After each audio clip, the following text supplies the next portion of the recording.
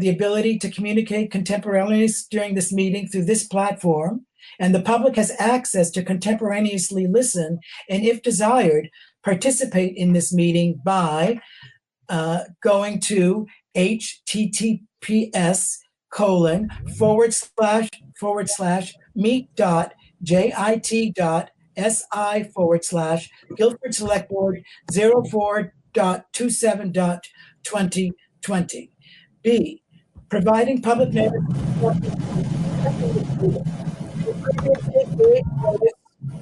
of the necessary information for assessing this meeting, including how to access the meeting using Jitsi in our posted meeting agenda. Instructions have also been provided on the town website at guilfordvermont.net. Providing a mechanism for the public to alert the public body during the meeting if there are problems with access. If anyone has a problem, please call 254-4117. And D, continuing the meeting if necessary. In the event the public is unable to access this meeting, it will be continued to a time and place certain. Please note that all votes taken during this meeting are not unanimous, will be done by roll call vote in accordance with the law. Let's start this meeting by taking a roll call of attendance of all members participating in the meeting. I will call out your names. Zon Eastis. Miranda Porch. Is Miranda here? We can't hear you, Miranda. Hello, I was just unmuting. Okay. Michael Becker. Here. Rusty Marine. I'm here. Okay. Richard Wazansky here. And we are also joined by Peter Rood, the town administrator. Recognition of the public. Ellie, I see you there. Yes, I am here. Welcome. Thank you. And the rules of procedure, which usually on our desk in our select board meeting room, are not here, but they are accessible. And those rules govern the way that the public, in this case, Ellie for the moment, interact with the select board in regard to questions and answers. Are there any, the additions to the agenda are, we have two additions to the agenda, but there are more. The 1A is the Guilford Country Store liquor and tobacco license. B is purchase of a one-ton truck. I know that Zon had an addition to the agenda. I almost said menu there. Yes, I would like to add a very quick update about the Communications Union District, some news around us. Okay, great. I have several additions to the agenda, but I'd like, does anyone else have additions to the agenda before I speak mine? Okay, my addition to the agenda are as follows. Appointing Ann Ryder as a new member of the Finance Advisory Committee. Ann has graciously agreed to serve on that committee. I think that's a blessing for us, our town, and the select board. We also have a letter from a Guilford citizen about an unruly dog, and we want to discuss that. And we want to also discuss the sign. I've had a request from a Guilford citizen that the sign should be more amicable and friendly to people entering our town. And perhaps and I have a suggestion from her as to what a few words that might make what's on there stay on there, but add a bit of friendliness to that sign. Do you all know the sign I'm talking about? Which sign are you talking about? The sign at the fire station that says the public building is closed. Oh. The emergency sign? Yes. Oh, okay. Okay, yeah. So if there are no further additions to the agenda, I'll ask if there are any changes to the agenda order.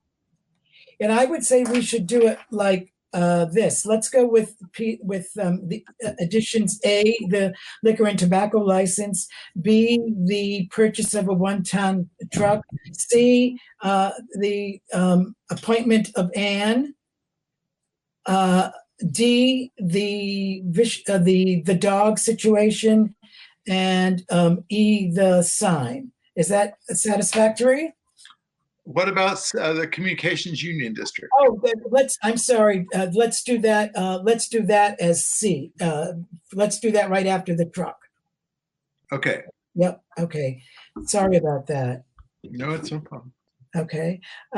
Next, we have on our agenda the approval of the minutes. Do I have a motion to approve last meeting's minutes? I approve. I will so move. I had written to Peter. Well, yes, I will move the minutes. Okay. Do I have a second? I'll second. Is there any Okay, discussion? so, I mean, there were a couple of very tiny things that I wrote to Peter about that are not worthy of our time. You know, a capitalization, a missed word. Okay. So is there any further discussion? I'd like to take a roll call vote. Miranda Porch, Aye. Rusty Marine, Aye. Michael Becker, Aye. John Easton, Aye. Richard Wazansky, aye. The motion is carried and the minutes are approved unanimously. Thank you. We're on to new business. FY21 budget shortfall and contingency planning. We have a memo from Peter. Peter, would you like to speak to this issue? Sure. As everyone knows, can you hear me okay, everyone? Yes. Okay. May I just preface, we're not trying to solve anything tonight, Select Board. We're trying to be proactive and to start our thinking about these matters, but we're not here to make any decisions about these matters at all at the present time. Okay, Peter. So as everyone is aware, we are in the midst of the COVID-19 situation. And with that, many people have been laid off from work or have had their hours reduced or are from having a decent living to having no living overnight. As well as because of those factors, the state will also be having a likely budget shortfall in the upcoming fiscal year. They have already announced that they will be having a budget shortfall in the current fiscal year. In a call that I was a part of this morning, the state said that they're estimating that for the current fiscal year, they're going to have a shortfall of $391 million from their revenue fund. The education fund is going to have a deficit of $142 million, and the transportation fund is going to have a deficit of $45 million. And so that's going to potentially have an impact on Guilford in our funding from the state, but as well as when it comes time to collect taxes this fall, because of the aforementioned situation, there's likely to be a higher number of delinquencies on our taxes. Every year we do have a small budget deficit, but because of the good work of everyone who works for the town, as well as for the oversight of the select board, we are able to overcome that deficit every year. I am personally concerned that it's going to be quite substantial this year due to the situation. And so we need to start thinking creatively about options as far as what we can do to deal with this come the fall after taxes are collected. I can go into more detail if you wish, but that's kind of an overview of the situation right now. And I think that you laid out very well several of the options that we might be considering later on in the year. And that's good. I'd also like to say that I asked the Finance Advisory Committee, which is establishing its charge that the Select Board will approve, that I've asked that group to start thinking about contingency planning as well. I think that the folks, the committee members on that board, Sheila, for instance, and Ann, who have both been chairs of the Select Board and very intimately knowledgeable about the town budget, will be very helpful in the event that we need to make some decisions about contingencies. Can I ask a question regarding that? Yes, Michael. I was just wondering, I mean, and I understand we're not looking to make any firm decisions this evening, but maybe Peter can speak to this. What flexibility do we have in terms of making any cuts to the budget given that the town has sort of voted on a budget, can we go back and revisit and sort of strip things down if we need to, or? The short answer is yes.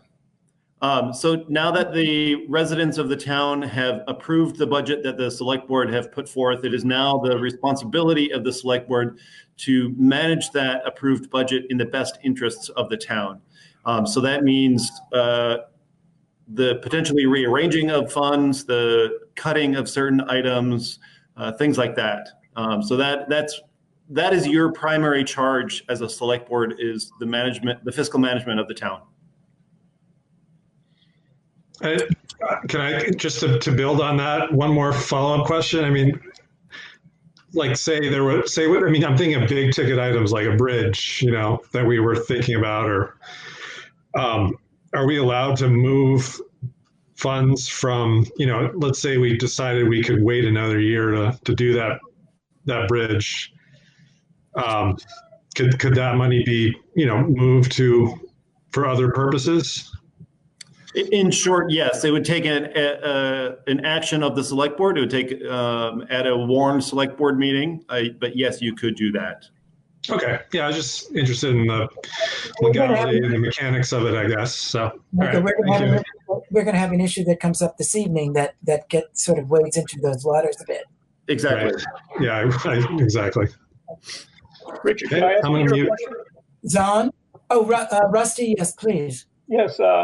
Since the school is a big part of our budget and we really have no control over that, would Peter or anybody on this committee know if the school is planning on any cuts with their budget? The short answer to that is no. Know that you don't know, or know they're not planning cuts? No, that I'm not aware of. Nothing has come from the state in that respect. There has been some discussion, particularly with Vermont League of Cities and Towns, from a number of towns that are deeply concerned about this issue, in that when it comes time for us to make our education payments to the local school as well as to the state, the town is responsible to pay those fees regardless, similar to how each of us pay taxes. If we are delinquent on our taxes, we face an 8% penalty and 1% interest charge. The town faces the same thing if we don't pay our education taxes. And so even if we are 1 day late at the moment, we would have to pay that 8% penalty on through approximately, speaking with Penny, it's approximately $3.5 million. We'd pay an 8% penalty on that plus 1% interest per month. So that would be pretty substantial. Unfortunately, the situation can only be addressed by the legislature and the Agency of Education. This is out of the governor's control, for better or for worse. And so if, for example, if the town does face a substantial budget shortfall, we're still responsible for paying our education taxes, even if we don't have those funds. Unless the state does something to ameliorate that situation. Unless they do. And at the moment that we have, it's something I've been following closely, and it's something that is of huge importance to VLCT. And as of yet, I have not heard of anything that has happened.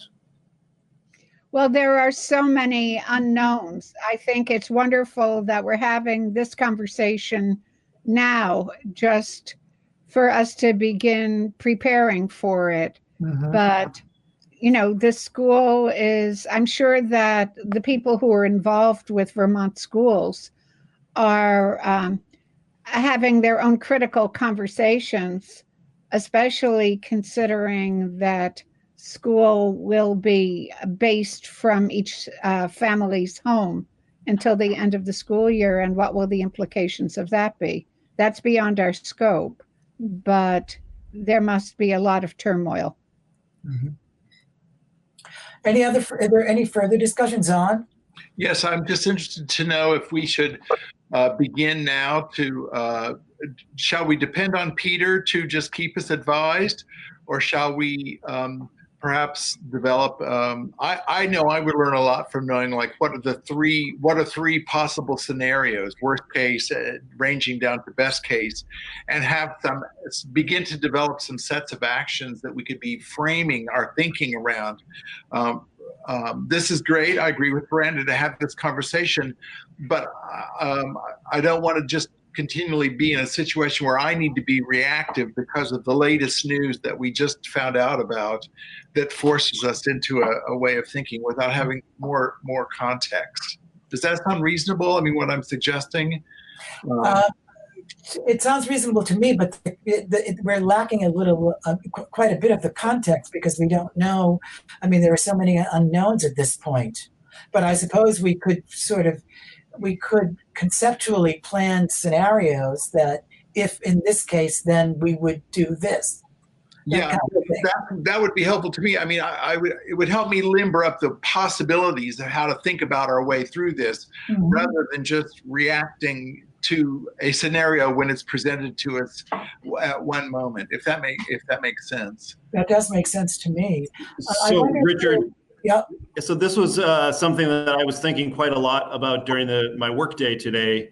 And so one of the things I was going to start working on to present to the select board is a series of various scenarios looking at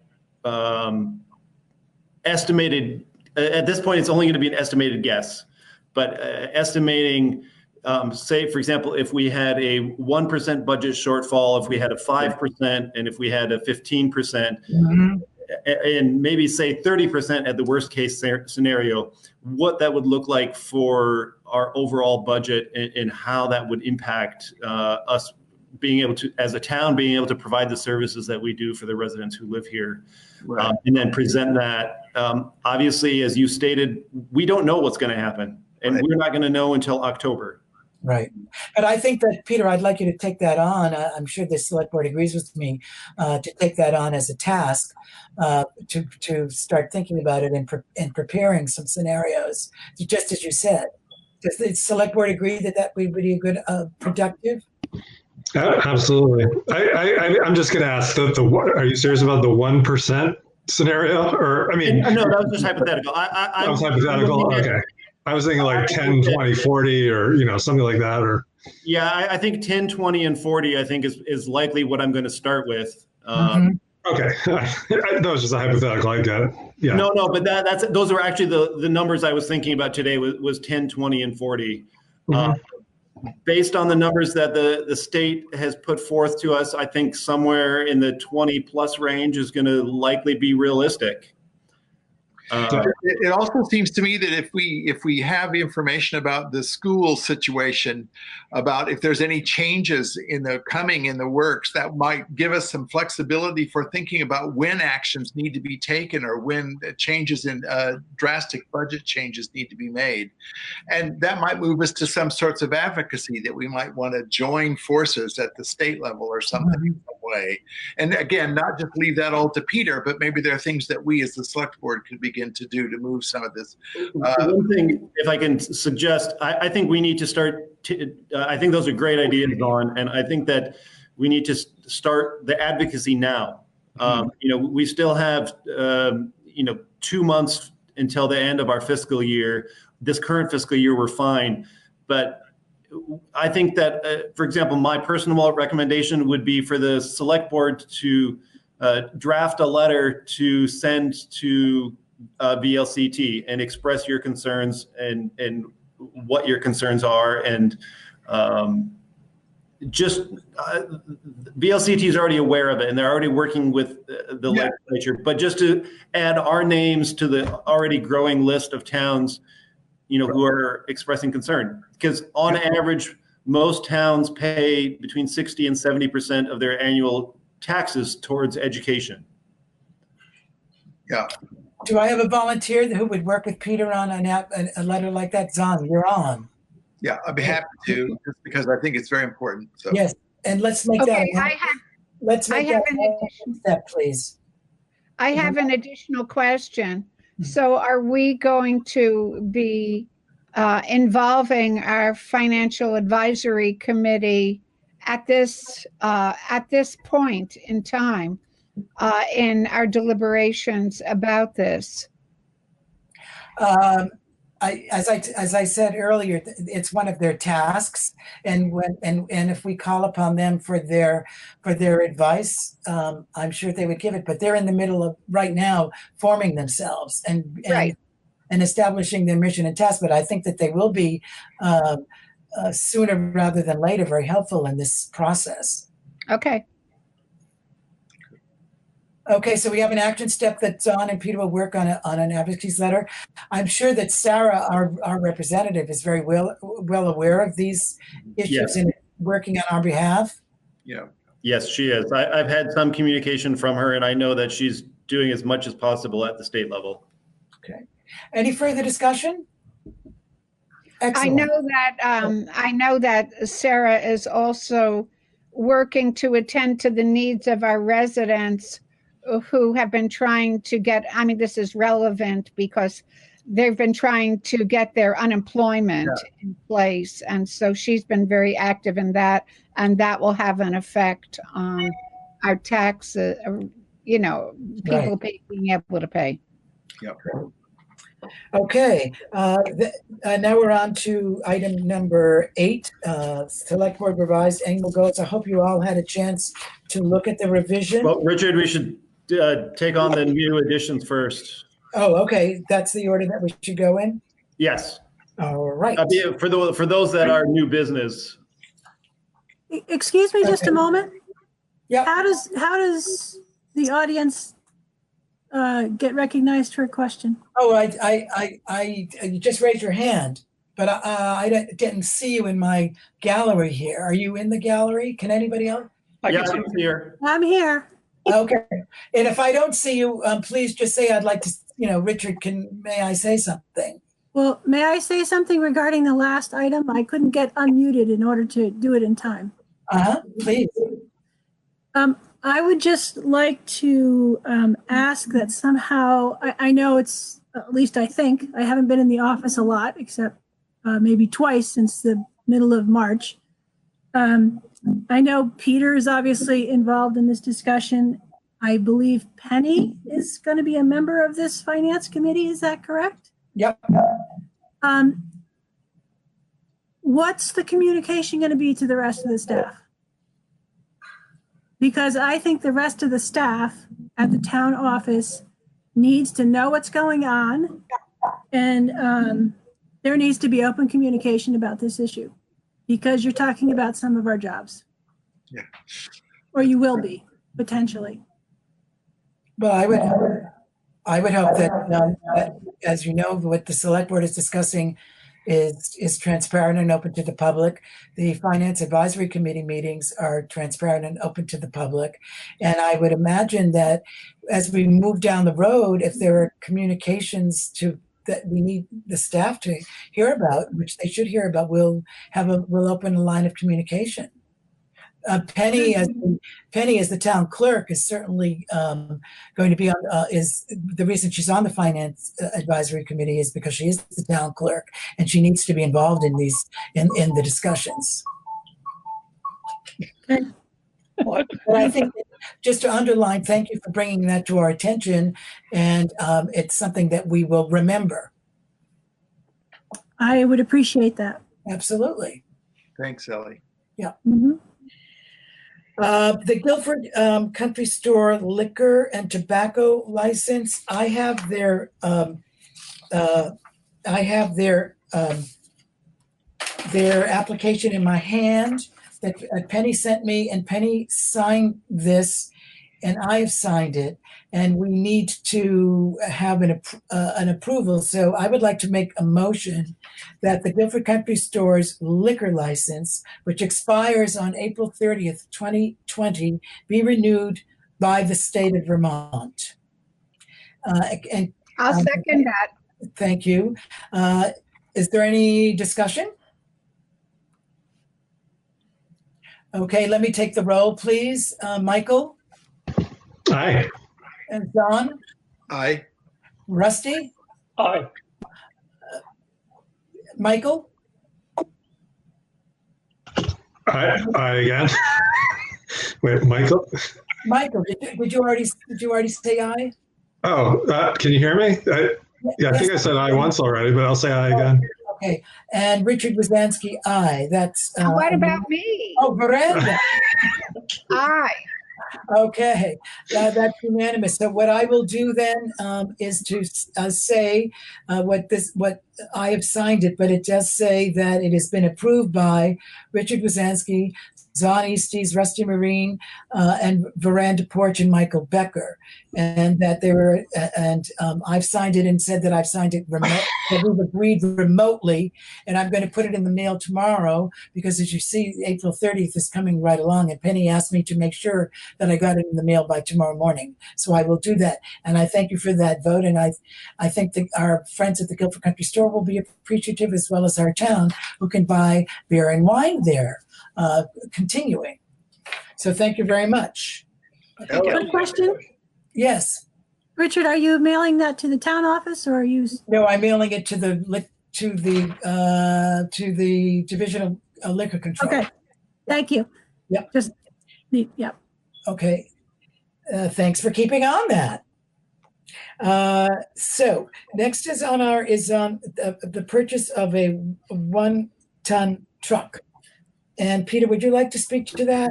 Yes, I'd be happy to. So as part of our ongoing capital plan, the town had planned for this spring of 2020 in our current fiscal year of replacing one of our 1-ton trucks. Just very briefly, we are on a schedule of replacing the small trucks every 7 years. Due to the use and abuse that they see, and our large major equipment is purchased on a 10-year rolling cycle. So this truck had been planned. This particular one that we are needing to replace is one that Danny has been having many issues with over the past year and a half or so. I don't have the specific numbers in front of me. But he's spent a good deal of money doing repairs on it, having to send it up to the dealer several times to do work that they couldn't do down here at the shop. And so when we purchased our 1-ton truck last year, we indicated to the dealer, or Danny indicated to the dealer, that we would likely be doing the same. He didn't make any guarantees or any promises, but just that we would likely be doing the same this year.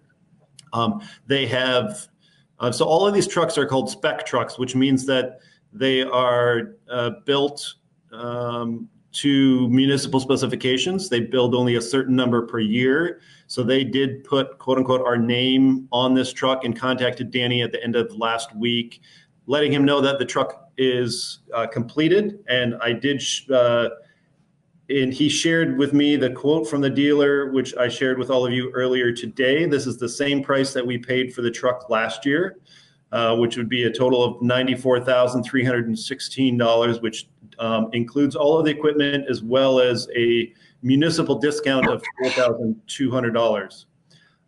Dan did ask me earlier today to communicate to all of you that his personal opinion is that we should go ahead with the purchase due to the aforementioned reasons of the expense of repairing the existing one, as well as that he feels that it was already planned for. It's in the budget, and I shared with the select board two different fund balances showing that we do have the funds to purchase the truck. The one item I would like to put forth for all of you to discuss and consider is we don't know what's going to happen this coming fall, and we don't know, with whatever shortfall we have, where those funds are going to come from.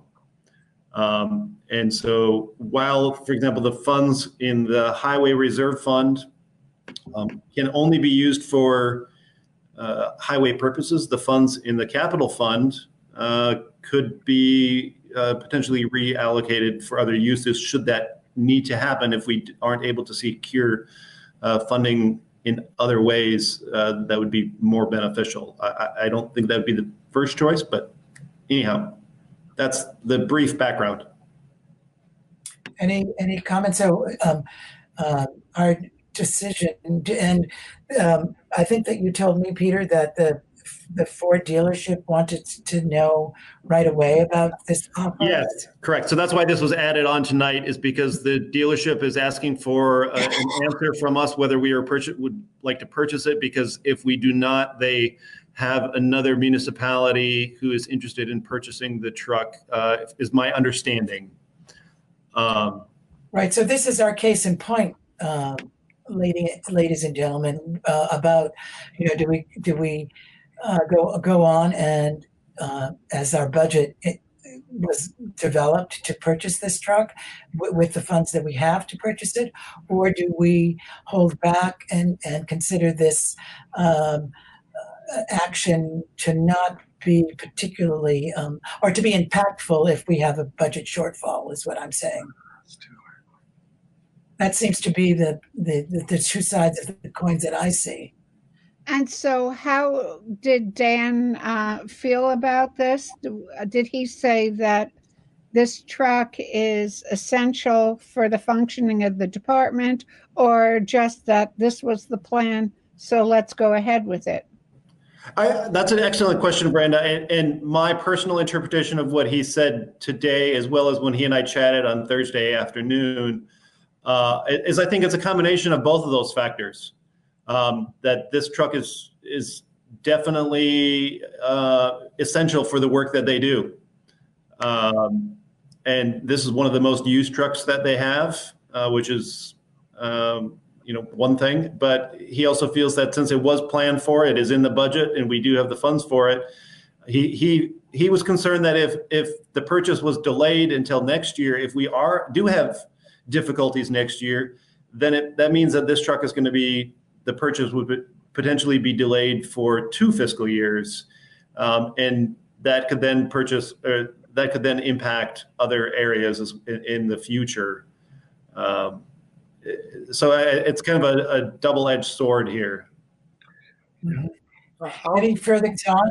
Yeah, I'll just jump in and say that I'm not comfortable making a decision to stop moving forward without some more clarified thinking, because it becomes sort of a one-off following another one-off that might come down the road, and then another one-off, and we'd have to develop a sense of consistency and care in all this planning. I believe I wouldn't want to not purchase this and then, yes, let's purchase the next thing that comes down the road because the information's changed a little bit. Mm-hmm. It doesn't make any sense to me. I think we need to go ahead. My view would be to go ahead with the purchase of this as we had planned, because we don't know anything else at this point, except we have this looming thing out there that we just don't know about. But it's not strong enough for me to be able to make a decision about or act. I agree with you, Zahn. So I agree too. I mean, I'm sorry. Did I interrupt you, Richard? No, I just wanted to add my affirmation to what Zahn said, that I think we should go forward with the purchase of the truck. I would like to hear it from Danny's mouth about what the need is, but he's not here. And the significant factors of the present truck being lousy and breaking down and costing us money to repair makes it all the more, I think, a value proposition to buy the new truck. I would also add too, I believe, at least from a communication with Danny, I believe his intent is to sell this truck. He won't be getting a lot of money for it, but his intent is to sell the existing truck. So that would help for part of the purchase price as well. And as we know, the care of the roads affects every resident in the town. And in my thinking, we need to be careful about having people be able to go places should we ever be able to go anywhere again. Thank you, Veranda. Is there any further? Does anyone else have comment? I just wish that we did have the town in here to explain, because that's a lot of money, and yes, we're forced to make cuts, and we're going ahead without making cuts. I don't know. Yeah, it's a hard decision. Yeah, I hear you, Rusty. I wouldn't say yet that we're forced to make cuts at this point. I think we may, but we don't. I don't even know how to think about it. I guess. Well, to me, because now they're saying that there's going to be a second wave of this Uh-huh. in the fall. I mean, there's going to be some big decisions made that aren't going to be popular. Yeah. So. Yep. Any further comments? Sure. I mean, Michael? is there any way? I mean, it seems like with the economy in the state it's in, it's not going to be too hard to order up a truck, 2, 3, 4 months down the road.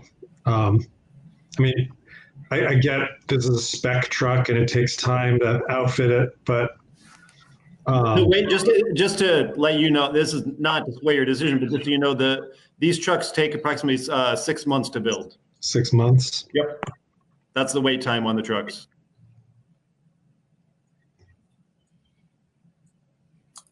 Peter, do we have to vote on this? I mean, yeah, they're looking for whether or not the town is going to purchase the truck. So the only way you can decide that is for you to vote on it. Okay, are we ready to vote? Yeah. I mean, Okay, I'll take the roll. John? First, somebody needs to make a motion. We need a motion. I'm sorry. Can I have a motion?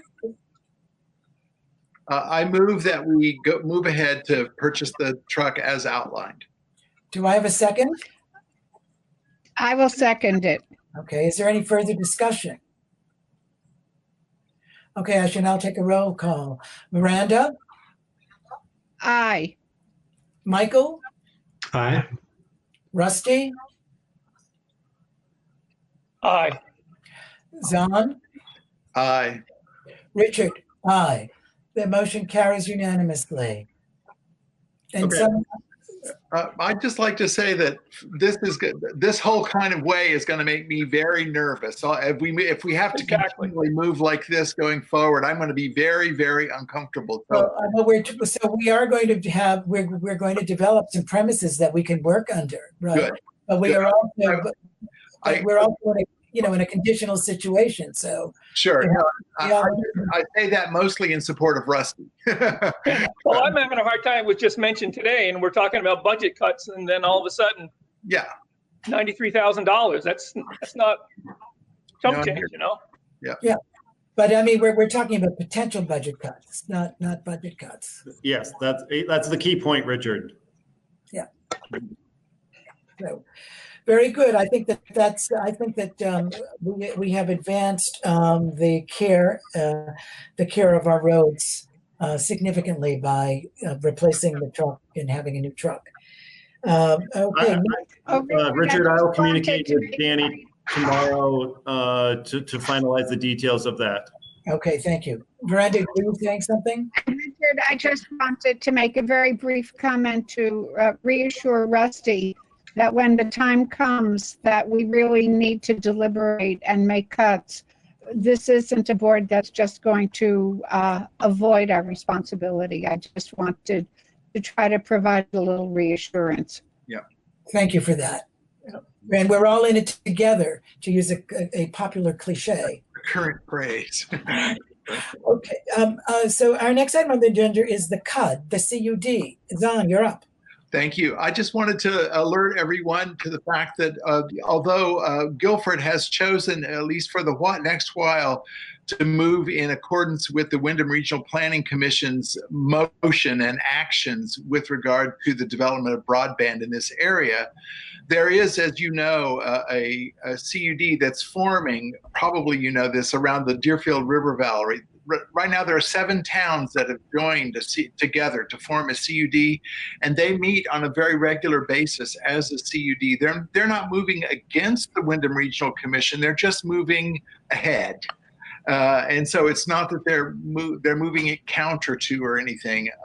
Their hopes are probably in the same vein as ours. But I was contacted because I'm, personal friends with the person in Marlborough who's leading the effort there.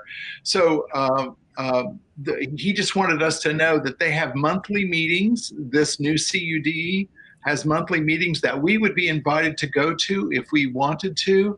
And part of their agenda is to bring in 8 utilities, potential utilities that would offer services in this part of the state. And they're just going to interview these 8 utilities. That's happening on a different schedule, but they're also willing to invite us to. So there's a way that Guilford could be gaining information about what's actually going on with the CUD. I'm imagining down the road that we will be joining that CUD. That CUD will eventually become the Windham County Regional CUD. It's just not there yet. So it's just all I want to say is that we've been invited to attend meetings, even though we're not actively engaged. We don't need to join the CUD at this point. Oh, that's good. We could take part. And so they were asking us, Stephen John, if any of you know who he is, he asked me if we wanted to appoint a person, and I said that Peter is our current person with relationship to the Windham Regional Commission. And would we want Peter to be informed about all these other meetings, or would you all be comfortable if I were informed or if Michael were informed? And between the 3 of us, we would just build up the information system here is what we're trying to do. Well, I would be very happy with that myself. What about the rest of us? I would certainly be happy with it. I was approached by a couple of residents about why we weren't already applying to be part of the CUD, and I really didn't have a good answer. I think the answer is that we had agreed as a select board that we would work in tandem with Windham Regional Commission, and they're going on a certain schedule and a certain time frame, and we're just moving with that. We are free if we want to move with a different time schedule to join this other CUD, but I don't recommend that right for us yet. I don't think we're quite ready. I don't think we have enough information yet. Mm-hmm. So would the 3 of you work, Michael, you and Peter, work out how you will gather the information and then let us have that information? I'm willing to be involved. I can attend meetings when other people can't, but I don't know if we want this round robin approach or just Peter, what are you thinking? I'm willing to Well, I know. Go ahead. I'm sorry, I thought you were done, Michael. Go ahead. Oh, I guess I'm sort of wondering, given your recent additional duties, is that something we can assist with? I mean, at the moment, there's not a lot for us to do. I think that when it comes to that point, then yes, I think it would be very helpful if, say you and Zon could provide some assistance on that. At the moment, I don't have any communication with anyone on the side, from any of the various towns. I've heard, just because of where I live, I've heard some information about the Deerfield Valley, but that's, the CUD there. From a couple other conversations, I think that what they're doing is great, but I think I agree with Zon. I think it's better for us to kind of wait and see what happens and to support Windham Regional in their pursuit of this, and kind of do it as a unified whole, because of the fact that we don't have a county government and they kind of act as an intermediary for us. Because I think that they would have bigger sway than a smaller group, in my personal opinion.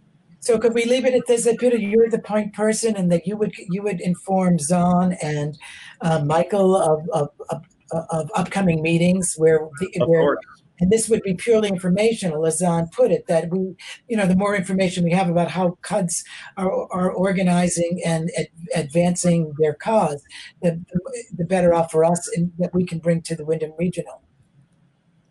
Does that sound like that is good for resolution? Yes? Sure. Yeah. Okay. Moving on.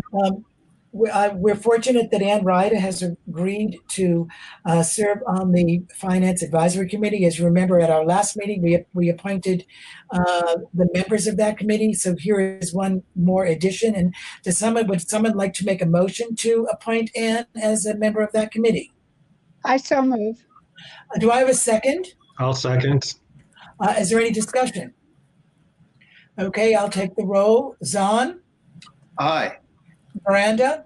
Aye. Michael? Aye. Rusty? Aye. Richard? Aye. The motion carries unanimously. Thank you very much. I think that Ann is going to be a great addition to that committee and its work. The next item on the agenda is the dog. So, as you all know, the select board received a letter about an incident with a dog bite, and we've asked Peter to get as much information as he can about what the responsibilities. We want to get back to Sarah, who wrote the letter, and I told Sarah that we would be discussing this issue tonight, but we wanted to make sure that we are knowing what our responsibilities are vis-a-vis dogs and dog bites as a select board, because there are ordinances and state regulations that govern what a select board can and cannot do in this matter. So, Peter, what have you found out? Pretty much not a whole lot new or different than what you already know. I did read the state statute. It does not appear that the statute around dogs has been altered in recent years. Our dog ordinance is in compliance with state statute, and so it outlines the various responsibilities of dog owners. So, for example, in this instance, I do have confirmation from Richard Davis, our health officer, who did attend to the individual who was bitten, that the dog is up to date on its rabies, and it is licensed, as well as the dog is currently in quarantine for another 3 or 4 days. I did hear back from him today on that. So on a technical level, if we wanted to, the select board could pursue some civil fines towards the dog owner for a number of things. For the specific dog bite incident, it's also considered a vicious dog because of that. So that's another, as well as not having control of their dog and not having their dog on their property. So those are all things that could be pursued from our dog ordinance. Not to dissuade that decision, that is last year, Michael and I were both in a workshop that talked about the various steps that are needed for that.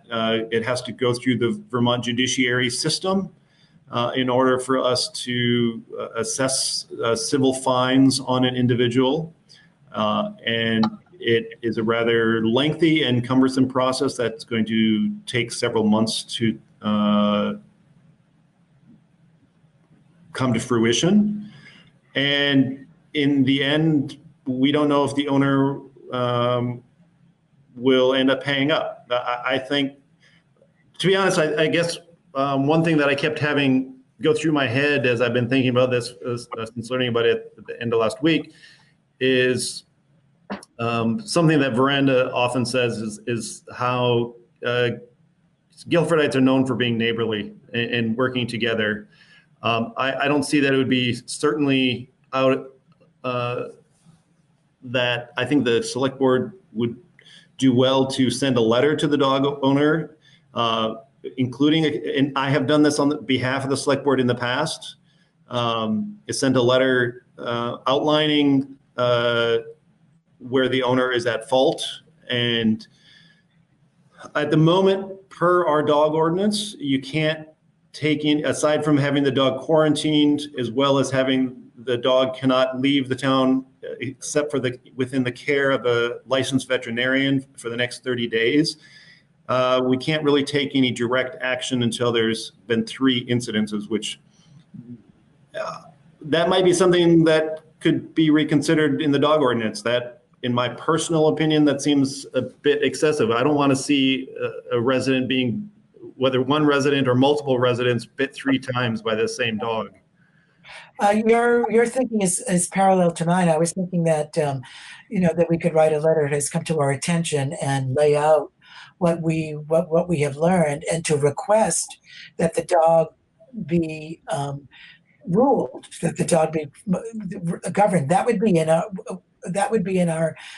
We would be able to do that, wouldn't we, as a select board, to write that letter? And by all means. Yeah. And I think in that letter, I would indicate that should this happen again, that civil action could be taken. Yeah. And so I'm curious, Peter, if you wanted to have some support in writing the letter, I'd be happy to collaborate with you. Or, I just feel as if it needs to be friendly and neighborly and firm. And, I was distressed by the indication in the letter that we got that other people had difficulties, had been frightened and harassed by this dog, but had been intimidated in bringing it forward. And so, anyway, I certainly trust that you can write a letter, but if you wanted some... No, I think the collaboration would be wonderful. I appreciate that offer, Veranda. I would just wanted to know whether the select board as a whole agrees with that approach. I agree with the approach. That we will write a letter. Peter's written letters like this previously, and I think that the addition of Veranda would be make it certainly eloquent, but it has to be firm. Yes, I agree with all of that. That I think neighborly and firm at the same time is a really great idea. I did hear from someone late this afternoon who asked for the comment to remain anonymous, but this individual believes that there seems to, from their perception, there seems to be a disagreement between several neighbors, and this has kind of escalated the situation. And so I think that my personal opinion is, instead of immediately going after the dog owner with civil fines, even though that is within the right of the select board to do so, I think that trying to de-escalate the situation and sending a letter like this, in my personal opinion, would be a better first step. Yes, and I agree, and I think that, but it should mention the fact that there is the potential of civil fines. Absolutely. Yeah, I would think that. Are we responsible for allowing, giving some kind of feedback to the neighbors who have come forward to let us know about this? Well, I told the letter writer that we would bring it up, and that I would let her know what we decided, and what we have decided. Does anybody disagree before I say that we've decided with writing a letter that is both firm and neighborly? I agree. Okay, so then that's what I would tell the letter writer to us, that the select board agreed to write a letter about this. So you'll communicate with the neighbor, and Peter will write the letter, correct? Yes. And Veranda, I'll let you wordsmith the letter that I write. Terrific. I'm interested to know, did anyone submit a formal written complaint? Not that I've seen. I'm wondering if the letter that has been received can be considered as a formal complaint. So before the other thing, the thing that I think where I have a conflict, where I do agree with the current ordinance as it stands, is that the select board I don't think anyone would want to just go out and immediately destroy a dog. We don't, because none of us were there. We don't know the full situation as to what happened. I'm not laying blame on one side or the other. And so I think that in that sense, that's from my understanding of our current ordinance, that's why it's partially written in that way, is to give someone the opportunity to rectify the situation, whether that means training the dog, have a better confinement of the dog in other situations before the dog is taken from that person. I think that's a very drastic step, and should it be necessary, it's an option that's there for the select board. But okay, well, let's wrap this up. Let's wrap this discussion up. I think we've talked enough about it. And the dog ordinance is on the website, is it not? oh, certainly, yes. So I would ask, if you're not familiar with the dog ordinance, it would be a good idea to take a look at it. And if you think, select board members, that there need to be amendments or changes to it, we should put that on the agenda for a future meeting. All right, moving along. I had a suggestion from a town citizen who thought that our emergency sign was very correct and very important, but that could it be sweetened with a phrase that would be more welcoming, because it is right at the entrance to our town. She suggested that it might be something like, "We miss you." The building is closed, but we miss you. Would anybody be opposed to something like that? No. Would everybody be in favor of it? Sure. I'm in favor of it. Sure. Okay. What do you like? We miss you? Well, Richard, I had a question of the building is closed, but we're still working. I mean, I don't want it to be real long, but we're still working on your behalf is the thing. Oh, Oh, that's right. So maybe we're still at work for Guilford. I'm not sure "we miss you" is exactly nailing it. Stay safe. I mean, and I don't know. I'm with Veranda. We want to express where Okay, so how about we're still here. We're at work for Guilford. We're still at work for Guilford. How about that? Sure. Anybody disagree? No. I just have to say that I've driven by that sign a few times, and I've been able to read. Usually I get to one of the elements. You have to sit there and not move for you to get the whole picture. So I think whatever we say is going to be missed. Okay, but let's say it anyway, right? Let's say it anyway. Yeah, that's good. We're still at work for Guilford. Okay, Peter? Okay. How about we're here for Guilford? Sure. It's shorter, and then it would probably fit on one screen. Or we're here for you? Work here for you. Yes. We're at work for you. We're at work for you. That's a good one, Zon. Yeah, I like that one the best. Okay. All right, very good. Okay, and then, all right, now on to old business. I think we've done all of our additions. Thank you very much. And we're moving right along. The revised annual goals that were revised by Veranda and Zahn, and we all had a draft version. Does anyone have any comments about the goals or suggestions about how they might be further changed? Well, I wondered whether, I think these goals are great. And I didn't know, whether there was a way we wanted to acknowledge the pandemic somewhere in our goals, maybe in a brief introductory statement, and then do these goals. Yeah. Okay. Yeah. These are extraordinary times. Mm-hmm. I think that any context that we have, if we wanted to put it out there, it should have a statement about. That's what I mean. All of these goals are placed in the context of our current situation. Okay, and there is the goal of resident safety that the select board looks up for it. But I think, and these are on the website, and I think that it would be good to have a preface that contextualizes it in terms of what's happening to us at the present time.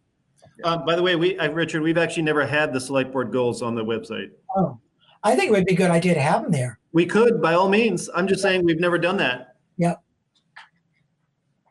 Well, if you approve them tonight, then I will work with Veranda and Zahn to clean them up a little bit and make them presentable, and I'll add them to the website. Okay, and then create a preface. Okay. John and Veranda would like to work at that. Yeah, that's great. Okay. I want to note that there are a couple of action steps where there's no action. There's nothing stated about what's going to happen, and that's simply because Vernon and I didn't work it through. So if the select board's comfortable, we could adjust that a bit. I think what we need to approve, if we're going to approve anything at all, is the general idea of these, and they need to be freely editable. Well, I just want to remind you that this is a living document. Yeah. So even if you do approve them today, next month we can revise them, and you don't necessarily need a select board full approval in motion to edit them because the situation may change. Right. I've also added a couple of things since we talked based on information I got since we last looked at them or last talked about them. The construction of the new finance advisory committee and the construction of the town meeting advisory committee. We need to make sure we get that up and running. Yes, that's right. The town meeting advisory committee. So that's on there as well. Great. I've added those to it, so it's sitting there now. So that information is there. Terrific. Yeah. So do we want to vote on this now, approve these now, or do we want to further review a revision? What's your pleasure? I think that because it's a living document, if people are comfortable with them as they stand, then I think we ought to vote on them now with the understanding that Zana and I will work on a preface and will continue to respond to changing circumstances. I agree that that's a good approach. Okay. Is there any further discussion about that? Do I have a motion then, Zahn? I'd like to move these goals as they are currently stated. Do I have a second? I'll second. Thank you. Is there any further discussion? Michael? I thought that they were great. I'm taking a roll call. Aye. Okay. Miranda? Aye. Rusty? Aye. Zahn? Aye. Richard? Aye. The motion carries unanimously. Thank you very much. And we're advancing here. Okay, on to the subject of the administrative assistant. When Peter and I were discussing the agenda for tonight's meeting, this was put on this agenda from last select board's meeting, and Peter and I the administrative assistant would impact Peter significantly, but we thought that it would be in our best interest to hold off on that position at this present time, given the context that we don't know what's going to happen in terms of budget, the impact on the budget. So I would like to propose that we hold off on pursuing getting it together to hire an administrative assistant. And I just would add that I did speak with Penny about this before she left on vacation, and obviously, she clearly acknowledged that this is a fully select board decision, but she wanted to put her support behind delaying of hiring this position due to the unknown factor for the upcoming fiscal year. So I don't think we need to vote on this, but I would like to hear opinions. If you have an opinion that is other than the opinion that I expressed, Zahn. Mine's not other. It's just that I would like to make sure that we just move it so it moves right into our finance considerations as we go forward. It's one of the things we carry forward. Yeah. Anything else? So we're good with that. Excellent. All right, on to updates. Peter has the A, B, and C. If you would update us briefly on each one of those. Sure. For the COVID-19 update from the state level is actually quite, frankly, positive and brief this time. So the state of Vermont has been seeing the beginning of a flattening of the curve, as we all heard everyone talking about. And so that's very good. We've seen the number of cases of people who are hospitalized in the state has been declining. The total case number is slowly creeping up, but it's starting to only be 2 or 3 new cases per day versus in multiple, the high double digits. So that's great. And Governor Scott has made multiple different amendments to his executive order over the past 2 weeks. The 2 big ones were enabling certain sectors to go back to work as long as they're following social distancing and hand washing and all of those things that are protecting us from getting sick.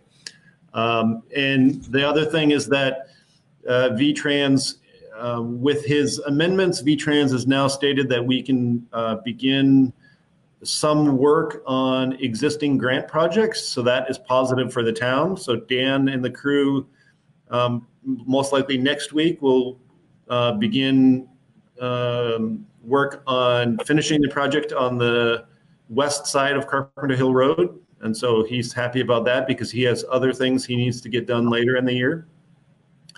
And it also means that we can start moving forward on the 2 existing VTrans grants that we have, and I'll get to those in just a second when I give you a grant update. But overall, it looks like Vermont is kind of holding steady, but the governor and the Vermont Department of Health are still strongly want to make sure that everyone is staying home if at all possible, and wear a face mask if you're in public, and wash your hands regularly, and stay safe.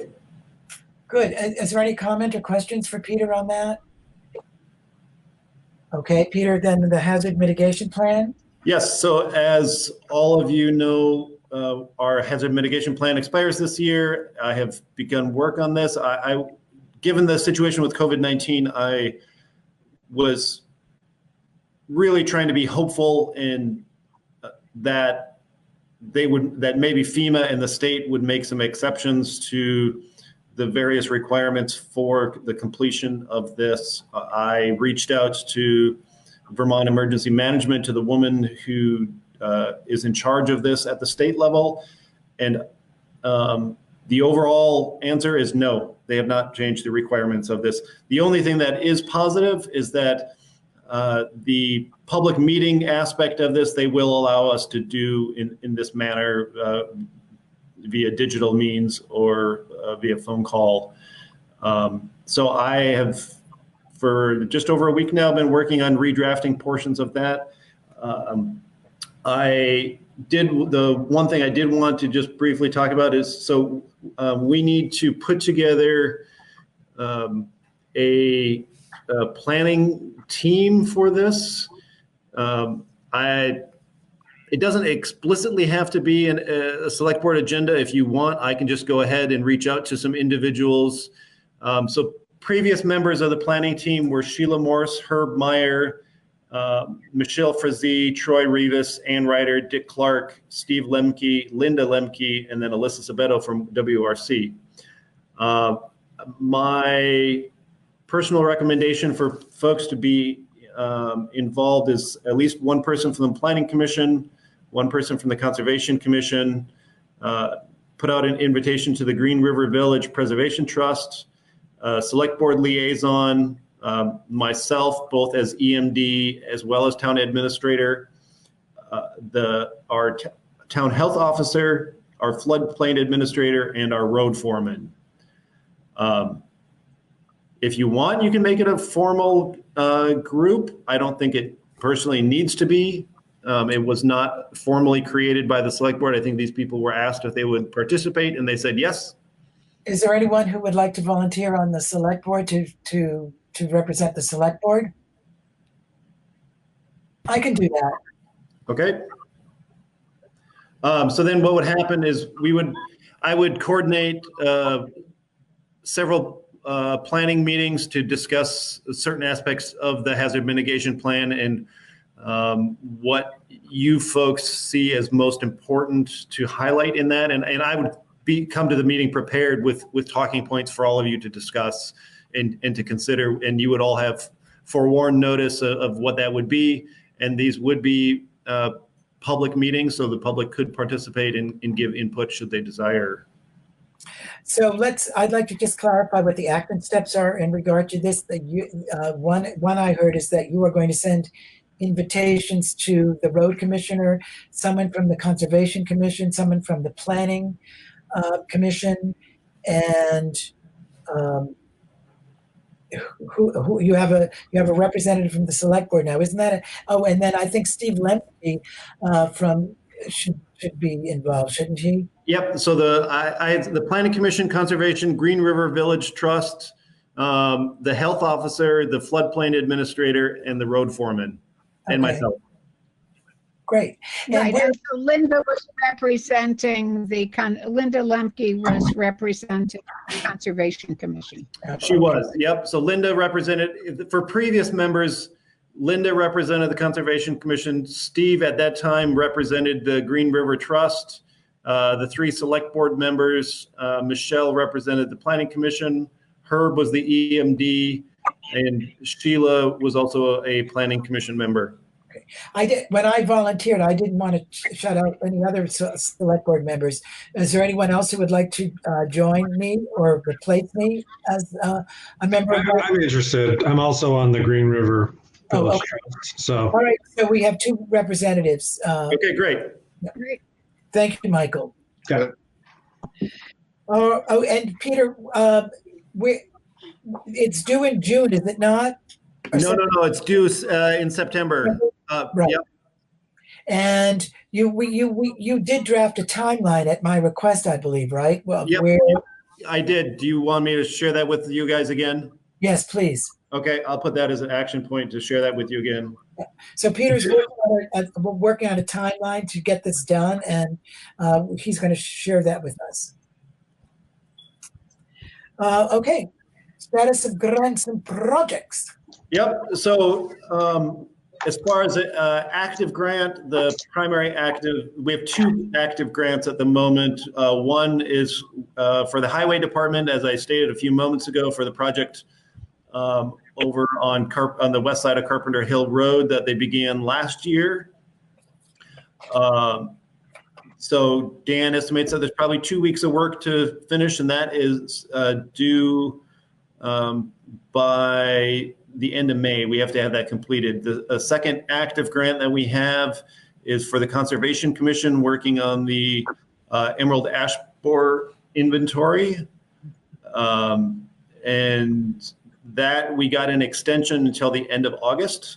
And that is an activity that folks can be out and maintain social distancing. The Conservation Commission is just waiting for the leaves to pop here. And if it would stop snowing, maybe that could happen. But, and then we were awarded another structures grant to replace a culvert over on Tater Lane. I need to put together an RFP for that. But now that we have received the go-ahead from VTrans that we can begin that type of project, now I can start working on that and we can get that put out there. We did apply for another structures grant and another paving grant.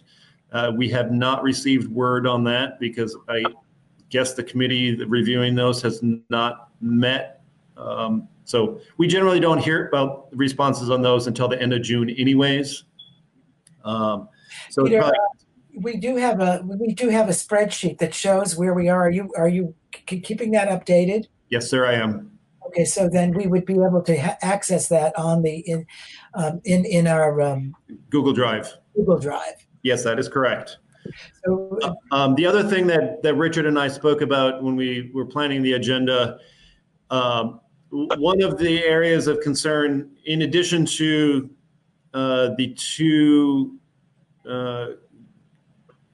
grant, so in addition to, for example, the grant for the project on Tater Lane, as well as the two grants that we applied for, with this approximately $45 million deficit in the transportation budget for this year due to COVID-19, we do need to consider the fact that one area we haven't been told explicitly yet, so I'm just trying to plan for the future. We may potentially lose grant funding due to COVID-19 because of shortfalls within the state. Mm-hmm. And so Danny is aware of that. He and I spoke about that both last Thursday and this morning. And while it would be frustrating to lose those funds, he feels that we could get by at least for another fiscal year without them. The bigger concern would be the town receives grant funding from VTrans for road maintenance every year, and that is part of our annual fiscal year budget. And that is potentially something that the state could theoretically cut if they do have that big of a shortfall. And so for us, for this upcoming fiscal year, that grant is just over $153,000 for our highway maintenance. And we would have to find some other source to make up those funds. So it's just something to think about as far as grant revenue that we're anticipating forthcoming. Any questions or discussion for Peter on the update on grants and projects? And remember that there is a spreadsheet on Google Drive where you can find what the current status of grants is. Sorry. Okay, warrants. Who's doing the warrants? Well, I didn't. I usually do the warrants, but I didn't get. They're there, Miranda. Pardon me? If you open up the document, they're there now. Oh, okay. Well, let me. I also see that John might be looking at the document currently, so he could do them as well, and then you could. Okay. Okay, who's looking at the document? Okay, well, why don't we just have Zahn go ahead with it since he has it in front of him? I have it open. Happy to do it. Thank you. All right. So I move that the town fulfill these following warrants: payroll week ending April 19, 2020 for $5,827.71. Payroll for week ending April 26, 2020 for $5,671.51. An expense warrant number 2020 for $6,931.71, and expense warrant FW20 for $58.50, for a grand total of $18,489.43. Thank you. Do I have a second? I will second it. I'll second it. Okay, Rusty was before you, Miranda. Thank you, Rusty. And is there any discussion or questions? I don't have the detail in front of me, so I can't provide any detail about the largest expenses, but I would say generally the expense warrant is smaller than, quite a bit smaller than normal, so I don't think there's anything unusual inside of it, probably. No, I mean, I can tell you, I have it open in front of me. Of that amount, the largest item in there was the water bill for the town of Brattleboro that we pay for Algiers Village, but we collect that in fees from the residents who use that service. But that was $1,328. Thank you, Peter. I will just say this is the smallest warrant I have seen in 4 years. Yes. I'm looking for a second. Did I have a second? Yes. Yes, Rusty. That's right. And is there any further discussion? I'll take the roll then. Zahn, Aye. Michael? Michael? You're Aye. muted. He has to be unmuted. You said aye. Okay. Veranda? Aye. Rusty? Aye. Richard? Aye. The motion carries unanimously. Thank you very much. On to communications. Are there any communications? I have none. Okay. That indicates that we can have a motion for adjournment. No action summary from last meeting. Oh, I'm sorry. Thank you. It's very brief. So there were 3 actions last meeting. You approved the annual VTrans financial plan. You adopted the 2020 local emergency management plan and the NIMS system of communication. And you appointed the first 4 members of the finance advisory committee, and that was all. Okay, thank you.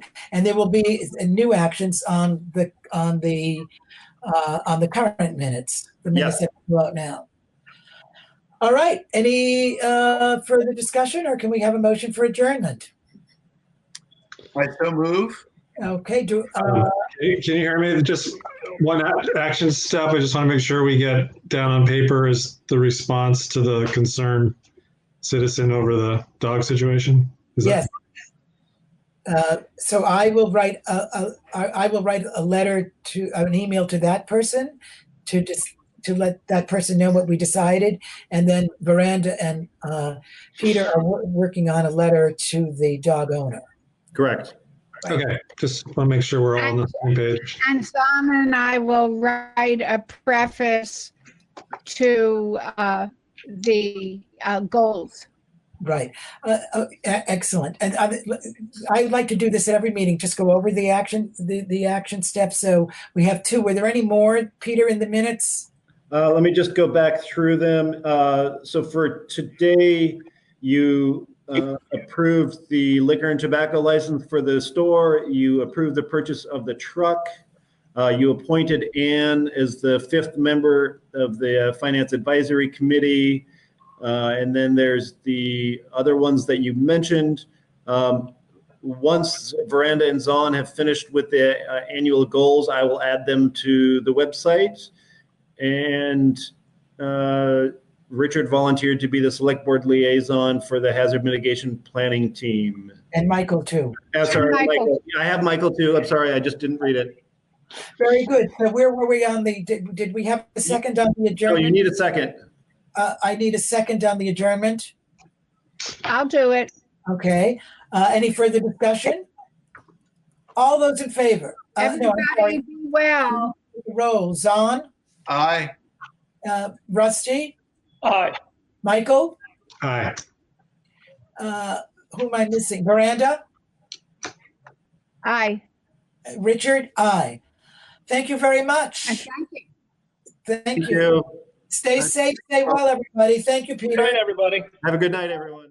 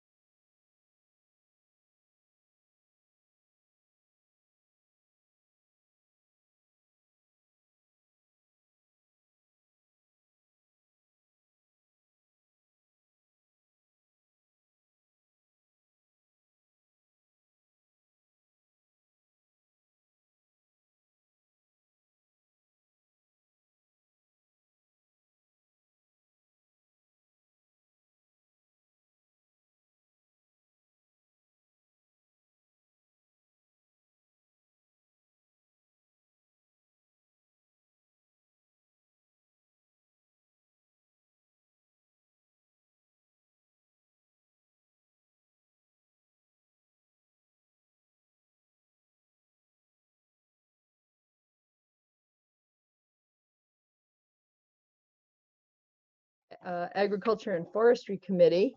We're meeting live on YouTube, but via Zoom, and we welcome you all here today.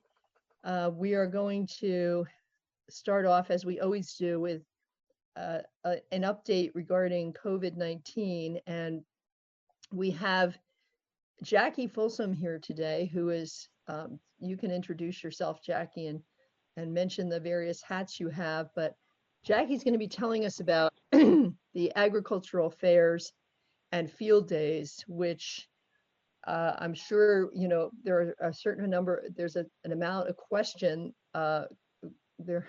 I'm not being very articulate this morning, but we all are wondering what's going to happen with the fairs, because they are such an important part of our state in terms of agriculture and fun times. So Jackie, why don't you introduce yourself and give us an update.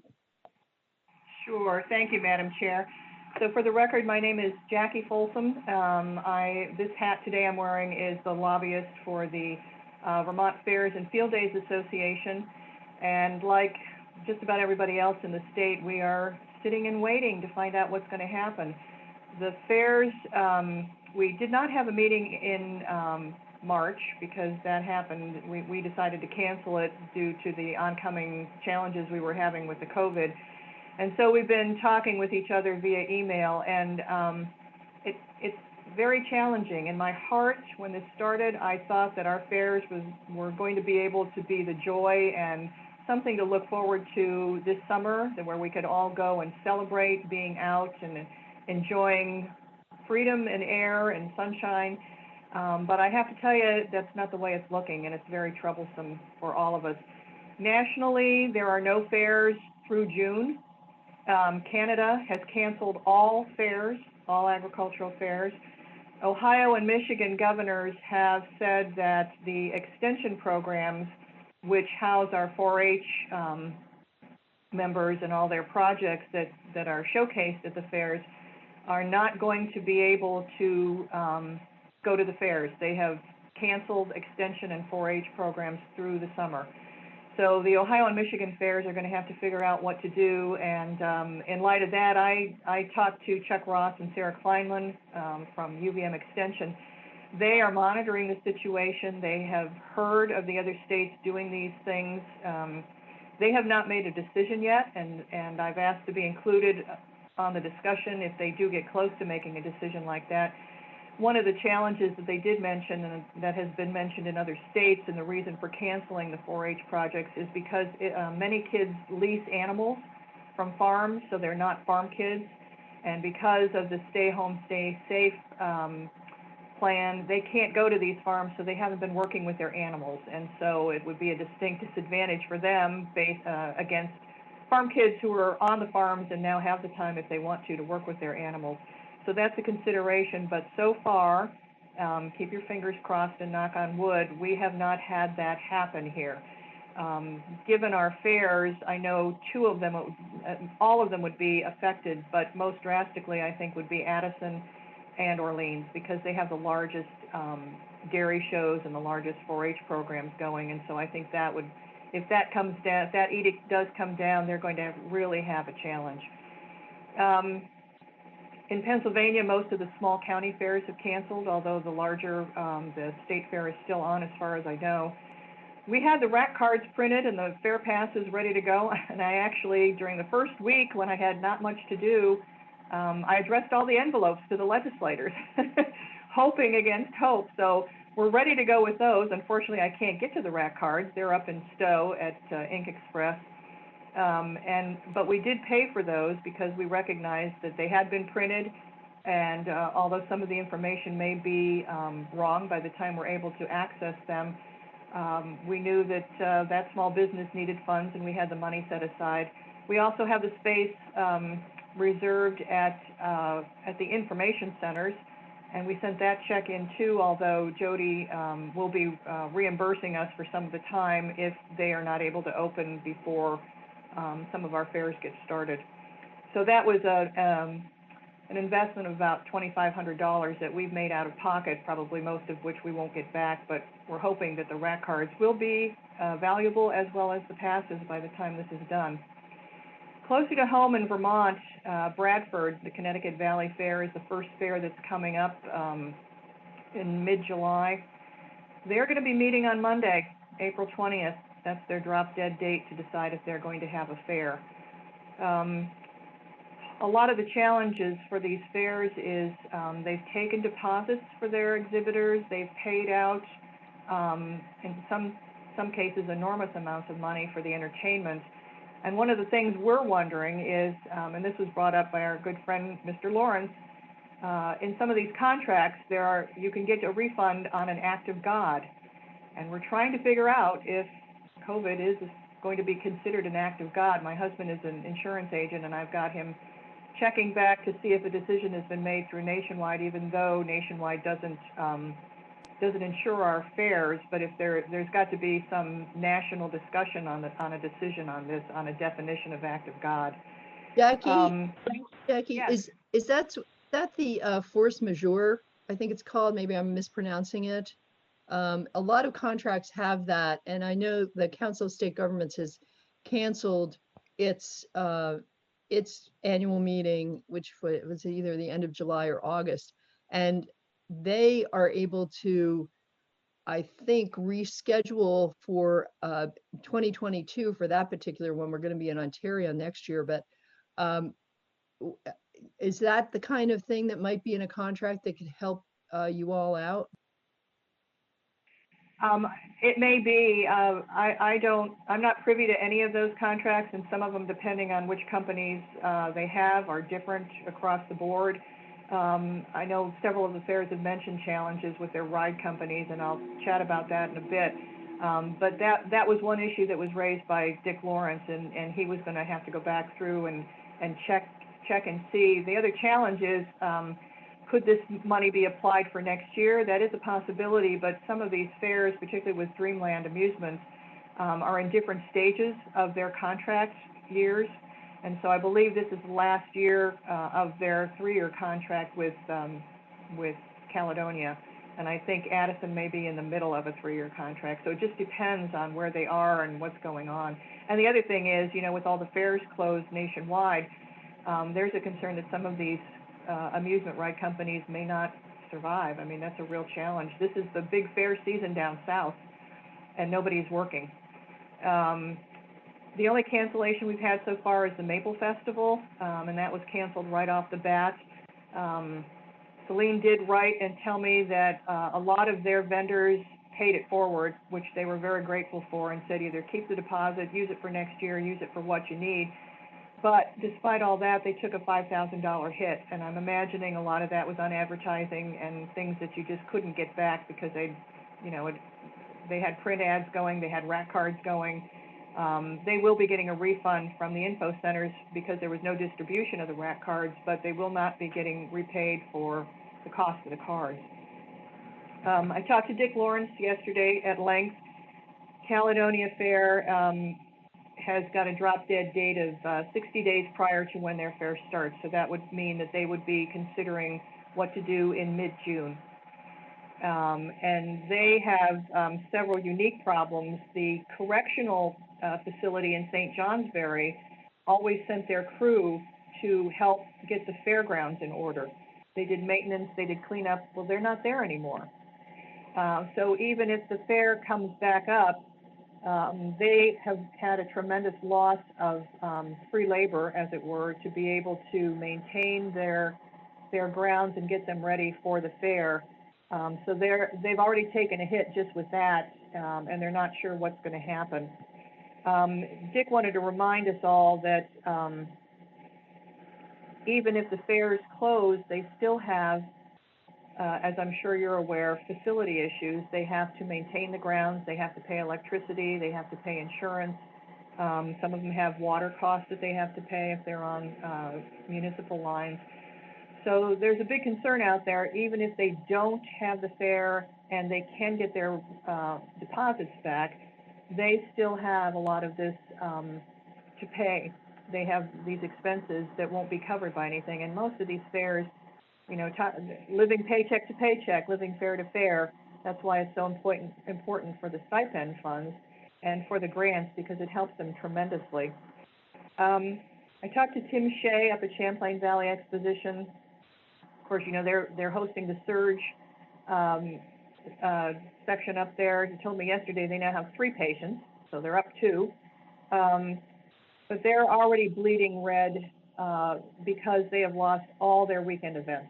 I mean, if you can imagine, probably the last biggest event was the farm show, the end of January. They probably got through many of them in February, but then beginning in March, they have weekend events, plus during the week they have the soccer programs come in using both the Miller buildings. That has not happened since we all went home right after town meeting. And so his drop dead date for a decision as to whether the Champlain Valley Exposition will have a fair is June 1st.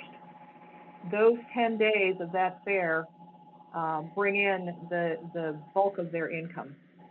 And so if they have no income coming in now from all the other activities that we've really pushed and promoted the fairs to do because they have a lot of space, now they're losing that, and there's a chance that, you know, they will decide on June 1st, their board will meet and talk about what they're going to do. One of the other things that, yes. Jackie, excuse me. Sorry for the awkwardness of this, but Terry Norris has his hand up. Terry? Yeah, Jackie, I was wondering has there been some discussion on whether it's economically better to cancel the fair, or as opposed to have the fair and have a third of the people come and lose money that way? I mean, because, I mean, even if things get opened up some, there are going to be a lot of people that are, especially the elderly or, you know, people over retirement age, aren't going to come because they're going to be afraid that all those teenagers running around at the demo derby are going to get them sick, even if they're wearing a mask. So I don't know. There must be a point where you're maybe economically better to just say we're done this year and come back next year. I don't know. Thank you. That's a great question, and I think it depends on each of the fairs. Some of them do have a cushion. For example, the farm show, which luckily got in January, you know, they have a cushion of about a year's worth of money sitting there, thanks to John Trammell years ago at the agency. And so they probably will be able to get by without hosting. I mean, I hate to think we're looking at January. Some of the fairs have talked about this, and in fact, from what I've heard, there was a fair in Georgia that went on. It was a small county fair, and they lost their shirts. Nobody came just because of that. And you know, a lot of the people that do go to the fairs that, are the generation that appreciates the fairs and have grown up with them. So it's a great point to make about that. And we, oddly enough, we did have a letter go out from the Secretary of State's office reminding us all that no demo derbies could be held because there was a stay home, stay safe plan. And you know, I wrote back and I said, well, we can't even hold the fair, so we're not worried about the demo derbies right now. But yes, that is a challenge, and Tim Shea was talking about that too. Should we not open at all and take the hit? And that will be a discussion for some of the fairs. Tim's other challenge with Champlain Valley Exposition is that they are one of the only fairs in this state that have a huge out-of-state rides company called Straits. They're located in Florida, and they come in on a rail car. But the problem is that they run a circuit from Erie, Pennsylvania to York, Pennsylvania to Champlain Valley Exposition. And if any one of those Pennsylvania fairs cancels, Tim is pretty sure that the ride company will not come up just for Champlain Valley Expo, which would leave them with no midway. I think he said it cost them $250,000 just to put those rides on a train from Florida to get them to Essex Junction. So if they don't have a route to cover to share those expenses, that will make the decision for them. So he's in contact every week with Pennsylvania to find out what they're doing. Jackie, Sharon has her hand up. Sharon? Yeah. Thanks. I wanted to let you know that the Vermont Dairy Festival has also been canceled.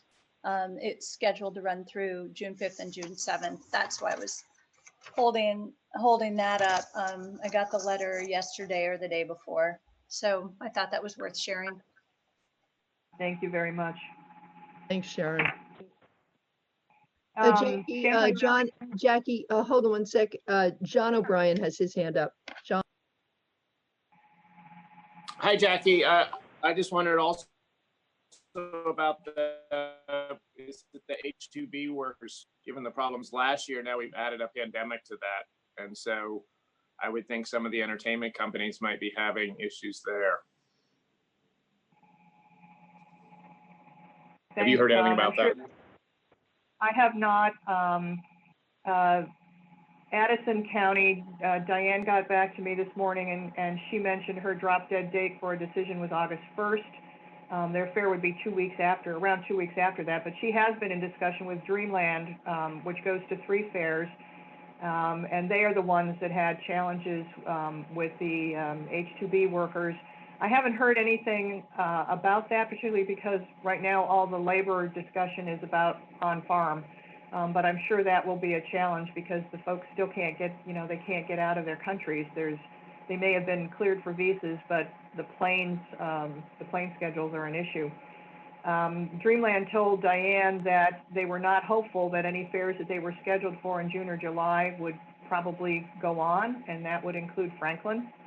But they were hoping that by August things would be straightened away, and maybe that's one of the reasons that that they are waiting until the 1st of August to make a decision. She also noted that they are going to have to start selling spaces and taking deposits from their exhibitors and vendors because right now, looking at their funds, they anticipate being out of money by possibly the end of June. So that's going into this year. Orleans, Jason has contacted me this morning and he didn't give me any drop dead date. They have just recently moved their dates from mid-August to the first, I think it's the first or second week in September, although I don't have the actual dates on that. They moved their dates because they had problems getting a carnival, an amusement ride company coming in, and so they've hired one. And that's part of the challenge with the fairs. They really can't reschedule for this year. If they're not going to have a show, it won't happen this year because all of their vendors go other places. Their amusement ride companies are scheduled in other places. I haven't heard from Rutland. They are one of the fairs in mid to late August. They have a ride company that only comes in for them, and I haven't heard whether they've had a cancellation or not on that. So, as you can see, our lovely little fairs are in trouble. They're all volunteers. Even CVE is run by a host of volunteers. Most of them do not have reserves. Most of them are looking at the stipend checks that have just dropped into their checking accounts. And I guess that's another issue that I'd just like to bring up that I was thinking about is the stipend checks are based on a formula based on last year's fair. So even, I'm watching the discussions on the money and I'm knowing that so many people are unemployed and the state coffers are in a terrible way. And I'm looking at our little 2 pots of money and hoping against hope that they will be preserved, even though I know it's a huge ask and it's probably horrible for me to say that. But as I said at the beginning, I was really hoping that our fairs would be a ray of hope and light in this summer. And if we can have some of them, it would be tremendous. But for the ones that don't happen, such as the Dairy Festival and the Maple Festival, which have already canceled, we need to think about if the stipend fund and the capital funds are preserved in whatever amount, how are we going to distribute them? Because the formula is based on what happened the previous years in the fairs, and they won't have any information. So that is, I'll put in my plug because that's what I do, and that's what we hope for. But as you can tell, these fairs, along with everybody else, are struggling. They're small businesses. They only run once a year. Some of them have other activities that have been or will be canceled. And the fairs are the money makers. The first two fairs that we have are Bradford and Lamoille. I was hoping I'd hear from Lamoille because those are two of the smaller fairs that we have, and probably the ones that don't have a lot of reserves sitting there. And I'd be glad to send to the committee any late responses I get from them. But we are waiting, as everyone else is, to see what the governor's going to say today. You know, we're considered non-essential, and the fact that we can't control the mix of crowds, as Representative Norris said, is problematic for us. And we don't want to open and make anyone sick. We don't want to help in spreading this disease. We want to help in controlling it.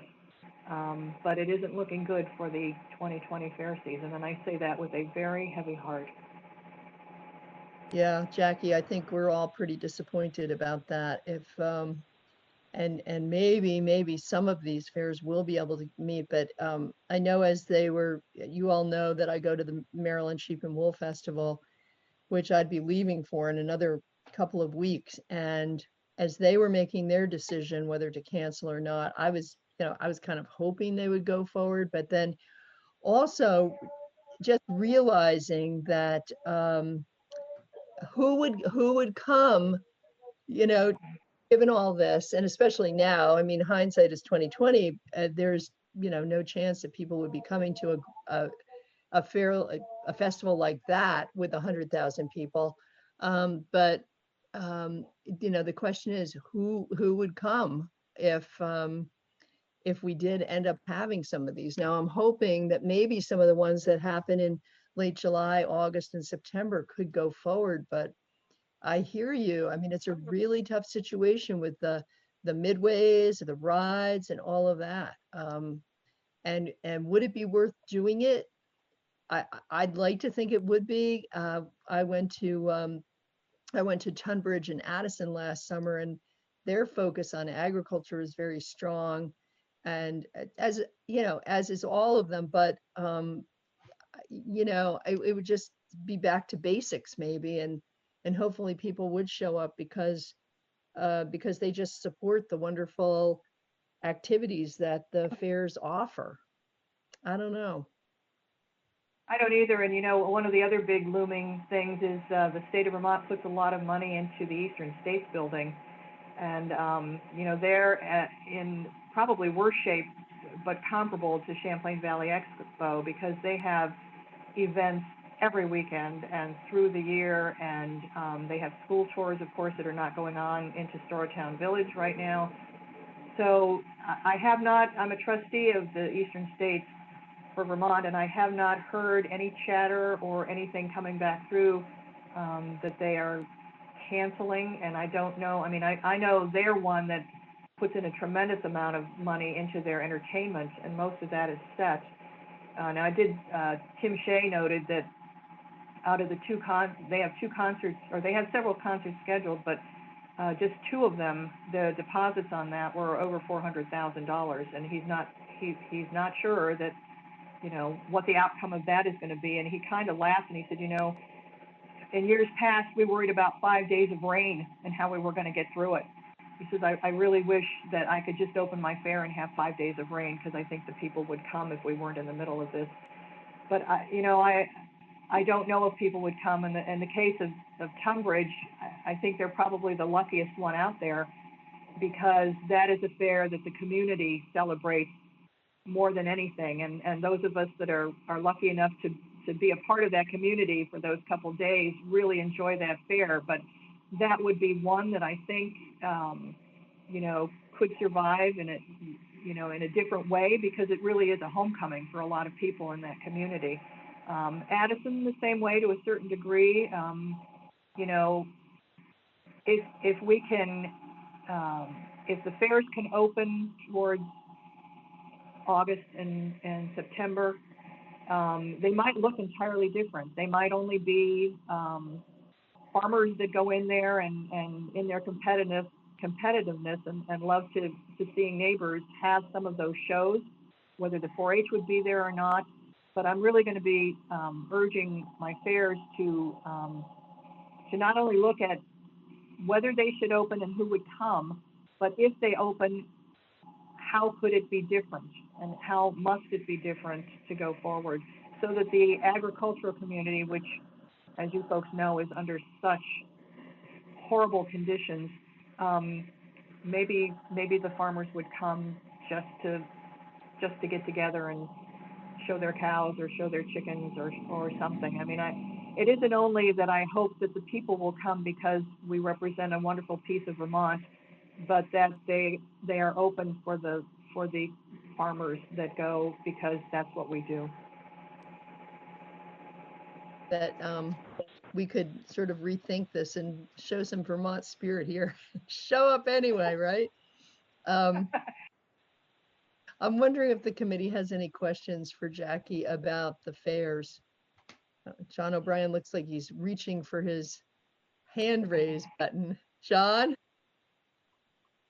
To follow up on your weekend schedules for Eastern States and Champlain Valley, I know in Tunbridge, pretty much from now until the fair and post-fair, there's something every weekend. You know, there's a big dog show, there's a bluegrass festival, there's Good Samaritan RV weekend, there are weddings, a horse ride, a big ranger mountain bike event. And so are you hearing that from all the other fairs too, that they have that sort of ancillary income anyway, but it's more that it's a destination for a lot of community stuff that's getting washed out?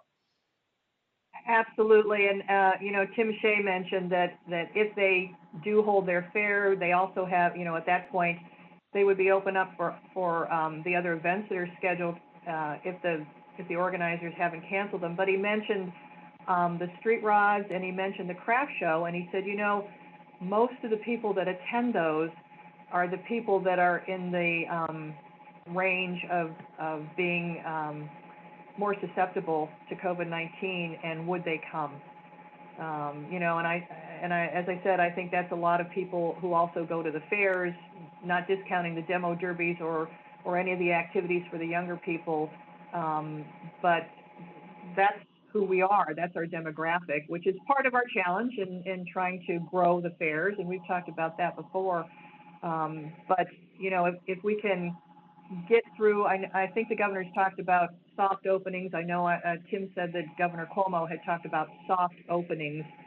That may work for farmers markets. It's just not going to work for fairs. You're either going to be open or you're not going to be open. There's just no two ways about it. So if we can get to a point where the curve is bent and things are starting to be allowed, if the fairs have to cancel, if there are events that they might be holding for Labor Day or something further into September, I'm sure that the locations would be available and would love to have those events. But again, I really wonder, I'm hoping that the people will come out, because we're all going to need a bit of that by the time this is over.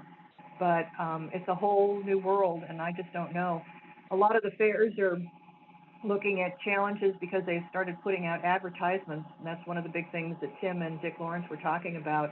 How close do you get to the date before you cancel it, before you stop running ads? And of course, that's the papers and the radios, and they're all hurting too. It's a big sucking sound as far as how this is working, and the fairs are kind of they're in it with everybody else. We really, really want to open. We don't want to do it if people are not going to be safe. We can't afford to do it if people aren't going to come.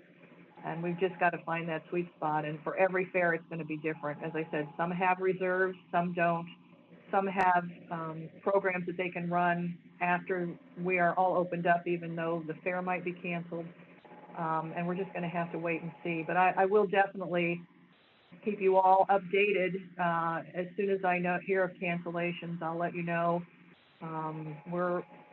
I'm hoping that we don't have to go that route, and I'm hoping if we don't go that route and fairs are open, that you all will take your passes and your masks and be some of the people that are found on the fairgrounds, because we really need all the support we can get. Thanks, Jackie. Vicki has her hand up. Vicki? Actually, Jackie just kind of answered my question. So, but I just want to say, Jackie, it's an agonizing decision process that I'm hearing you guys are making, and even taking my little fair, Orleans, like you said, Jason just said they'll make that extended out a little bit. But do you foresee maybe just one big decision, just to say, I guess no fairs at all? Or you still contemplating event by event at this point? Thank you, Representative Strong. I think it's event by event at this point, mostly because of the schedule. They're so spread out. You know, if we knew that the Maple Festival had canceled, and the rest of the fairs were just saying, well, this will be, you know, hopefully we'll be out of it by then. Now we've got Bradford and Lamoille coming up in 2 months, actually. And because of the cost of advertising and vendors and rides, they're going to have to make the decision. I think everybody's, you know, our organization is an advisory group. We're trying to be able to get the word out to everybody on what is happening and what you should think about. And so I don't think we as an association will say, you all just need to not happen this year. I think a lot of it will depend on what comes down from the governor and how quickly he will allow everybody to slide back into whatever normal is going to be after this is all over. I do know that Jason had said to me that right now they're about $75,000 in debt, and they absolutely need this fair to happen. Since they moved their dates into September, they might be one of the lucky ones, but you know, it's going to be a personal decision based on the boards of each of the individual fairs, unless the governor says, don't do it. That would be the only thing that would stop us right now, I think. Thanks, Jackie. Wondering if there are other questions for Jackie regarding the fairs. I'm not seeing any hands. Jackie, would you be willing to, we didn't ask you to do this in advance, but would you be willing to switch hats and tell us a little bit about what's happening with our farmers regarding, you know, in the Farm Bureau? Sure. I'm really, really good at switching hats, as you well know. We have been watching the farmers market discussion. One of my members down in Bennington County, Alan Baker, is part of the Bennington County Farmers Market, and we're very supportive of those being reopened. We were excited to hear the discussion about the letter that you folks wrote, and actually Senator Starr in the Senate Ag Committee yesterday had some kind of the same discussion, and I think they were going to check in on your letter. They actually were going to wait to see what the governor did today as to whether they were going to send their own letter. And we're all kind of watching. I was on the call, I can't remember whether it was with House or Senate Ag, when the discussion with Secretary Tebbetts and Maddie Kepner and John Primer from Bennington happened, sure. And they were given permission to go ahead.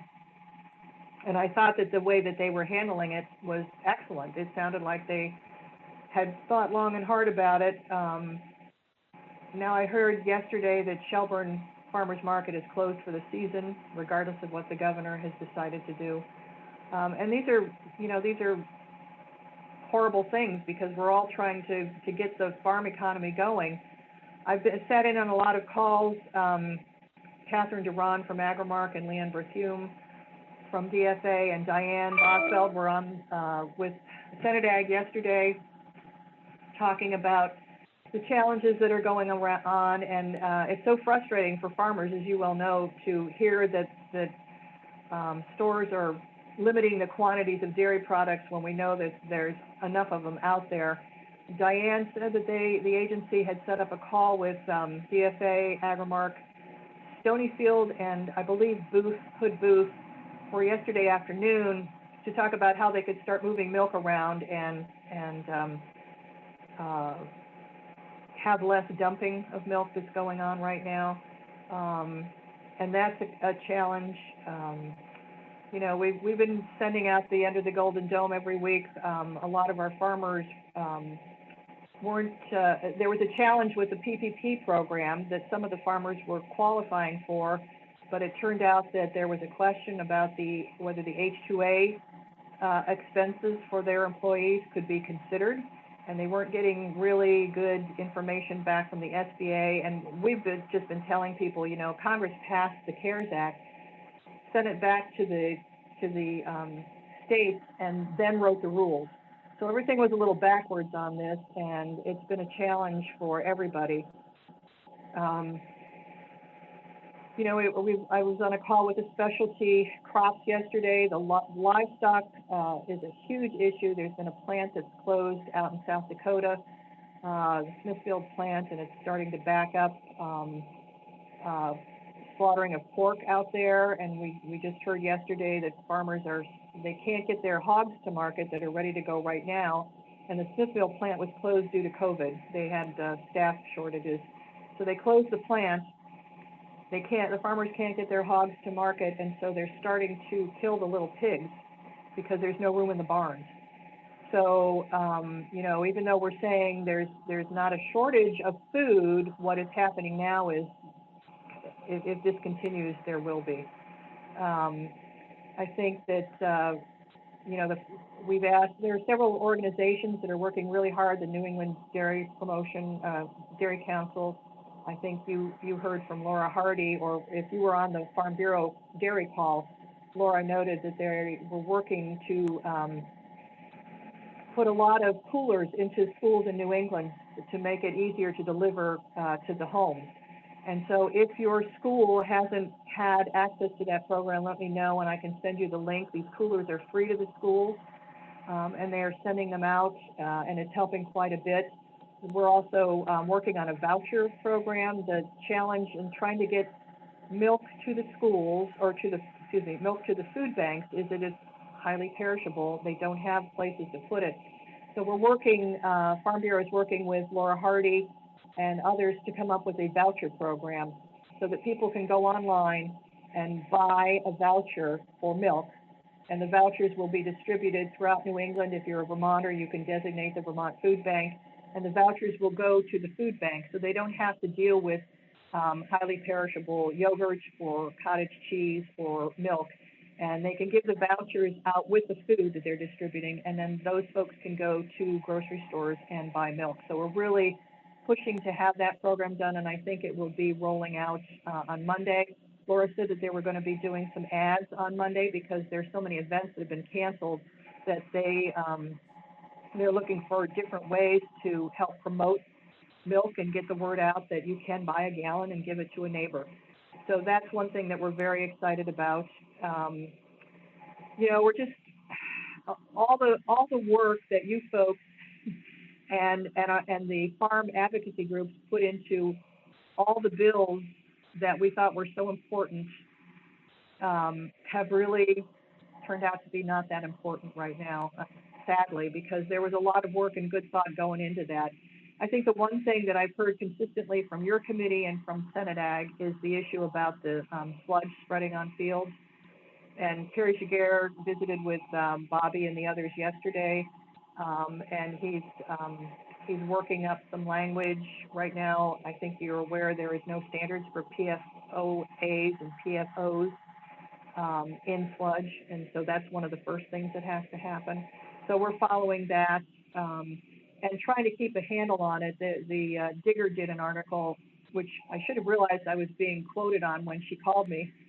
Luckily, I didn't say anything that was too out of line, but Elizabeth actually did a good story on the challenges with the dumping and the sludge and that. And one thing we are saying over and over and over again, as Diane has told us, is that if you are asked to dump milk, or if you are asked to take dump milk, don't apply it directly to the land.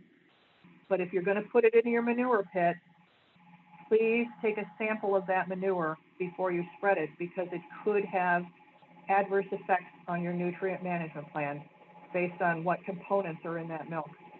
So I talked with Laura Hardy yesterday about the voucher piece, and she said she had talked with one of her farmers, and he was just putting it in his manure pit and not worrying about it. And we are being so overly committed to saying, test your manure before you spread it if you're dumping milk in there, because it can affect your nutrient management plans. And on top of everything else that's going on, we don't need that to happen. The other thing that we Jackie, have heard, yes, Sharon has her hand up. Could, Sharon, you want to go ahead before Jackie moves to something else? Thanks. So I wanted to share with you that I was forwarded a message from one of my dairy farmers, announced that the spring over spring program is being suspended, and also that if effective with May 2020, they will be implementing a base/excess program where the full value will be paid at 85% of the March 2020 production base. Obviously, this is dairy specific, and that milk production over the 85% of the March production base will receive any value we are able to derive from the marketplace, estimated less than $7 per hundredweight. So a lot of dairy farmers are going into coal mode right now. And when we talk about the supply chain disruption that has really only begun with, you know, Cargill and Smithfield and is it JSB or JBS? Those plants shutting down, and increased pressures on our local slaughter and meat processing programs. I think we're going to see with this added pressure from the dairy farmers needing to cull their herds to keep their costs down, because $7 a hundredweight is, you know, it's yeah, that it's brutal. So I just wanted everybody to be aware that this is, it's going to increase a lot of pressure on the systems we have in place to get local meat. And we want to make sure that we are allowing people to get their local meat, which is going to be mostly beef, I think, if we're on it, you know. Or if you're looking for a Jersey cow, this might be the time to get one for your own barn. yes, thank you, Representative Brigard. I had seen that was posted today on Facebook, and it's DFA specific. They had a program where they were going to do a tiered program on milk that was starting in March, and that was the spring over spring first line that you mentioned. And it's, when I read it, my heart stopped. Catherine Duran from Agrimark yesterday said that she was expecting $12 milk in May. I mean, I just want to cry. $12 milk. That is unsustainable. But then this came out, and it's DFA specific to New England.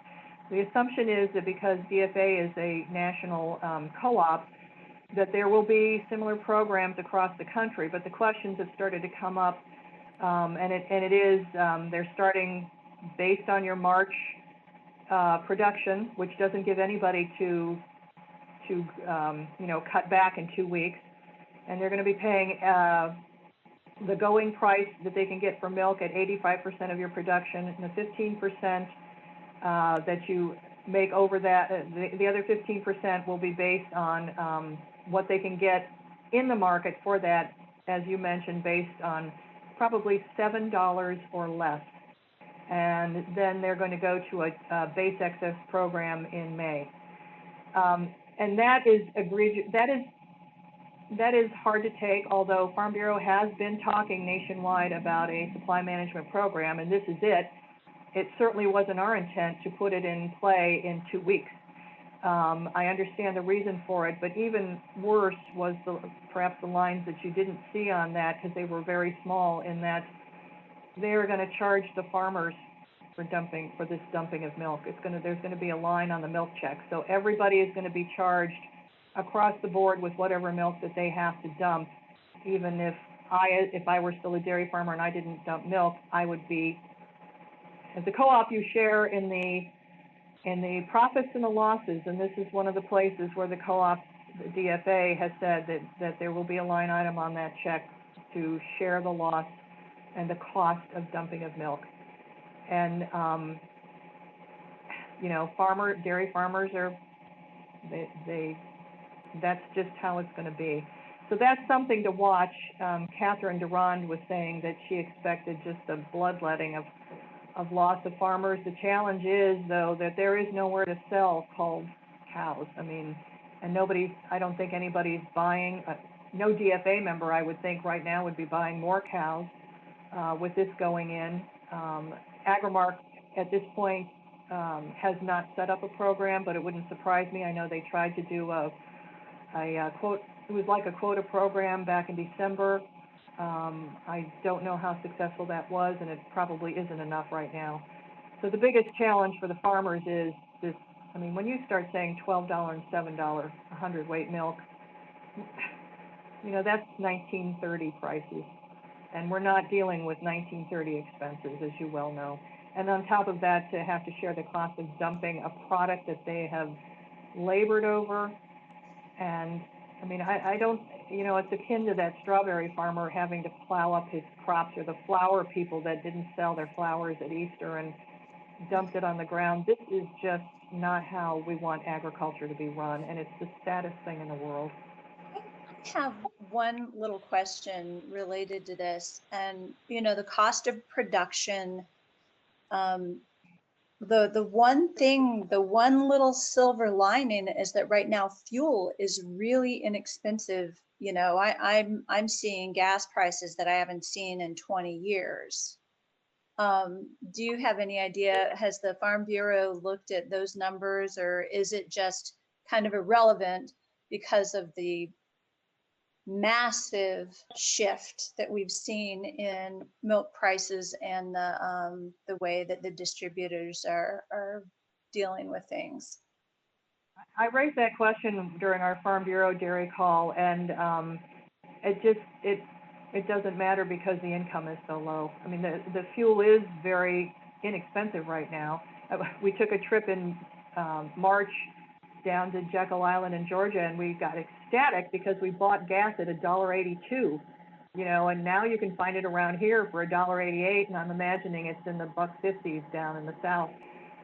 But I saw a picture of some for under 90 cents. Oh gosh, that's like 1969 prices. I remember those out in California. Yeah, you know, and of course they haven't started because the fields are so wet. Even though they're allowed to spread, there aren't a lot of people doing it because you just don't want to rip up your fields right now. So the plowing and the spreading and that hasn't even started full bore yet. The other problem that actually I heard from Joe Tisbert, our president, was that because there are so many people concerned about the food shortage that everybody went out and bought seeds. So the commercial growers are having problem getting through to their seed suppliers, and B, getting seeds because so many people are trying to grow gardens. And there was an article in the paper about, you know, well, some people don't understand you don't need 5 pounds of peas. You know, for a family of 4, they're going to be at it forever. But people who don't have any gardening background, God bless them, get outside, you know, do some of this. But it has caused problems for commercial growers who are now trying to buy their seeds for the spring and planting, and they can't get to that. I have heard from dairy farmers, a lot of them pre-bought in December and January. They pre-bought their corn seed and their soy seed because it's cheaper to do that, and they had the money. You know, milk prices were in the $19 range about then. So there's some of them that are in very good shape. Some of them, I imagine, not. I have one more thing in this thread. Go ahead. For farmers to reduce some of their costs and to cut their production by 15% or more. I know that the standard practice right now is for mortality compost. And I'm wondering if the state is providing additional support right now in response to this crisis, because we're going to see so many farmers, and especially the larger farms, if they scale back by 5%, that's a heck of a lot of cows you got to put down. And we can't ship that many, as you said, that many cows for butchering and consumption in any way, any fashion. So I'm wondering if, you know, looking down the line a little bit, if we have an opportunity to kind of raise the flag before, maybe only a week before, but before this before the next kind of thing, the next benchmark moving forward with this need to cull cows? I think before farmers will look at culling cows, one of the first things they'll do is reevaluate their feeding programs. The quickest way to lower your milk production is to stop feeding grain. And some people might look at doing that or going to hay only. We don't want to we don't want to cause challenges to the health of the cows, because that's our investment. And so I think probably the first thing that farmers will be looking at is to reevaluate how they're feeding, and if they don't feed as much grain as they used to get their production down, then that is a positive on their expense side. I think it's a good idea, and maybe we'll check into with Diane and check and see if we can talk a little bit more about composting of cows and how you do that and how the right way is to do that, just so farmers can have a heads up in case that's the way they go. And I think the other thing is it's mid-April, even though it's snowing here in Cabot, who knew? And as soon as folks can get, maybe in the southern part of the state, except for Windham where it's snowing, you can start getting cows out on pasture. It does make more milk in the short run, but there are ways that they can lower production slowly without hurting cow and herd health, besides just culling. So I'm thinking that's going to happen. One of the things, Kyle Sigerson from Stonyfield was on a call, and he noted that although the organics haven't started dumping milk yet, he was expecting a decision within the next week or two as to those folks also dumping, because their market has gone the way of a lot of others. So it isn't just, it's all dairy across the board, and everyone's working really hard trying to find a way out of this. But as I said, when you're looking at $12 milk and $7 milk, even if it's on 15% of what you're making, it's a heartbreak. And the culling is sometimes going to be farms that say, I can't do this anymore, and they get out, and then you've got a whole farm going, what do I do with these cows? So yeah, thank you, Jackie. Sure. And I'm sorry, Jackie, Rodney's hand is up, and so is John O'Brien's. And Terry, your hand was up. Do you not have a question? You do? Okay.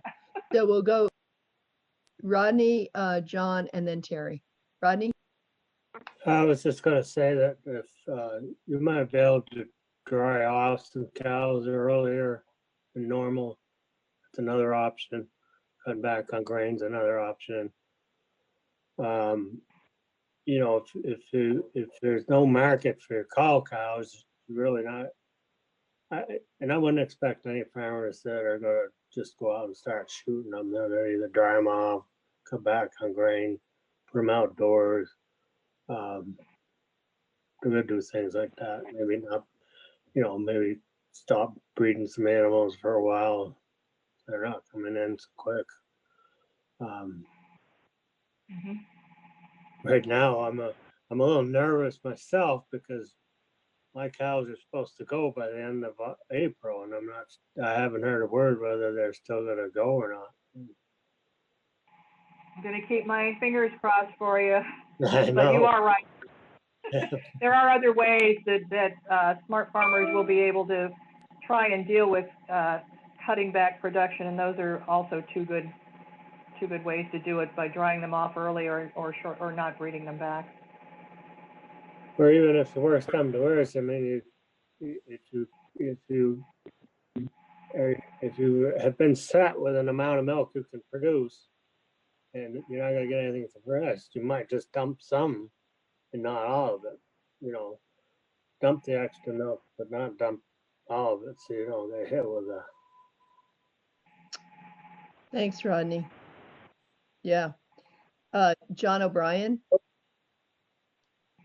Yesterday I was talking with Peggy Ainsworth, and she was figuring, just probably an SFO, that for every dollar a hundredweight the price went down represents a $10,000 loss in income just on her farm. So I can't imagine what a Pleasant Valley that represents. But it's not many dairy farms could take a $30,000 to $40,000 hit after 5 years of depressed prices already.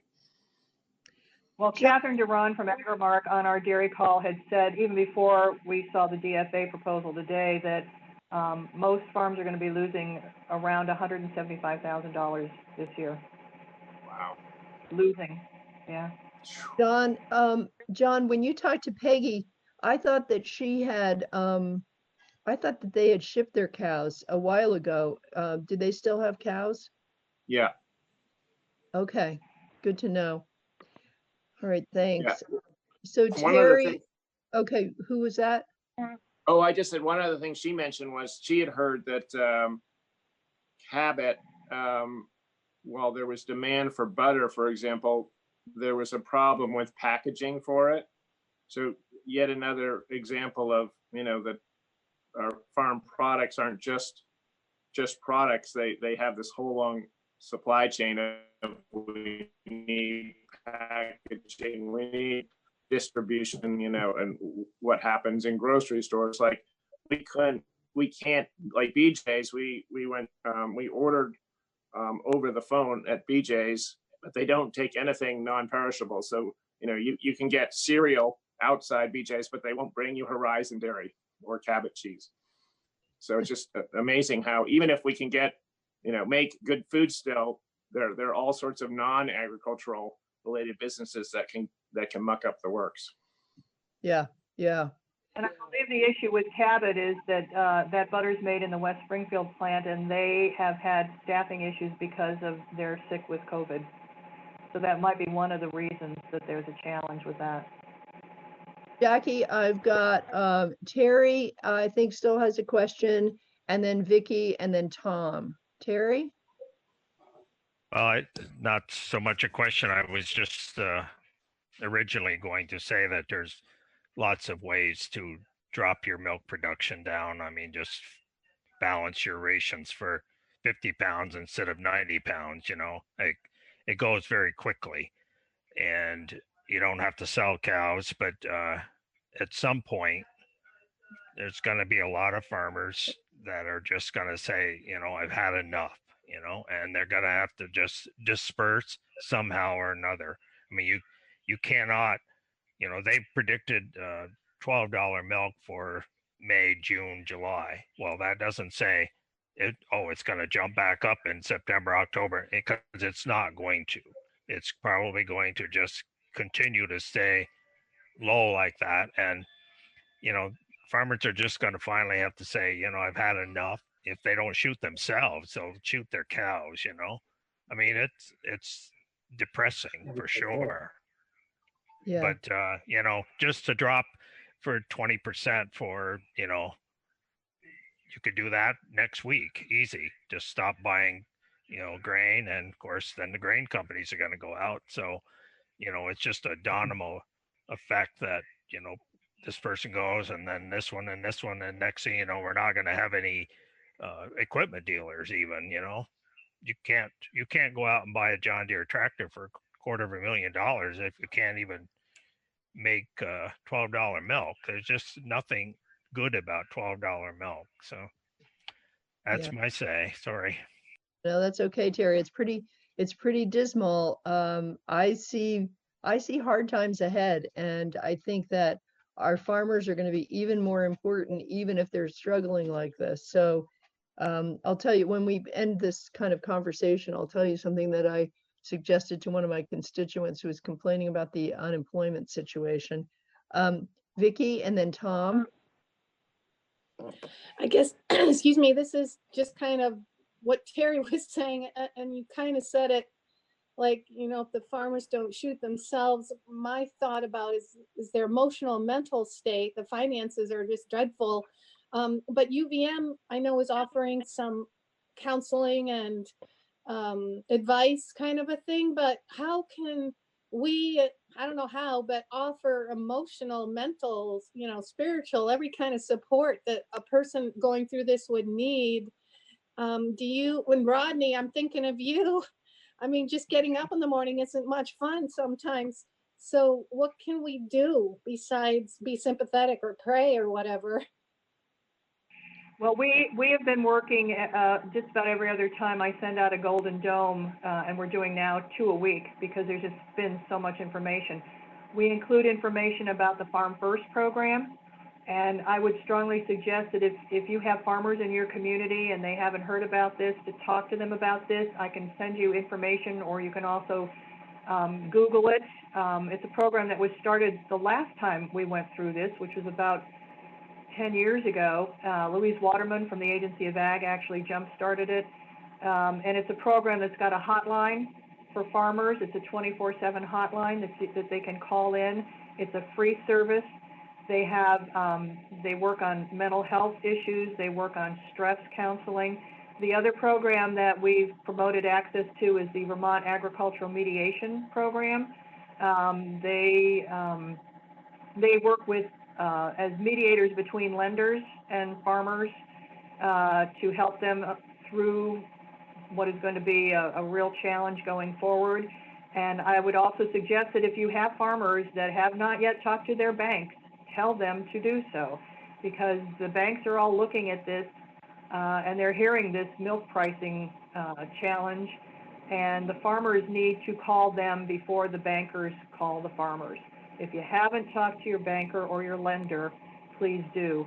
And, to Terry's point about the grain dealers, a lot of them are carrying a lot of unsecured loans because in the form of grain bills that farmers can't pay. So that's a big challenge.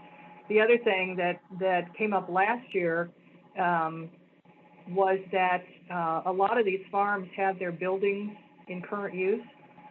And when you're no longer farming, you pay full freight on those buildings for taxes. And there was some discussion last year at the agency about how we could, I think maybe even you folks talked about it a little bit. I mean, that is a challenge for people who are going out of business and now all of a sudden have to pay full freight on the taxes on their land and their buildings if they can't find another farmer to pick up cropping that land. So going back to Representative Strong's question, I think the Farm First information, the Vermont Ag Mediation Program is great. I know UVM has on their website information on how to get help. The Center for Dairy Excellence actually over in Pennsylvania has a great website that you can Google, and there are a lot of resources for dairy farmers on how to handle a lot of different things. So I would encourage you, if you have something that you send out to your constituents, or if you hear of somebody stressing, you can certainly give them information on that. And if you don't have it, I can send it to Linda, and she can send it out to you. Jackie, I actually Googled it while you were speaking, and since we're on YouTube and this is it's recorded and people can access it, I'll just say that their phone number is a toll-free number. It's 1-877-493-6218. And I would say don't hesitate to call. Again, 1-877-493-6216. It's they offer all sorts of services, including mental health, which I think is probably more important than ever right now. So I'm glad you brought that up, and Vicki, thanks for thinking about that. Yeah, thank you. Vicki, were you finished? I know Tom's hand is up, but yes. Did you for anything? Just the last number in that phone number you just gave, Carolyn. The first time I think you said a 6 and the second or 8. I'm not sure. I didn't hear it. Okay, so I'll say it again. It's 1-877-493-6216. Okay. Okay. Thanks. All right. Tom, your hand is up. Just on the bright side, a small thing. I had a conversation yesterday with Jasper Hill Customer Service, and they say they're booming. They've never been so busy. That's good. Yeah. No. Yeah. I actually was thinking about ordering some Bailey Hazen and some Harbison, and yeah, there's a buy one get one free going on with them right now. Oh, man, I'll have to get right on it. They didn't tell me that. They didn't tell me that. Oh, and I think I also heard yesterday Sam Cutting was interviewed over at Dakin Farms, and he is, of course, he does mail order for Cabot and a couple of the others, and he is shipping things out the door. They've been very busy. Every Monday he ships out 1,500 packages. So that's a good thing. So I guess, you know, the other thing, please tell your other constituents to support the agricultural industry to, you can mail order and you can get this stuff delivered. And certainly I know the Cabot stores are closed, but I've heard that their cheeses, their 8-ounce bars are selling quite well too, once they can get them to the stores. So, you know, thank you, Representative Bach, for the bright spot. I've been trying to find one, and it just sounds like I've been dumping on everybody today. But, you know, as I said at the beginning, I really hope that our fairs, those of them that will be able to open, will be the bright spot and will enable our farmers and our citizens of the state to get together in happier times, because we really need them. And I'm looking forward to going to whatever fairs we have. And if the fairs do open, please also consider going to any of the extra events that they have, because they're going to need that income assistance too. And, you know, buy dairy. As soon as I get the information about how to buy vouchers for dairy, I will send that along to Linda so that you can share that with your constituents. There will be information out, and that will help. You know, will it take up all the dumped milk or all the extra? No, but it will make the dairy farmers feel that the community and the state is supporting them, and they really want to get these products out the door. And if we can help feed other Vermonters through the food bank, that makes it special too. Becky, I have two little follow-ups. One is about this potential voucher program, and the other is about the putting milk into manure pits and the NMPs. But in terms of the voucher program, how would one go about buying a voucher? Would that be through the grocery stores, or how does that work? How would that work?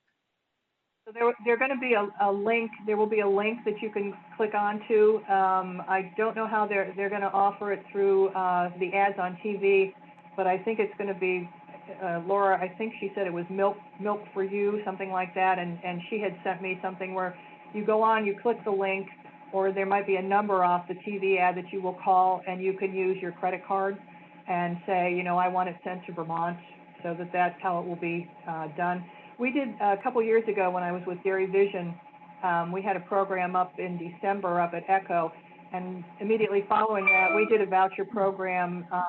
We had it in 7 days, and it was a huge amount of money that we took out for the ad, but it was, if you call this number or go to this link, you can buy a gallon of milk that will be donated back to the food bank. So we ended up selling quite a bit through that, and it was for the month of December.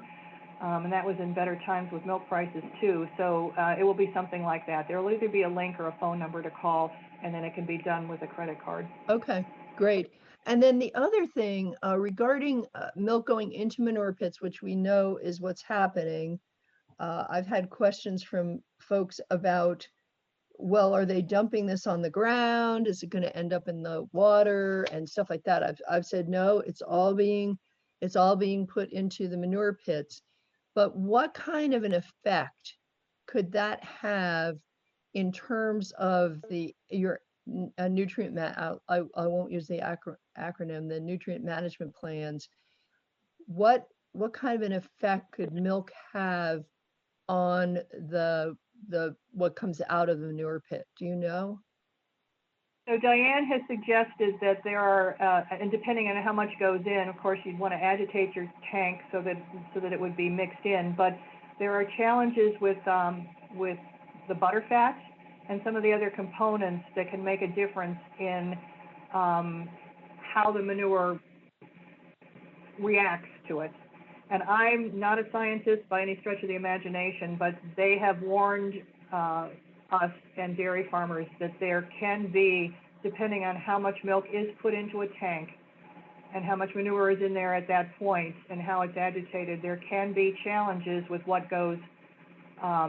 spread.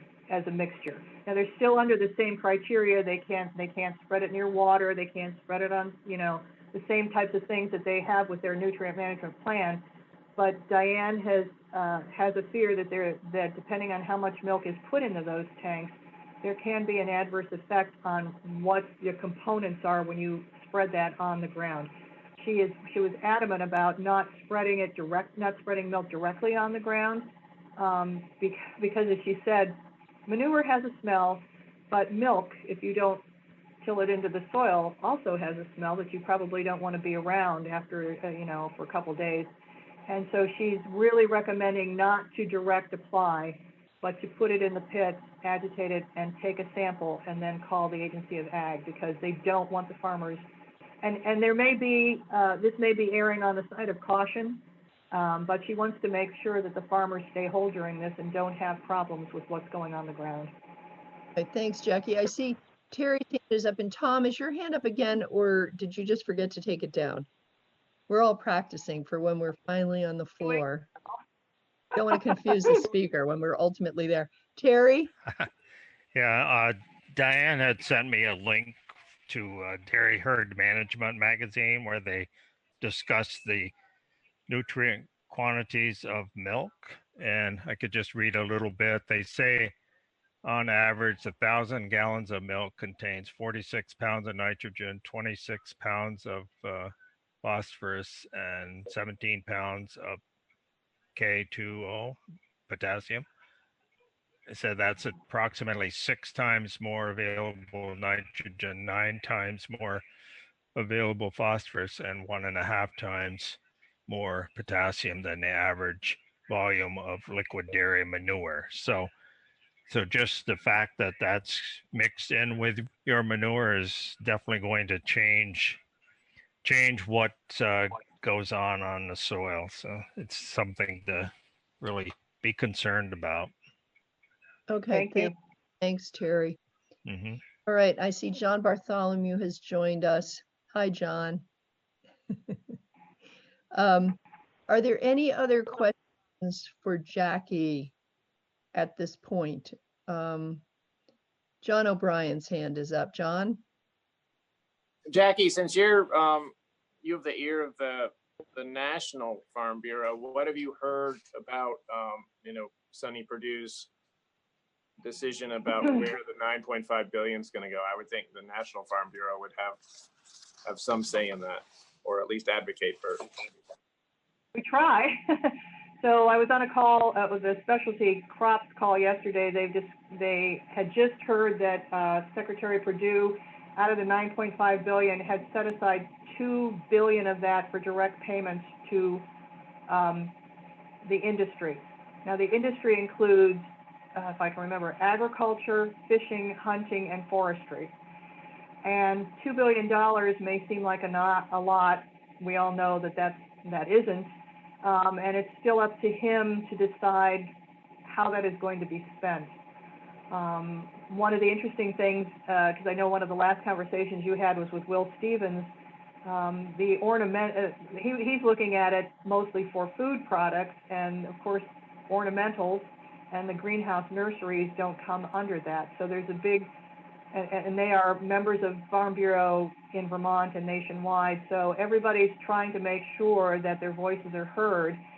The other challenge that's come up, because I know that I know you're aware of the National Milk and the IDFA program and the request to reopen the dairy margin coverage program and make it retroactive, is that Secretary Perdue has pretty much been quoted as saying that's pretty much akin to buying insurance after the farm is burned, which we're getting signals saying he is not for opening that up, which would be one of the quickest ways probably to help a lot of the farmers, because in Vermont particularly, we had a very low sign up for that program. I think it was either 13 or 17%. And now, of course, it would be a boon to the farmers if they had signed up for it. So American Farm Bureau is really working to see if they can dissuade him from that conversation and really have him look at reopening that. Everybody is promoting buying dairy products and getting them off the market and giving them to the food banks. They don't want to get into another situation where they buy them and store them and then have the price crash when everything starts to get better. So there's a big push to buy all kinds of products, but in particular dairy products, not out of this 2 billion, but out of the 9.5 billion, so that we can reduce the dumping and the oversupply that we're experiencing. So the 2 billion is going to be divvied up somehow in Secretary Perdue's shop down in USDA as direct payments to farmers. And right now everybody is talking about is using their influence to try to do that. American Farm Bureau has almost a daily call going on. One day it's about livestock, the next day it's about specialty crops. Then the legislative directors have a call, 2 calls a week. The president has a call. So there's a lot of stuff going on down there. And you're right, American Farm Bureau is trying to be at the forefront. But so are the Cattle Association and the hog producers and the corn producers. And, it helps that they're all members of American Farm Bureau, and there is a coalition to try to work together. But everybody across the board needs help right now. There was another, yeah. Jackie, when you mentioned the 2 billion, you said it's going to go to direct payments to farmers, but didn't you mention also fishing and hunting? And what else? Fishing, hunting, forestry, and agriculture were the 4 buckets that Secretary Perdue mentioned. So that's going to get spread even thinner. Yeah. 2 billion is not a lot of money. And, they've talked about, I think there's been some discussions for the dairy farmers of 50 cents a hundred. Well, on $7 milk, 50 cents a hundred, and they've told you to cut back. I don't know what they're going to do. As we go forward and if I hear anything more about how he's looking at dispersing that, I'll certainly let you know. Yeah. Okay. Thank you. Anything else? What about the other 7.5 billion? Any word on that? Nothing. It's frustrating everyone, but it's kind of like everyone is frustrated, but at a certain point, I've been listening in on Commissioner Harrington's challenges with the unemployment insurance and all the other things. I've been listening in the appropriations committees about how is this money coming in and how is this going to be divvied up. I think it's amazing that Congress worked so fast to get that CARES Act out, but the challenge is that then they sent it out without the rules. And the states are the ones that are having to come up with the rules as they try to deal with everything that's going on. And it's one of the challenges with the UI program, besides the fact that their computer is 30 years old. It's one of the challenges while we're all waiting for the money coming in for the 9.5 billion and how he's going to send that out. I really would hate to be in his shoes right now because he's got every agricultural business in the United States clamoring for an equal portion of that money. One of the things they are saying is because the dairy farmers were kind of given the short end of the stick on the export repayments, that they should be considered for a higher payment now to even it out. And of course, the corn growers are not happy with that. So, the American Farm Bureau will advocate for everyone. Vermont Farm Bureau will advocate for our farmers. And I think it's just stay tuned. Secretary Perdue is going to have to come up with a plan pretty darn quick because the money's sitting there and we need to get it out. Jackie, Terry's hand is up. Terry?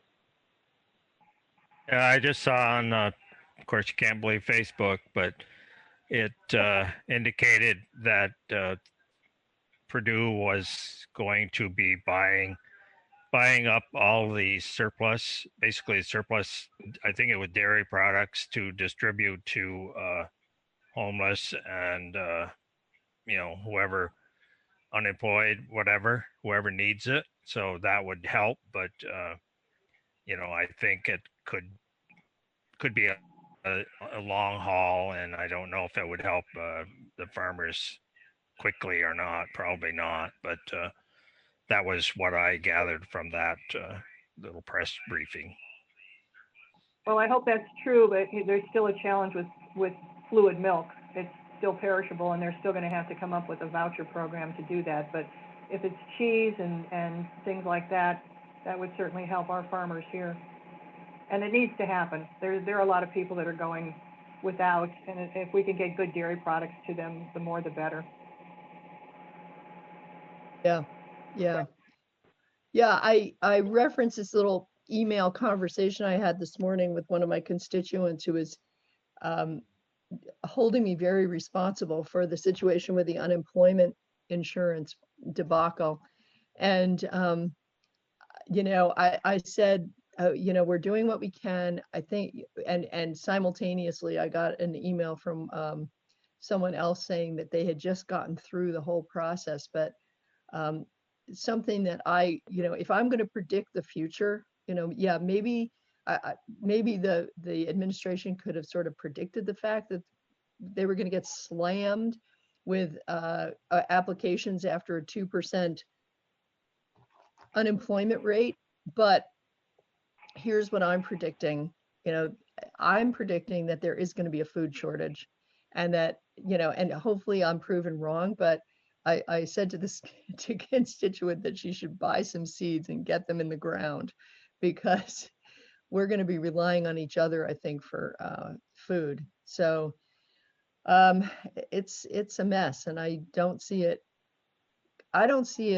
changing anytime soon. So I would sadly agree with you. yeah. Any other? Oh, Sharon has her hand up. Sharon, got to unmute yourself. One of the things I'm thinking about as we talk about likely pending and potentially long-term food shortages is something that Jackie said earlier. People who are coming into suddenly this concept of growing or raising their own food, and I've seen this on the on some groups for sheep and goats, and I've seen comments on social media from first-time gardeners. I feel like we need to set up programs that are likely to reach the masses with the message that this is how much. I don't think we can prevent people, the same kind of people who are going to go buy 100 rolls of toilet paper are going to go buy too many tomato and peas seeds. But I think we probably need something where we can provide either a vehicle or a strong message, so that when people realize, like, oh, I guess I don't need these 100 tomato plants that I started, to encourage people to reach out and share those with the people who cannot get a hold of seeds or starts because they've all been bought up. And I had no idea that actual commercial farmers are having a hard time getting the seeds because of all these instant gardeners. Yeah, and I think we're also missing an opportunity here, and I don't know how we do it, but the challenge is we still are going to have farmers growing food. The farmers are still going to be, if they can't get to farmers markets, or hopefully they can after the governor's discussion today, there are farmers that are going to have farm stands, and there's going to be food available. And one of the things I think that we as a community of agriculture can do is to remind people of that, to say, okay, so you've got 5 pounds of peas, and maybe you got tired of weeding them, but you know, the farmer down the road has planted extra peas just for you. And so we really need to promote the fact that we do have a good safe food system. The virus does not get into food, it does not get into milk, and our farmers are still going to be producing at a tremendous cost to themselves. So anytime we can promote instant gardeners and have them go out and get outside in the sun, if we ever get any, and grow their own food, we also have to remind people that we are still growing it for them too, and that if they want to help us survive, plant your peas and go buy some tomatoes from the farmer down the road that's got the farm stand that's been there forever.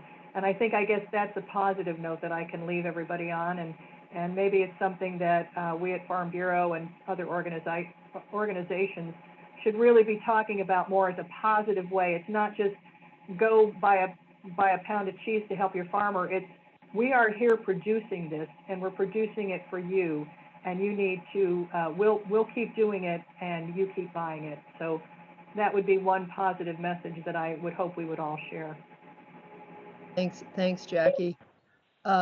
Yeah, and that's a good segue. I want to do a quick other prediction. You know, I was hearing on the radio that people have bought 2 years worth of toilet paper, and this is over. There's going to be a problem in terms of supply chain. There's going to be way too much toilet paper. So we got to think of some artistic, creative uses for toilet paper, or our toilet paper manufacturers are going to be in trouble. Anyway, thank you, Jackie. And I like the segue into the farmers market issue. Jackie, you are welcome to stay right on here with us if you'd like, or you're also free to leave the meeting. But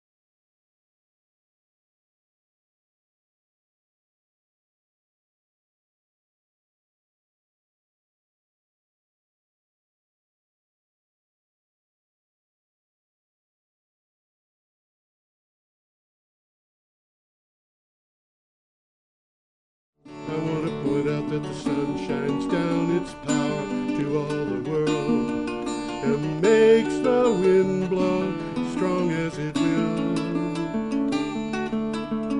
I want to hope gentle rains can fall upon the land, so lovely earth can stay lovely still.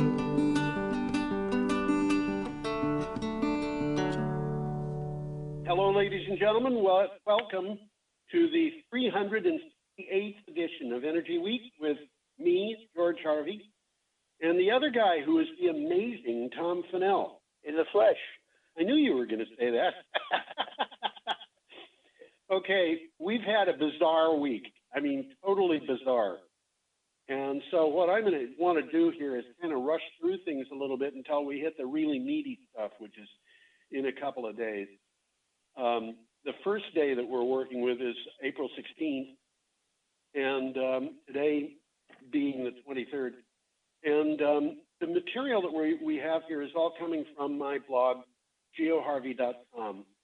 And you can get it by going there or by using links or a file download that is available from the material that DCTV puts up online and at its site. Well, some of these are well worth following up on. I mean, I read all of these, and some of them, as I say, are well worth reading. And I'll try to mention some of the better ones. And you go to George's blog and click on it, and see if you can read directly from the link. Well, there's two things that I'm going to want to do in the course of this. One of them is to explain the futures market. Yes, I got a little bit of a blurb on that. Did you? Yeah, I did, because it's confusing. It's confusing. The other thing that I want to explain is what I call Harvey's third law, which has an effect on things like the oil industry collapsing. Okay. Okay? Yeah. I'll tell you what it is, and then I'll explain it further when we get to the point that the story is relevant. Sounds like a plan. Harvey's third law, Harvey's first and second laws were like Murphy's laws. They were something I made up for a lecture. But having done that, I came to a point where I realized there was a law that is a real law. It can be proven mathematically, and it is the likelihood of something extremely unlikely happening is extremely high. You better say that again. The likelihood of something extremely unlikely happening is extremely high. I like that one. Well, you know, it's like if you sell 1 billion lottery tickets, each one has a 1 in a billion chance of winning, but somebody's going to win. And the chance of that somebody's extremely unlikely event happening is 100%. Yeah, very high. Yeah, maybe higher than that. Yeah, looking at things in retrospect, you say, what were the chances? Well, if it wasn't that, it was going to be something else. So with that having been said, let's go up to our first little, this is not a big item, it's from Energy Leader. Let's start with this one. We got a little picture there of solar panels. Pretty picture of solar panels out in a meadow. And what it says is, Colorado Springs Utility announces the start of its largest solar project. This is significant. It is. It's a very short article, though. Duke Energy Renewables Colorado Springs Utilities announced the start of operation for the Palmer Solar Generating Project.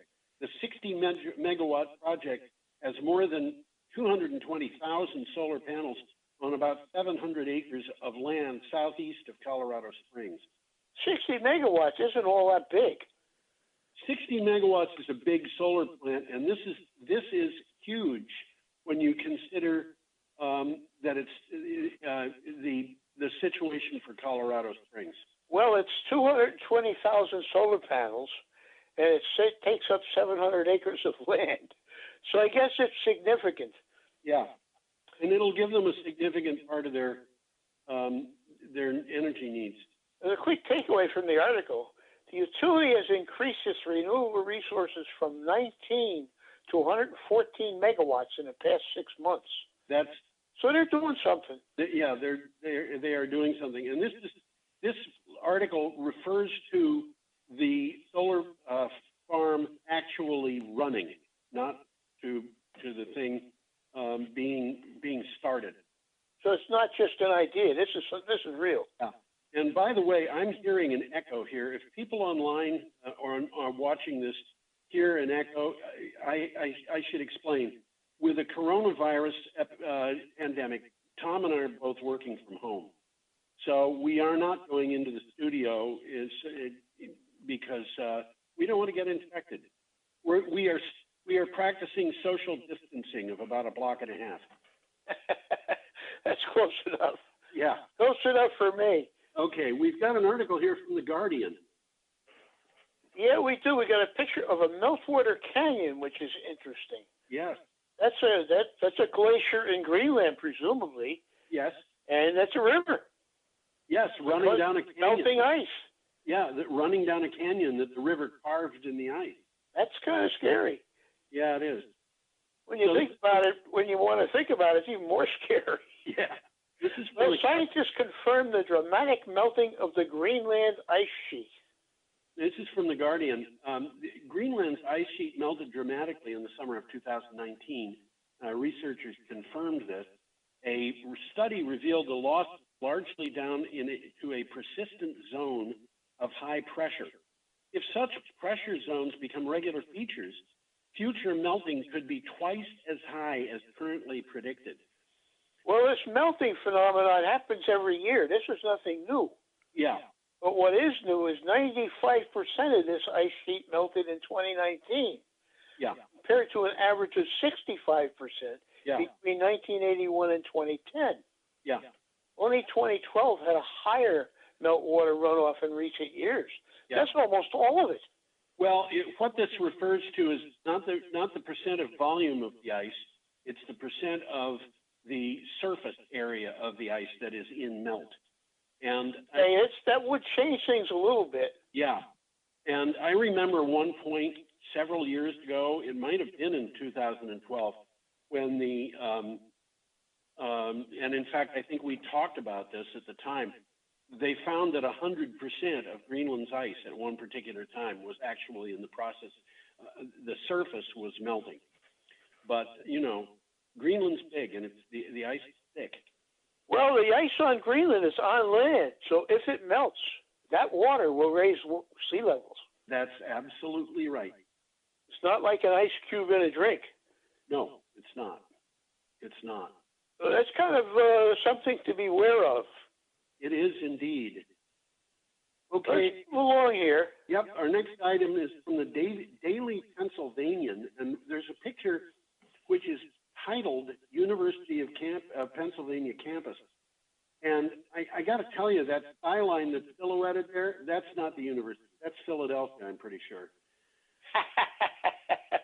University for the Daily Pennsylvanian, and it says University of Pennsylvania Campus. Yeah. But it may not be. I think that is the University of Pennsylvania campus, except it's downtown Philadelphia. Yeah, you can't see the campus because it's kind of in shadow in the foreground. Yeah. Anyway, what do you got for title? Penn. That's Penn at the university. Yeah, Penn signs power purchase agreement to supply campus with solar energy by 2023. That's pretty interesting. Yeah. The University of Pennsylvania signed a power purchase agreement for the construction of 2 new solar energy facilities with a combined capacity of 220 megawatts in the central part of the state to supply the campus with renewable energy. It's interesting. It's the central part of the state. It's pretty far away. You mean that the solar array is... The solar array is somewhere in the middle of Pennsylvania. Yeah. And Philadelphia is on the East Coast. But, you know, they invented this really nifty thing, Tom. It's called a transmission line. Well, I don't think this is going via a transmission line. I think they're putting in the electrons here and taking other electrons out there, and it's all done by a computer. It's all done by computer, but the only connection is the transmission lines. They're there already. Lines that are there already, yeah. Yep. Okay, I should have mentioned, if you want to read these articles in depth, you can go to geoharvey.com and click on the date that we give you on the calendar. Those three were from the 16th of April. We are now up Friday, the 17th of April, and we have an item from BBC. Well, just before we hit this one, I'll give you some idea of what's going on here. The facilities they're talking about for the University of Pennsylvania are 220 megawatts. Yes. Okay? We have in Fairground Road, our own, it's only 5 megawatts, and it looks huge to me.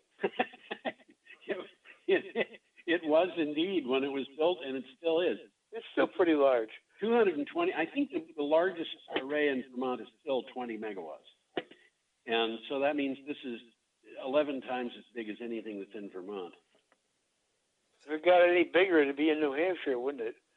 I suppose. You mean the array we have here in Brattleboro? Yeah, it probably would be. Okay, we have a picture of Lake Mead. We sure do. Now, Lake Mead is a reservoir. Right. And it supplies water to Las Vegas. Yes. So it's a very important reservoir. It also, this is behind the Hoover Dam, isn't it? Exactly. And so it supplies electricity as well. It produces electricity. It preserves water. Yeah. Without Lake Mead, there would be no Las Vegas. Yeah, and we've talked about Lake Mead many times before with the water level being low. This is the first time I've seen this particular picture. But you can see, it's way down from what it should be. It's way down. Well, that's what it does. Yeah. That's what it's been doing for years, but this is probably as bad as it's ever been. Yeah. And the title of the article reflects that. It says the U.S. mega drought is already underway. A drought equal to the worst to have hit the western U.S. in recorded history is already underway, according to scientists. Researchers say the mega drought is a naturally occurring event that started in the year 2000 and is still ongoing. Climate change is having a major impact, making the drought more severe. We covered this drought a bunch of times, and I guess a couple of years ago, we kind of came to the conclusion that it was over, and these guys are saying it's not. I don't think they're saying, they're saying it's far from not. Yeah. Well, what they're talking about, a mega drought, it refers to a multi-decade event that contains periods of very high severity. Yes. And there's only been 4 mega droughts in the western U.S. over the period of time from 800 to 2018. Yes. That's a long period of time. Yeah. And they figured this out from using tree ring records. Right. When they compared the worst drought events in the past to soil moisture records from 2000 to 2018, they found the current period is already worse than 3 of the 4 recorded mega droughts. Yes. So this is nothing to sneeze at, folks. No, this is nothing to sneeze at. Not at all. You want to move on, Tom? Yeah, I think we got another one coming up. We got a picture of the GM corporate office. Yeah, this picture actually came with the article, and I'm kind of sorry I used it because it's so fuzzy. But, it's from Clean Technica. It is that. And it says work begins on GM/LG, LG Chem, Gigapower Plant Battery Factory. And LG is a Korean firm, I guess it is, isn't it? And they make a lot of electronics. I have an LG phone. Yes. Actually, so do I. Tesla isn't alone working toward an electric automobile future. Just one day after getting approval from the Army Corps of Engineers, work began to clear the land for what GM calls its Gigapower Factory, a battery manufacturing facility on 158 acres in Mecca Township, Ohio. Gigapower, do you suppose that's a takeoff on the Tesla Gigafactory? Well, they're doing the same darn thing. They're doing the same thing. But giga means bigger. It sure does. And this is GM. This is not a small company doing this. No, that's General Motors. We're not playing. We're playing with the big guys now. Exactly. And when Tesla started work on its Gigafactory, it was still relative. It was novel. It was novel. And GM is planning to roll out a number of new battery electric cars. And it actually is a joint venture with LG Chem. Yeah. And it's going to produce 30 gigawatt hours of battery cells annually, which is enough for 500,000 cars. Yes. Clearly, they're 500,000 cars. They're clearly planning on building a lot of cars. Well, it's coming, guys. I guess it is. The electric car is coming, guys. There's no way around it. Yes. We got a nice picture here of Kansas coming up. Yep, wind turbines in Kansas, as a matter of fact. And you know, this is a weird picture because those turbines are all lighted up, and they're against a sky that in places is just about jet black, but it has a rainbow in it. Well, it could be a composite picture. I kind of have a feeling that this is actually what it is. The sun was well behind, and you know, it's just my feeling.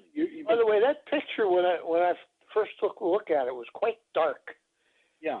And in Word, anyhow, the Word is an easy way to lighten them up. Yes. It probably is in most word processing programs, but I light the picture up and it's a lot easier to see. Well, this article is from the Kansas City Star. Yes, it is.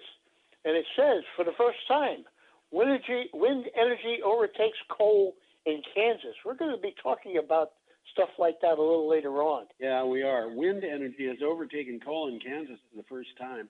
The American Wind Energy Association reports that wind accounted for the largest share of energy production in Kansas and in Iowa in 2019. It is the first time that wind was the top source of electricity in any state. And I want to point out, this is wind. This is not renewable energy, which would It's just wind. It's just wind. Well, there's a lot of wind in Kansas. I was born in Kansas, and I tell people, you remember the Wizard of Oz? Yes. And that sequence at the beginning where it shows that woman riding her bicycle through Kansas and so forth. And yeah. All very great. That was right across the street from where I was born. Oh, no kidding. Well, I am kidding. But I know about Kansas because I was born there. Okay. Well, there's a video here that's worth looking at. Yes. It says, see how wind turbines capture and convert wind energy to generate clean electricity. It's an interesting video. Yes. Well, there's some quick takeaways here. Kansas wind power increased to 41% of generation last year. Yeah. Coal fell to 33%. Yeah. And as it says, Kansas has an abundance of wind. And over 3,000 turbines to utilize it. Yes, and they're going to have more. Well, they could still add, from what the wind is generating in Kansas, 500 gigawatts of wind production. That would be 200,000 turbines. Yes. I don't think they're going to do that, but they got enough wind to do it. They got enough wind. I don't think they're going to do that. Let's look at Saturday, April 18th. Yeah, let's do that. We got a nice picture of a dragster. Wow. Yeah. And 5,000 horsepower it is. Yes, that's right. I did a little calculation on this. I'll tell you about it after we talk about the article. Well, a tiny 1,340 horsepower electric motor is driving the Hyperloop. And there's 4 of those motors there. Yep. Reading the specs on the Hyperpower's electric motor is a dizzying experience.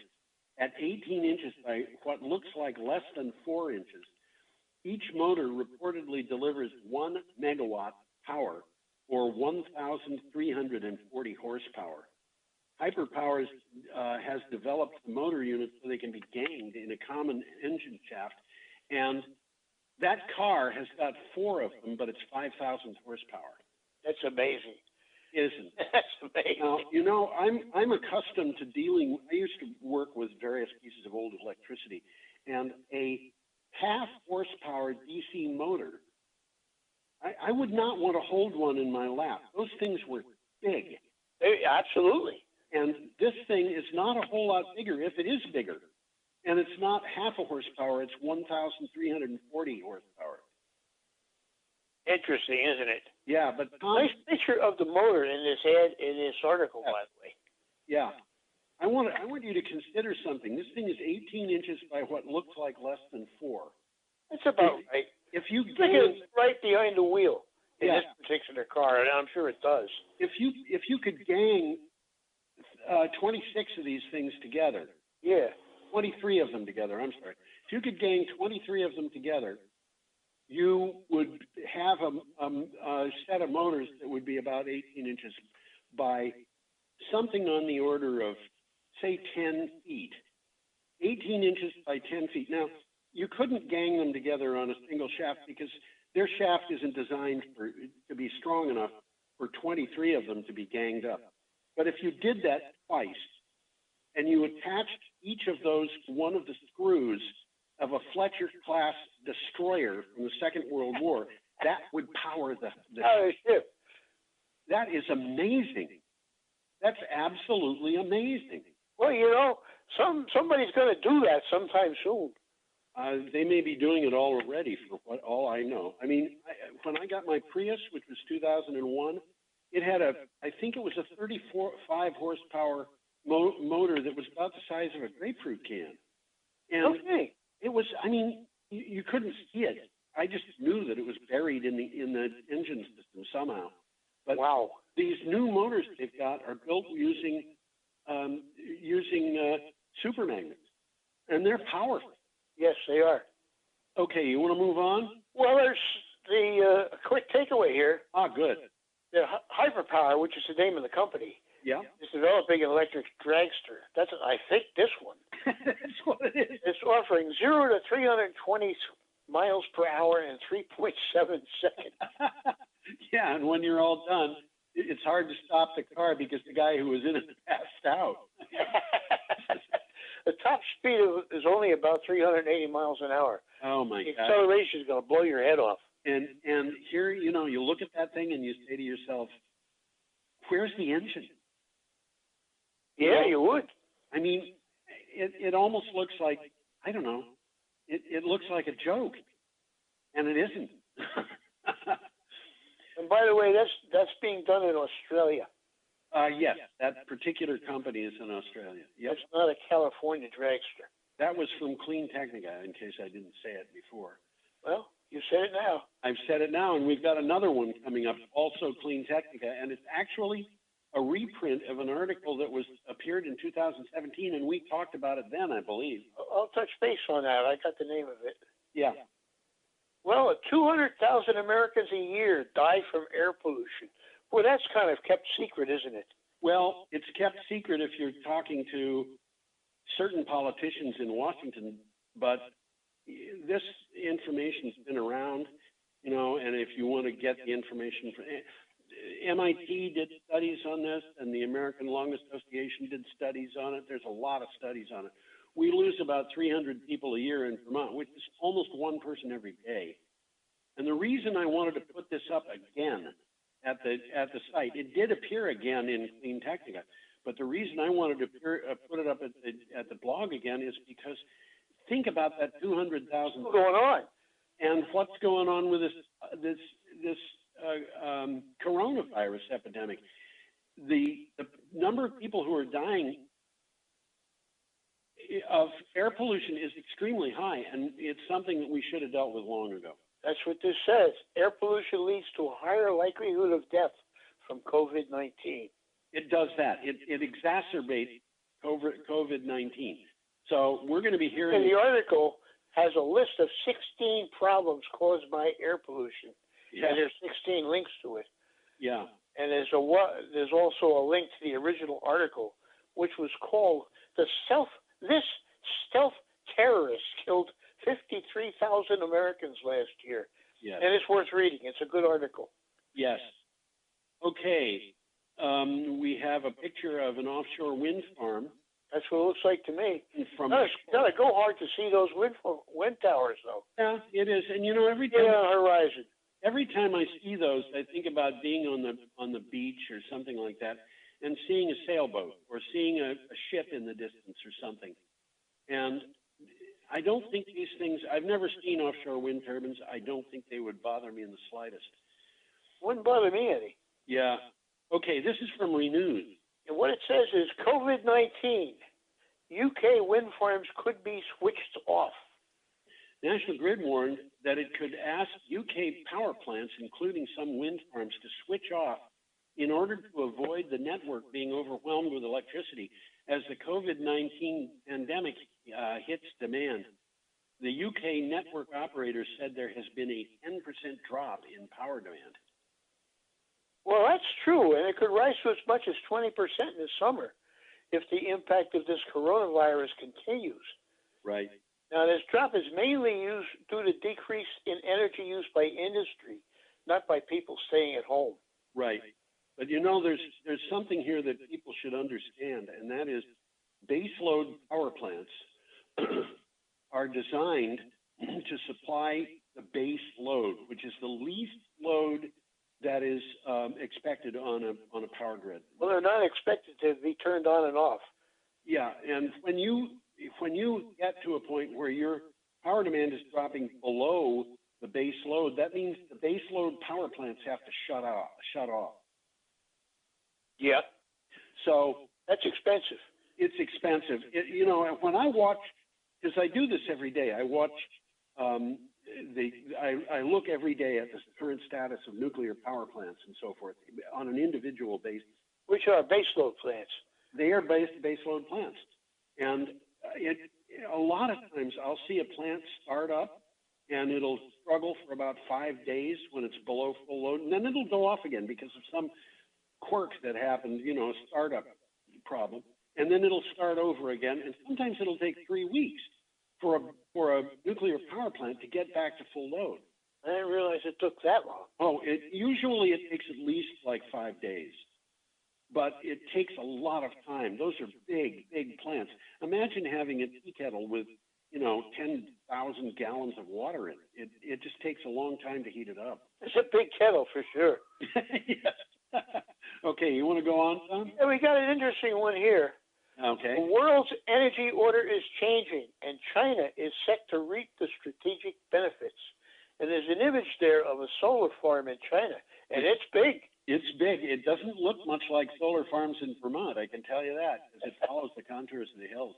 This is a good article. It's long, but it's interesting. Yeah, this is, we've got up to Sunday, April 19th, by the way. And this article is from ABC Science Online. And I don't remember whether that's ABC in the United States or no, that's ABC in Australian Broadcasting. I looked that one up. I recently had an article that was ABC News, and it was American Broadcast Company News, and it looked identical to the ABC News that comes from Australia. But you know, I've decided it's probably nice to be careful of that. But what do you have for title for this? The world, I think I read it. Oh, maybe you did. I'll read it again. The world's energy order is changing, and China is set to reap the strategic benefits. You did read it, and thank you for reading it again. The production cap agreed on by OPEC Plus, the instability of the markets, the economic fall due to the coronavirus pandemic, and the ongoing technological changes are playing out in a power shift, and it looks like China is going to be the main beneficiary. I mentioned OPEC Plus because it's confusing. Since the 1960s, a cartel of OPEC, which is a cartel of 14 oil-producing countries, has controlled a huge amount of the world's oil supply. OPEC has now expanded, forming a super cartel with 10 non-OPEC countries called OPEC Plus. Yes. Control roughly 55% of the world's supply. Yes. And my understanding was the United States was represented in this. They are. They're one of the 10 non-OPEC countries. Yeah, and so is Russia, which is one of the really big players. Yeah. And we're going to be talking about the problems for oil, but China... this article mentions something that we're going to visit a couple of times, I think, before this one's over. Yes. This week, oil price descended to negative values. Yes. Okay, due to limited storage. Which means that if you went to buy the oil they would have to pay you to take it away. That's exactly what it means.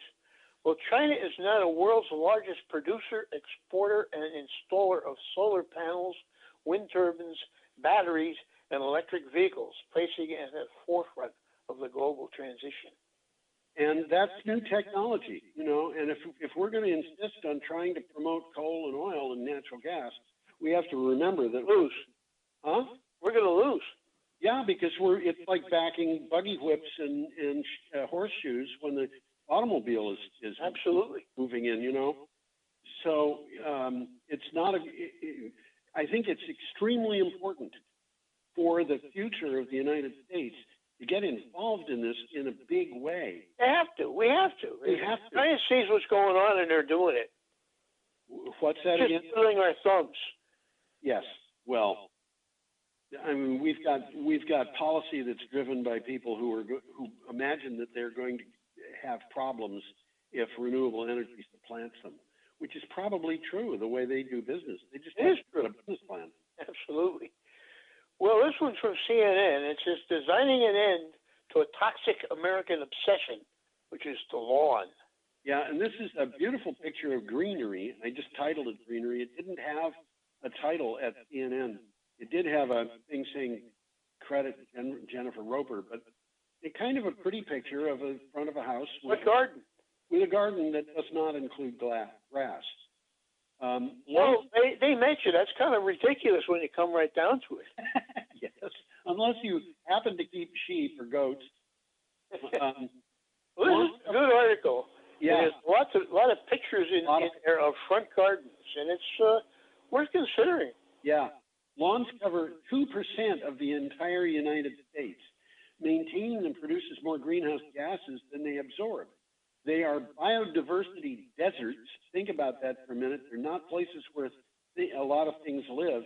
You know, the robin hops around and gathers worms, and the worms will live there. But from the point of view of a lot of biodiversity, they're just not good. And if you're going to use toxic chemicals to keep them under control, the worms don't. You got toxic worms. You got toxic yourself. Yeah. Biodiversity deserts that have contributed to vanishing insect populations, they require more irrigation than any agricultural crop grown in the country. And we've got alternatives. And that picture is actually a picture of an alternative to a lawn. So, well, the article is full of pictures of front gardens. Yes, it is. And imagine that picture with all of the greenery and all of the wood just cut out. So you've got a white building with a door and steps, and then have a lawn there. This is beautiful. This is much more attractive. I think so, yeah. Well, in 2005, this is interesting. A NASA satellite study found that American residential lawns are nearly equal in size to the entire country of Greece. Yes. That's 50,000 square miles. Yeah. I didn't include that in the synopsis because I figured that most people don't really know how big Greece is. It's hard for me, and I've got a good sense of the, you know, maps and things of that nature. It's hard for me to picture the area of Greece. I mean, I bet it's as big, as close as the Atlantic seaboard from Maine to about Virginia. Yeah, that's easier, except how wide is the seaboard? Do you happen to know, Tom? No. See, it's well, it's the width of the states. It would extend to the end of Pennsylvania, I guess. Yeah. Well, you want to go on? Yeah, let's move on. We've got an item here. You mentioned one thing here that I thought I'd mention. What's that? Victory gardens. Victory gardens. In the time of World War II, virtually everybody had a small garden. There's actually a town in New Jersey called Victory Garden. Is there really? Yeah. It was part of Dover, and the people all had gardens, and they decided they were going to have their own community, and they did. Good. Good for them. Okay, our next item comes from NBC News. NBC News, and it includes a picture of a woman who has a very big smile. Even a small copy of this picture shows her big smile. In a canoe that she has made, and I want to tell you that every time I see this picture, I think about the Big Rock Candy Mountain. Oh yeah. Because there's a line in there about there's a lake of stew and a whiskey too, and you can paddle all around them in a big canoe? I don't know that song, but Okay. no, there's a fungus among us. No. Is fungus the answer to climate change? Student who grew a mushroom canoe says yes. He grew that canoe. Yeah. Catch a glimpse of Katie Ayers paddling her canoe on a Nebraska lake. I didn't know there were any lakes in Nebraska. There's one. There's one. I think there's more than one. On a Nebraska lake this summer, and you might do a double take. Her 8-foot canoe seems much like any other until you look closely, and then you see it's different. It's made out of mushrooms. A little bit of an explanation here. Yes. Mycelium, the dense fibrous roots of the mushroom that typically live beneath the soil, is buoyant and waterproof. So she decided to try using it to create a boat, actually to grow it. Yes. So she built a wooden skeleton and sandwiched it with mushroom spawn and let nature take its place. The last step of the process was to let the 100-pound boat dry in the Nebraska sun. Yes. Now the boat is still alive, which means it grows mushrooms each time it gets wet. Oh, yeah. I've gotten that. And I don't know what kind, does it say there what kind of mushrooms you used? Well, if it did, I didn't record it. So she might have used oyster mushrooms because they grow very aggressively. And if she did, then after she goes out and paddles around, she can take that canoe, and when the mushrooms grow out of it, she can clip them off and eat them for lunch. Absolutely. Absolutely. Okay. We are up to Monday, April 20th, and we have a picture of cable on a cable-laying ship. That's interesting. That ship, by the way, is named the Safety First. Oh, is it? You got the name of that ship, huh? No, I'm just reading the sign, and it looks like it could have been put in a place where the name of the ship would be. That kind of cable, by the way, is not something that you can tie into a bow easily. I don't think so. I used to work for a company that made submarine cables. Yes. Simplex Wire and Cable, it was called, and they're not part of the consortium they mentioned here. Yeah. Well, Tennessee, which is the name of a company, launches a 2-gigawatt cable project. Tenet contracted with an international group of cable suppliers to develop a new 2-gigawatt submarine cable, and I want to tell you that 2-gigawatt connection for offshore wind projects planned off the Dutch and German coasts. The project will deploy a 525 kilovolt high voltage distributed current extruded submarine cable system. Well, first of all, it's not distributed current, it's direct current. This probably was written in Dutch and translated to English. Well, very good point, Tom. I didn't understand that. And it is an extruded submarine cable because virtually all of the cables are now extruded. Yeah. But in any case, Tenet is a system operator in the Netherlands and in a large part of Germany. It's owned by the Dutch government. And this particular system that they're building will be ready for deployment in early 2022. Which is not that far off. Not very far off. Yeah. Right now, well, not right now, but eventually, 40% of the Netherlands' electricity will come from offshore wind farms by 2030. Okay. So they're planning ahead. Yeah, that item came from Renews, by the way. Our next item has a picture of an oil rig, and it's going under a bridge. BBC. Tom, can you tell where that oil rig is in the picture? No, I can't.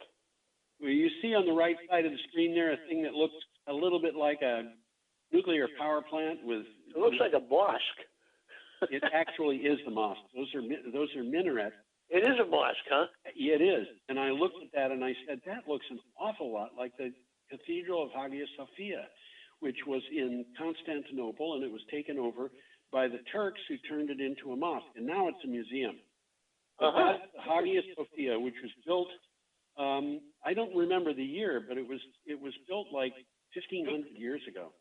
I was going to say about 800 AD or something. Yeah, something like that. Very famous building, very interesting architecture. So, let's see. Did you read the? I don't think you didn't read. I haven't read it yet. U.S. oil prices drop to a 21-year low as demand dries up. You know, we're going to go further with this. We'll hit this one again. What?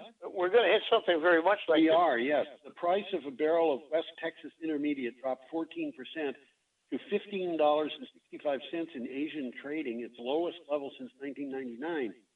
Earlier this month, OPEC and its allies agreed to a record deal to reduce global output by 10%, but some analysts said the cut was not big enough to make a difference. And my recollection, Tom, is that you and I talked about whether it was big enough to make a difference, and we agreed it was not. Yes, we did. Yeah. Well, there's a quick takeaway here. Yeah. And we're going to talk about this again. Oil producers are paying buyers to take the commodity off their hands over fears that storage capacity could run out, which is happening. We're going to get into that. We will. Oil has all but dried up due to lockdowns across the world, which has forced the price of oil into negative territory, as low as minus $37.63 a barrel. And we'll touch base on this again. That minus $37.63, by the way, was not the lowest level it went to. It was the lowest level that it finished the day at. It actually went down to minus 40. Wow. Fred. Do you want to go on, or do you want to talk? Let's move on. We're going to be touching base with that on another, I think, 2 more articles. Yeah, we have a picture of a big solar array in Mexico. This is from iNews. iNews, yes, it is. Green energy investment could turbocharge economic growth. Could is the emphasis there. Yes.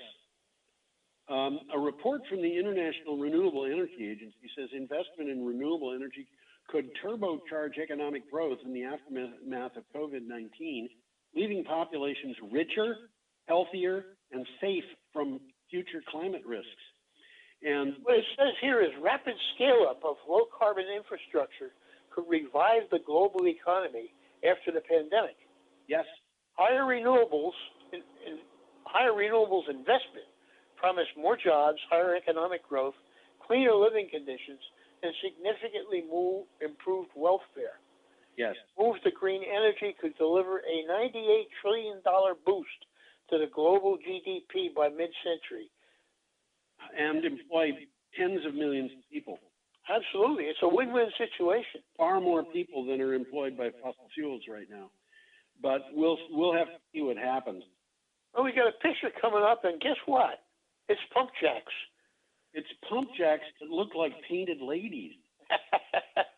You know the painted ladies? There's a good question here. How can the oil price be negative?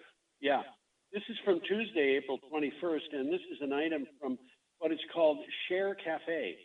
Oil is the world's most heavily traded physical commodity, but most of the trades are in the futures market, with the oil not actually changing hands until the contract matures.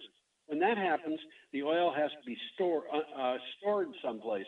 In the United States, that usually means it goes into a storage tanks in Cushing, Oklahoma, but the tanks are all full. Well, it's saying here in the article, from the article, all available U.S. storage is now either taken or spoken for. Right. It includes the filling of oil tankers and sitting them off the coast going nowhere. And here's the big kicker.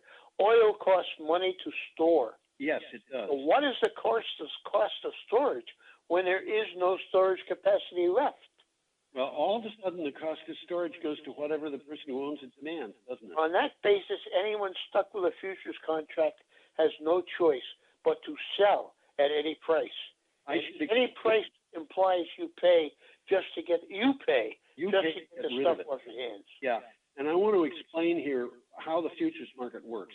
Okay, good. You can buy potatoes today for delivery in November. If you're a farmer who's growing soybeans, you can sell part of your crop that's going to be coming out next fall now. And what happens with that kind of sale is you go into what's called a futures. It's a sale of something that doesn't yet exist, but will exist. And when it does, it'll get delivered at a specific date. On that date, and this is the price you will pay for it. That's right.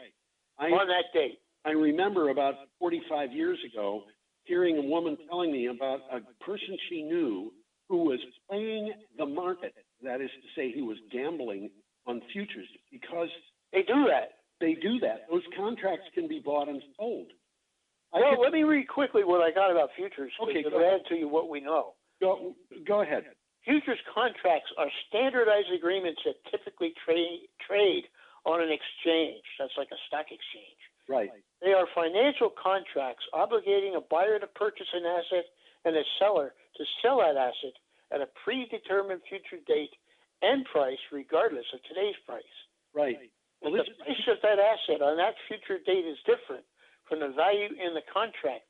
The buyer and seller make a profit or a loss, respectively. Right.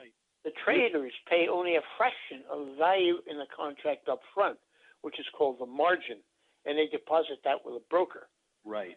So the futures market can be used by many different kinds of financial players, including investors and speculators, as well as companies that actually want to take physical delivery of that commodity or supply it.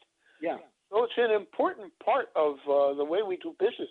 So if you grew potatoes in Maine and you wanted to get a little bit of money right now, you could sell a future on your crop for the fall to somebody who Exactly. needs to buy potatoes in September, October, November, and you know the person who's buying them is going to be buying a huge quantity in the one market. The woman I was mentioning, her friend was speculating in the futures market, and he bought a potato future, and the price of potatoes went down, and So he lost money. He was losing money. He couldn't bring himself to sell the future. And one day somebody called him up and said, "So where do you want the potatoes?" And he very unwisely said, "I don't want them at all." But what he was doing was he was talking to a trucker who happened to be down the block. He wound up having a 14-foot high pile of potatoes on his front yard. That's funny. That can happen. It can happen. That Now, can what happen. happened here is that people were buying and selling oil futures, and all of a sudden they realized they've got to put that oil someplace, or the person they sell the future to has got to put the oil someplace. So the speculators all of a sudden were not willing to buy futures that were for deliveries in May. So what happened? Coming right up, we got a picture that shows exactly Well, that. let's go to that. We've got a picture of the oil price crash. This is the oil futures crash. It comes from CNBC, and it goes with an article from CNBC. And which I will read. I want to point out that the zero line here is not the bottom, it's the middle of the screen. And that thing the line was going up and down kind of as people started to realize that there was going to be a problem for May deliveries. And then all of a sudden, May contract, they said, we can't hold this. What are you going to do? Because an oil future is 1,000 barrels. Yep. That's 42,000 gallons. That is over 8 of those big tank trucks you see on the road. And if you buy a future, you're going to take delivery on that, or you're going to find some place to put it. And if you don't have it, you're in trouble. Because they've been going on for a long time, so I'm sure they've got a nifty enforcement mechanism. Yeah, they've got a nifty enforcement mechanism, and it costs a lot of money. Yeah, I'm sure. You're far better off selling the future at negative 37.63 than holding the thing and taking delivery, because that tractor truck loads of oil are not going to fit on your front lawn. I don't think there's enough room. Probably not.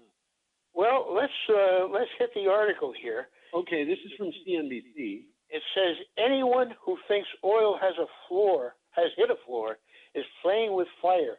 Yes, prices can go lower. Yeah, and there's oil two nice videos there that are worth watching, about 3.5 minutes each.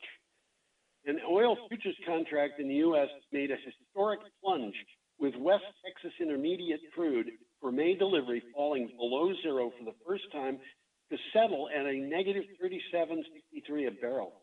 Oil demand crashed due to the pandemic and storage facilities being full. And Tom, this is where I want to bring up Harvey's third law. Okay. You and I have been talking about an upcoming oil crash for years. Yeah. Okay, I think probably 3 years. I've even had people as much as a year ago starting to make fun of me and say, George, when's the crash coming? And I have just said, well, it hasn't come yet, but it's going to come for sure. Now we're seeing that crash. This is that crash. How did you and I know that this was going to happen? Well, we didn't know that the pandemic was coming, but something must come down. Yeah, the pandemic was that extremely unlikely thing that was going to happen. And it didn't have to be a pandemic. It could have been a war. It could have been a discovery of some scientific type. It could have been any of a variety of different things.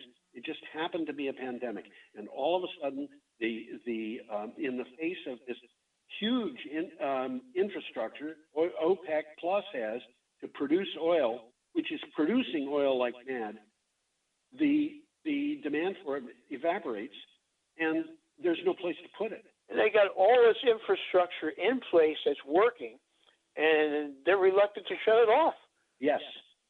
And in some cases, this is a lose-lose situation for them. For them. And I had never known it, but apparently, if an oil well is under production and stopped, that act of stopping it can damage the oil well. I had never known that, and I don't know. Never heard that.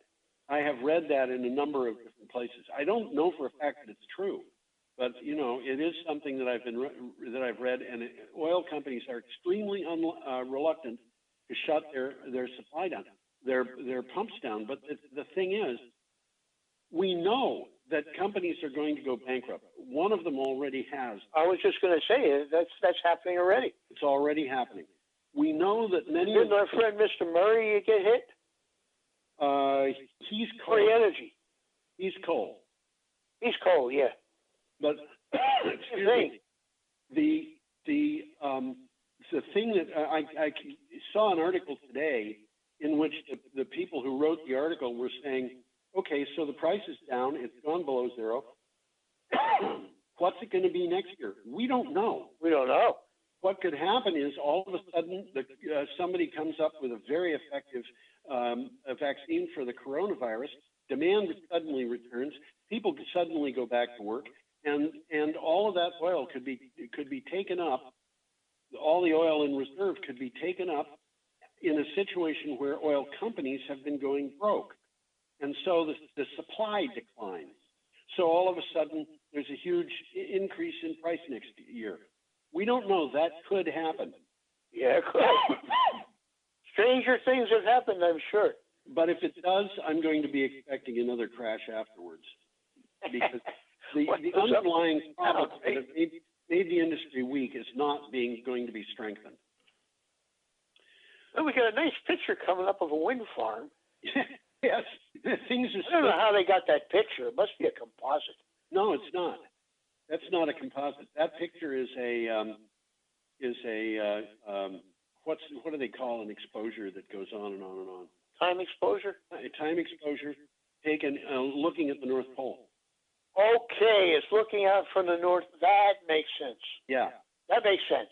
And they could take a picture like that was the North Pole or the South Pole.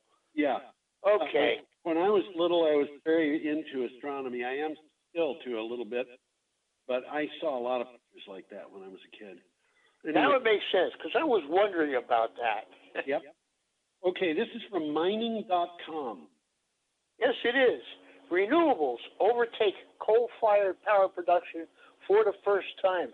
This time they're talking about the world. They're talking about the world. The International Energy Agency report on key electric power trends in the world's developed economies released last week shows renewable energy overtake coal as a source of electricity generation for the first time. In 2019, coal use was 13.4% lower than in 2018. Well, in 2019, non-combustible renewable production accounted for just under 26% of the total electricity mix. Yeah. Coal made up just over 22%. Right. Natural gas right now is leading at 29%, and it remains, as it says, the leading source of electricity in the 35 countries that this report covers. Yes. Although our last article, which is the third one coming, will address the position of We're going to hit it again. It's going to hit that thing about natural gas, yeah. Yep. Well, we got a picture coming up, and it's the Strategic Petroleum Reserve sites. I didn't realize they were all down by the Gulf of Mexico. Well, that's where a lot of the refineries. Refineries are there, yep. It's a good, but a long article. Yes. From Clean Technical. Yep. And Clean Technica. Yeah. It says speculation, hopes, and tweets, and wishful thinking. Negative prices explained. Yes, and that's what this is about. It's explaining the negative prices. This is from Wednesday, April 22nd, by the way. On April 20th, the price of a barrel of West Texas Intermediate fell below negative $40 a barrel briefly, sending shockwaves through the industry and leading to a 600-point drop on Wall Street. How can a barrel of oil be worth less than zero? Well, here is an explanation. A quick explanation. Yes. If there is an oversupply of a product, it can be warehoused until prices stabilize.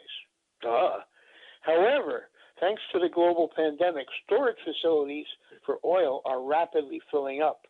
There is literally no place to store any more of it. You have to pay to put the oil somewhere. Yes. That's the explanation. That's the explanation. And, you know, this was a weak industry to begin with. And Tom, you and I have been talking about that, and all of a sudden COVID-19 threw a monkey wrench into the works. And pretty big monkey wrench, let me tell you. Absolutely. And this is, I don't know, this is, it's hard for me to, I know that the coal industry, the oil industry as it existed 6 months ago is not going to recover. Big companies in that industry might recover. That's a different issue. The little guys are going to get hit hardest. The little guys were already in desperate trouble. Yep. All of a sudden they've got this come along. No, this is industry changing. Okay. An interesting picture here of a ship. Yep. And the ship is loaded with wind turbine stuff. Yep. Turbines, well, we don't see the turbines, but we see the foundations and the pipes.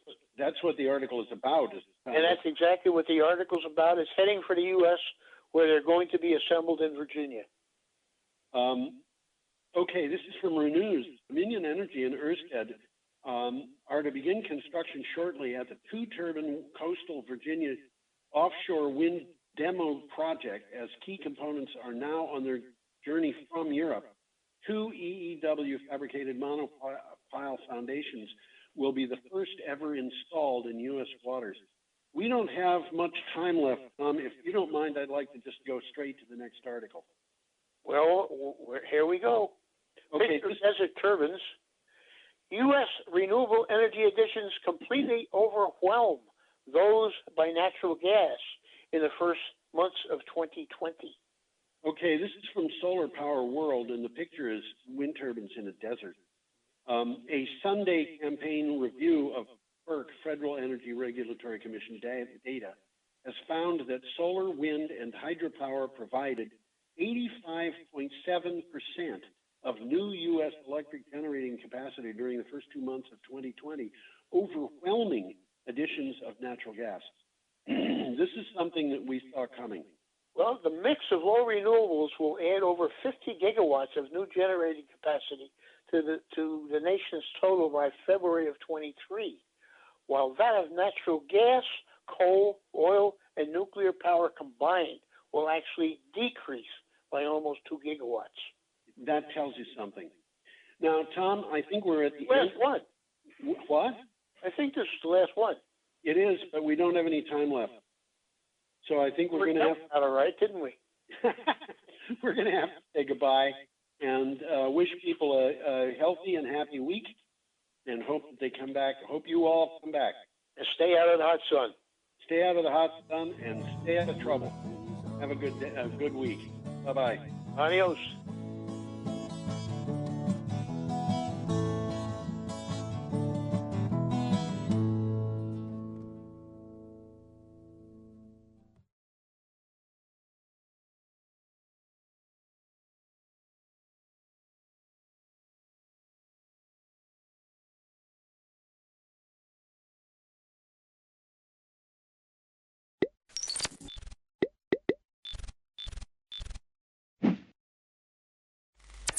then the special educator might have a small group or a one-on-one later on with those students.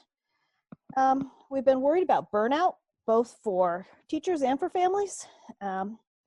So as of the week after break, new learning will be assigned Mondays through Thursdays, with Friday a day for students to catch up, take a break, do outside projects or family time, and teachers will have that day for planning, collaborating, and we'll have some professional development activities.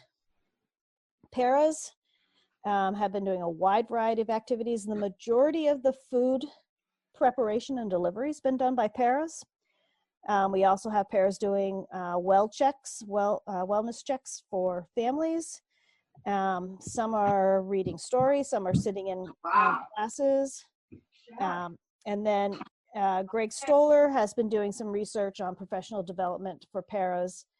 That's still a work in progress, but some of the PD that he's looking at for paras includes trauma-informed practices, things that will certainly be useful next year as well. We're still working on a few things: attendance, feedback for families. Let's see, just always reassessing what we're doing. Just so you all know, end of year guidance is still being developed at the state level. We still don't know, not a specific end date yet. We don't know anything about graduation if you have kids at the high school. Spring sports still hasn't been determined. So all of that is still to be determined. So I think that's good for now. All right. And I do see the email, so I will send it to everybody on the board. Any questions for Lyle on all of that? That was a lot of information.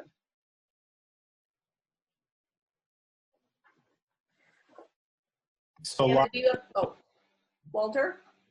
there's no plan like in other districts to furlough paraprofessionals. No, not at this time. No, so far, actually, it's pretty much all paras that are doing the food prep and delivery. And at this point, even the paras that have a reason not to go into a building to do work because they check any of the boxes, have been willing to step up and do other types of things like those that I listed. Any other questions? I think Hannah's talking, but we can't hear her. Oh yeah, Hannah. Okay. So I have a question, and it may fall under the end date or the still working on category, but is the assumption that provided that the kids attend all their classes, you have the attendance piece figured out, that they're going to keep on, or is there going to be some evaluatory measure taken? What does that look like? So right now, we're still working on attendance. Teachers are going to be taking attendance. We are supposed to show that we have 50% of our student body in attendance every day in order for it to count as a day for us. We're assuming that kids are in attendance unless for some reason they turn in no work, or so everybody right now we're considering as being part of the day. That parents and students when they get a little older, we assume that they can take care of their own getting in touch with their teachers. But that's one of the, I talked about the app where teachers can just text. And it could be something as simple as, I'm texting everybody in my class today, and as long as I hear back from the family, then that family is considered in attendance for that day. We have, as far as I've heard, we're still going to have to put in 175 days. So we will still go pretty close to the June date that we had originally set. Okay, so my bigger part of that question was, will there be any testing of the kids as far as, I mean, I understand that everyone's going to be behind to a certain extent, Is there any chance that kids will be in a position to be staying back? Or I don't know if No, you can speak no. to that. Or I don't imagine if any kid were to be considered to be staying back, those conversations would have happened well before we closed. So Okay. anyone that's been, up to that point of closure, as long as they're trying to do some work and continue with some sort of educational activities, they would not be staying back. Okay, thanks. Other questions? All right, Mary, you want to give us a rundown of that? Sure, thanks. Can you guys hear me okay? Yes. I was kind of following along with Lyle, so I'm going to try not to be redundant, but to kind of go off of what Lyle was just talking about, and to Hannah's point, it's been about balance. I've had a lot of questions from faculty and a lot of questions from parents about, what's like mandatory and required and like what's next. I can't say enough about how hard our faculty is working between, food distribution, checking on social and emotional and just in general wellness, and are your needs being met from the health office, from the guidance office, from non-classroom teacher faculty members. I know Don Grove has been an amazing tech support person in addition to Gary Parzik, and the Office of Curriculum Assessment is doing grade level meetings with classroom teachers and is going to extend that work to other teachers like music and art teachers in the coming weeks. But in terms of instruction, we're building the plane while we fly it, and nobody thought that this was a good idea to do with 6-year-olds. And so it's just sort of a matter of trying to have the dialogue open between faculty and families. And, I've talked to faculty about, if you have 3 kids and the parent of your kiddos have 3 kids, like think about it through that lens, just how much is going on, and maybe both parents are working or parents are dealing with the stress of not working right now. So we're really just trying to be flexible and listen to each other as much as possible right now. And I've just been so proud of the work that our faculty is doing. We had, some of you might have seen in the Reformer, and Martin Langenfeld picked it up. We did a little parade through town. That was one of the better things that's happened in the past couple weeks, just because it was nice to see kids' faces. And so I was glad that we did that.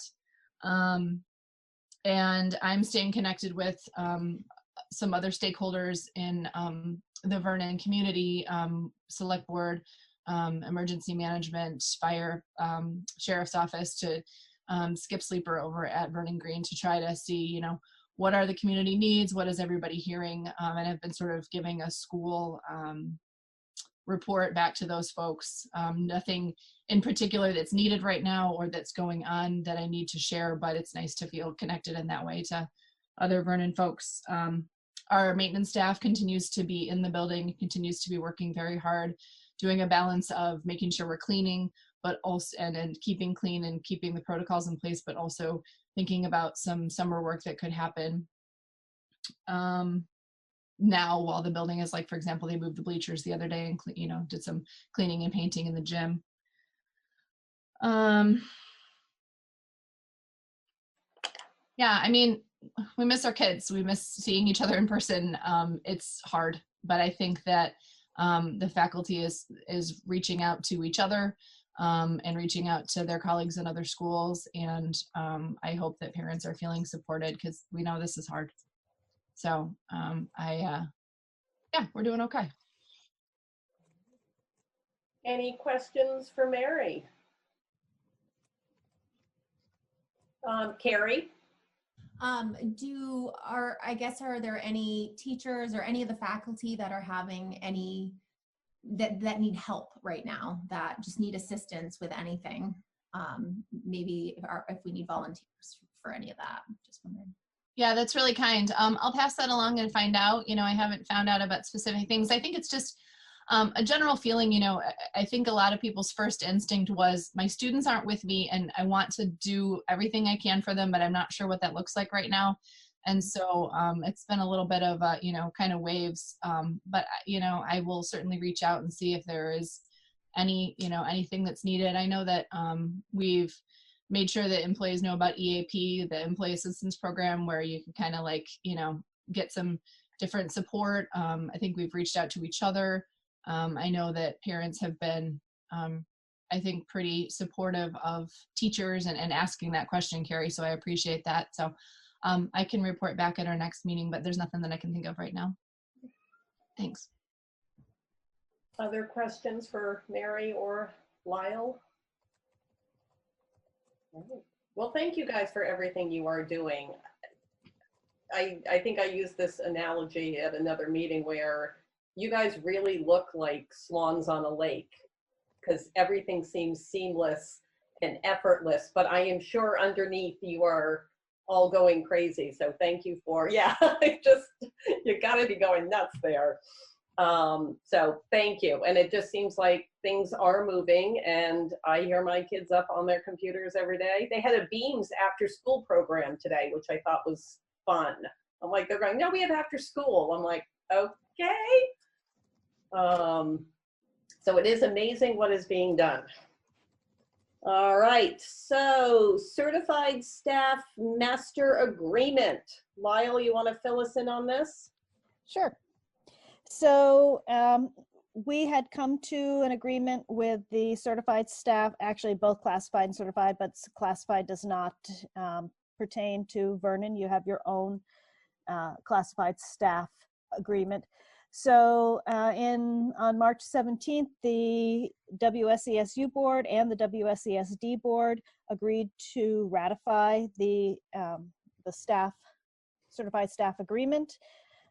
Reviewed, Frank Rucker and I reviewed sort of the process that we went through, highlighting any major changes, of which language there are not, I would say not huge changes, things that we've been talking about over the past few years, just looking ahead to this round of agreement. So there was not a huge number of changes that we talked about that I can remember. Everything, let's see, we're still working on some language around announced and unannounced, but that's still to be determined because we're in a grievance session for that, so I can't really talk much about that. There was some language changes around sabbaticals. Don't remember other major. I got some union people here. I don't know, Scott, can you think of any other major language changes? I don't think of any myself. No, I don't think there's any major language changes that you've left out, Lyle. The only thing I can think of is just the health insurance changing to the state and how that, Right, which we had really no, I mean, that wasn't even on the table to negotiate because the state had determined that ahead of time. So tell me where we are now. What are we looking to do? And I know David was trying to, I think, hit a pause button. Yeah, I'm not exactly sure why. Right now, what you need to do is ensure that you're the last ones to make sure that it's ratified. The other two boards have done it. You're the last one to do it. I don't think of any reason why you wouldn't do that. I know that there are some concerns about what budgets are going to look like with people having lost wages because of unemployment and layoffs, etc. But I do think that principals are looking at that and knowing that we have to be very thoughtful about moving forward with budgeting. And Mary and I had a conversation. We've had more than one, but we had another one today. So we need to think about very carefully about what budgets can bear. Thursday, I was at a session with the joint fiscal office at the legislature, and they're projecting deficits. Frank's working on where everyone is. So I don't think that there's any reason that you wouldn't ratify this contract, because I don't know that there's anything, how it would impact you negatively. I mean, you've actually passed a budget down there. Yeah. So Yeah. you're Can I? better off than most. Go ahead. Sorry, Mary. No, I'm sorry. Is it, and stop me if this is not appropriate, but you know, I think we have members of the EA here, and maybe if other folks need to speak to anything, but I know that the leadership of the EA and Lyle and Frank have worked pretty hard to kind of put this together. And, you know, just if I can advocate as a building principal, that right now faculty, as I said, is working really hard. And I think you know, if there's a lot of uncertainties out there with this whole new thing we're doing, and I think if we can provide a level of certainty by moving forward with this master agreement that's been negotiated, I think that's important right now for, you know, our faculty that's working so hard. I agree. Scott, Molly, did anyone want to add anything to this discussion? Or board members, do you have questions? Why don't we start with questions from board members? And if there aren't any. So the details of the agreement have not been made public yet? Correct. So when do the details of the agreement, when would they be made public? After everybody's agreed to and ratified. Barb's working on the language changes right now. So when Vernon ratifies, then we'll be able to make that public. So we're not obligated to know what's in there before we vote yes on it? Yes, if you have specific questions, something that I haven't answered, then yes, I would say that you would want to ask that question now. No, it's more philosophical than anything else. Nope, absolutely. This is your chance to find that out. Would we need to go into executive session, or is that not needed? At this point, I don't think so. All along, I've been trying to give you some updates about where we are in executive session. And then I think Frank came one evening to talk a little bit about the finances in executive session. So at this point, I don't believe that executive session would be needed. Okay. We're not talking about, I mean, if somebody asks a question and I might say, whoa, let's wait, let's go into executive session for that. Okay. But I don't see any reason why. Okay. Scott, you had something you wanted to add? Yes, thank you, Carrie. On the behalf of Wyndham Southeast Education Association, I'd like to encourage you to approve this tentative agreement. This tentative agreement is, you know, the result of about 5-6 months of hard work between Lyle, Frank, Peggy Maxiel, and Peter Canizero. As Lyle has already said, the SD and SU boards have already approved this. I haven't had a chance to check in with Norm Bartlett, our UNICEF director, or with the Vermont NEA legal team, but I have talked to Peggy Maxiel, and her take is that, no, your vote tonight only applies to your certified staff. It wouldn't apply to your special educators in Vernon because the SU board has already approved it. As Lyle already mentioned, it wouldn't apply to your support staff because the support staff is not part of our bargaining unit. You know, but we'd like to see all our certified staff, you know, in the entire district, you know, benefiting from this tentative agreement, which we feel is fair.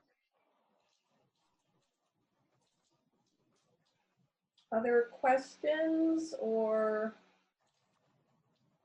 concerns at all? Did any, I think I sent around, or I'm hoping I did, the joint fiscal office incredibly depressing outlook.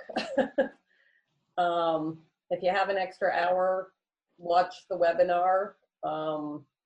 I feel like we're going to be, and maybe this is at our next meeting if Frank is able to join us. I guess my personal belief is we're going to be okay to finish out this school year. I think the next school year is where things are going to get really tough. I'm hoping that everyone is back in the classroom and back teaching and back doing all of the wonderful things that they do for our kids. I worry about property taxes. I worry about the education fund. We are lucky that we have a budget that was passed by our town. But it's going to be a really tough town meeting next year because we've got to figure out a way to make this sustainable in times when everyone's personal finances are probably less than sustainable. So Molly, do you have something? Yeah, I wanted to speak also maybe a little bit philosophically, as Walter used that term earlier. I guess I just am sitting here coming off the last 4 weeks as an educator and thinking about what Lyle said earlier, what Mary said earlier. I really have just been phenomenally moved and impressed by the professionalism and the commitment and the energy, frankly, the creative energy of our staff in the district, the whole district wide, but Vernon, of course, as well, you know, as part of that district. And I guess I feel like this is an agreement that was argued in good faith. And I would agree with you, Carrie, that what's coming down the pike is not going to be a pretty picture and have a lot of challenges. And I would encourage you to see the staff and the teaching staff as your teammates in that challenge.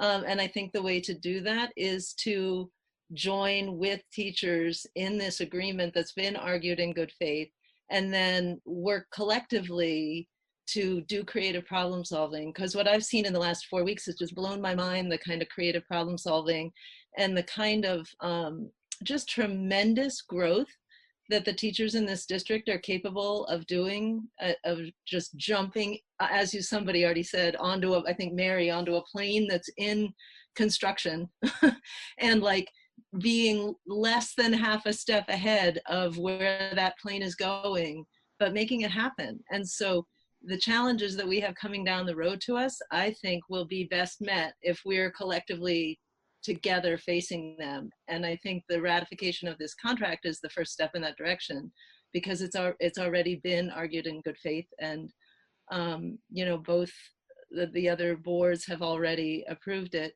and I think we can face the challenges together. So that's my 2 cents.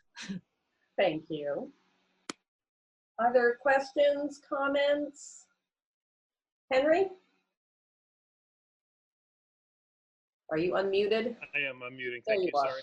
So I'm the VP for the high school and for the union for the high school and the middle school. And I just wanted to echo a bit what Molly said. It's been kind of amazing to me the amount of work that's been put in by the teachers to really adjust full stop and keep the ship kind of afloat in these times. And yeah, I would just encourage you guys to think about the long-term consequences of supporting these people that are teaching in the district. Are not only teachers, but they're also salary earners. They're also people that are going to be contributing to the economy. I teach economics at the high school, and so just from an economics point of view, the more people that are employed and have money to spend and to be active agents in the economy, the stronger it will be. And so teachers are, as we all are, deserve food, clothing, and shelter as basic necessities, and the more people that have good paying jobs, and it helps our students, it helps the staff that help the students, and so there's what's called a multiplier effect. So the more people that are employed in good paying jobs, it'll actually help the economy recover when that time comes, which is hopefully sooner rather than later. So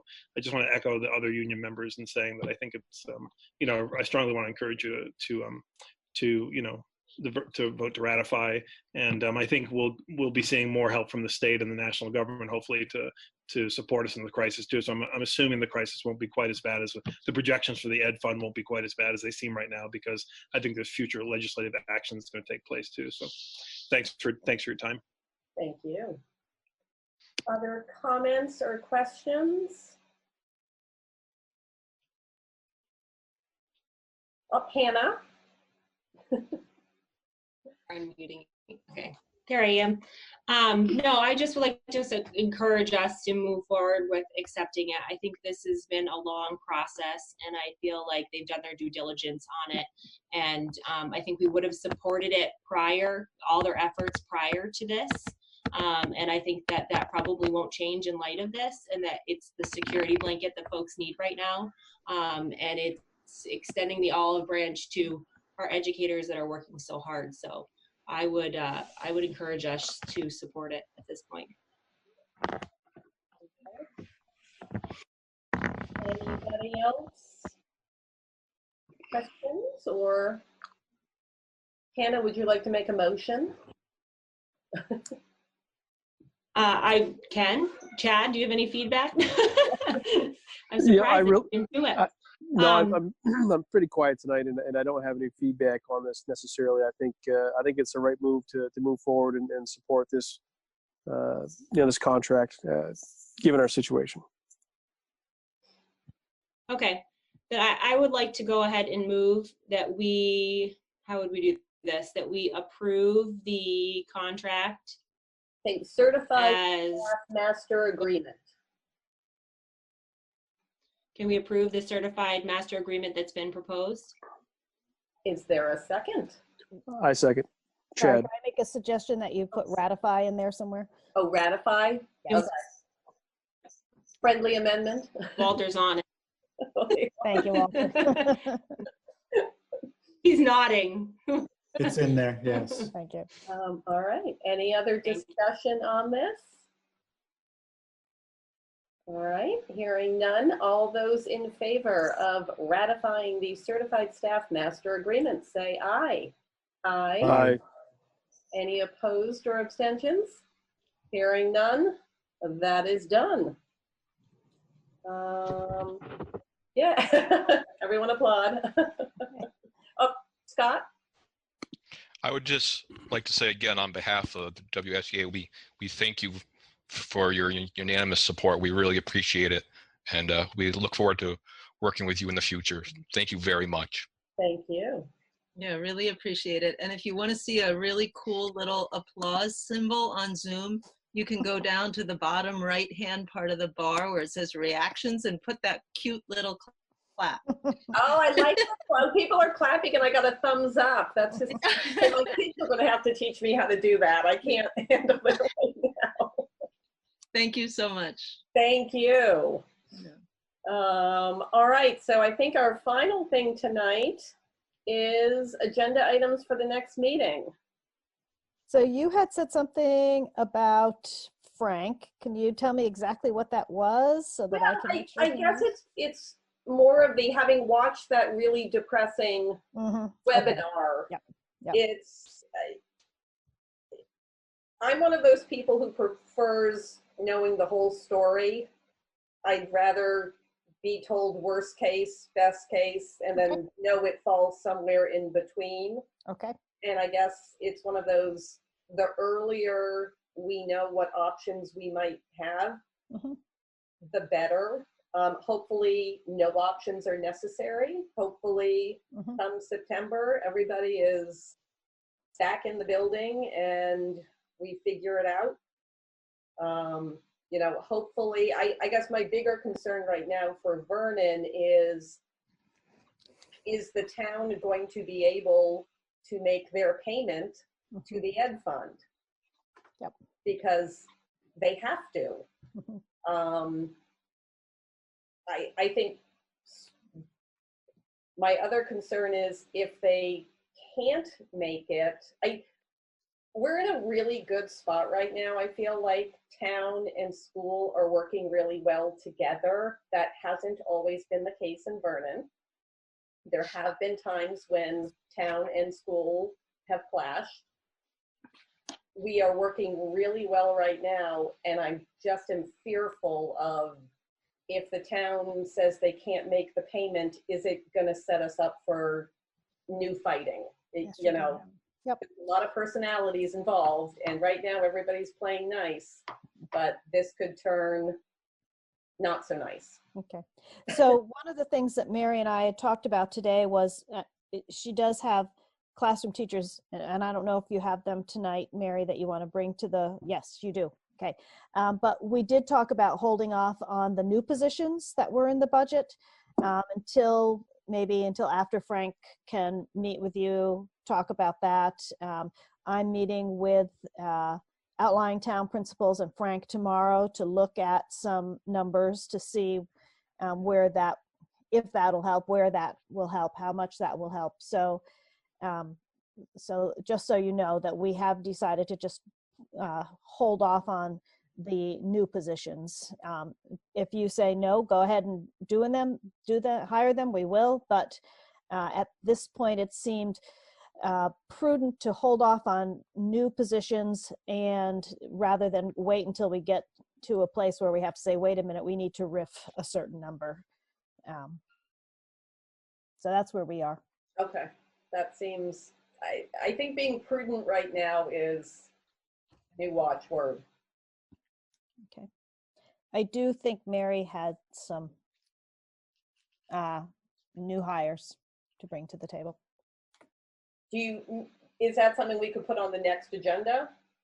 I would urge you to listen to see if you could do that tonight if she has candidates, just because I don't want to lose good candidates. If she has. Okay, this is not the new positions. No. This is replacement for people that are retiring or resigning. Gotcha. Mary, take it away. Thanks for your time. Yeah, I had the opportunity with a panel of teachers to do this Brady Bunch thing and speak to some individuals last week. And I have, I could email the board. I thought about emailing it ahead of time, but I didn't know if I should. Sorry if I goofed by not emailing ahead of time, but I have resumes and cover letters for these individuals. So I'm just going to do a quick pause before I speak and email those to the board real quick, if that's okay. And I can't do two things at once. I'm sorry. It's like walking and chewing gum.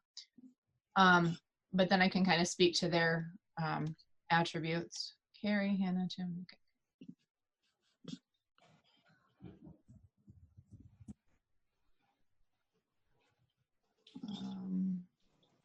It is pouring out. It is really, really raining out. There's no kidding today.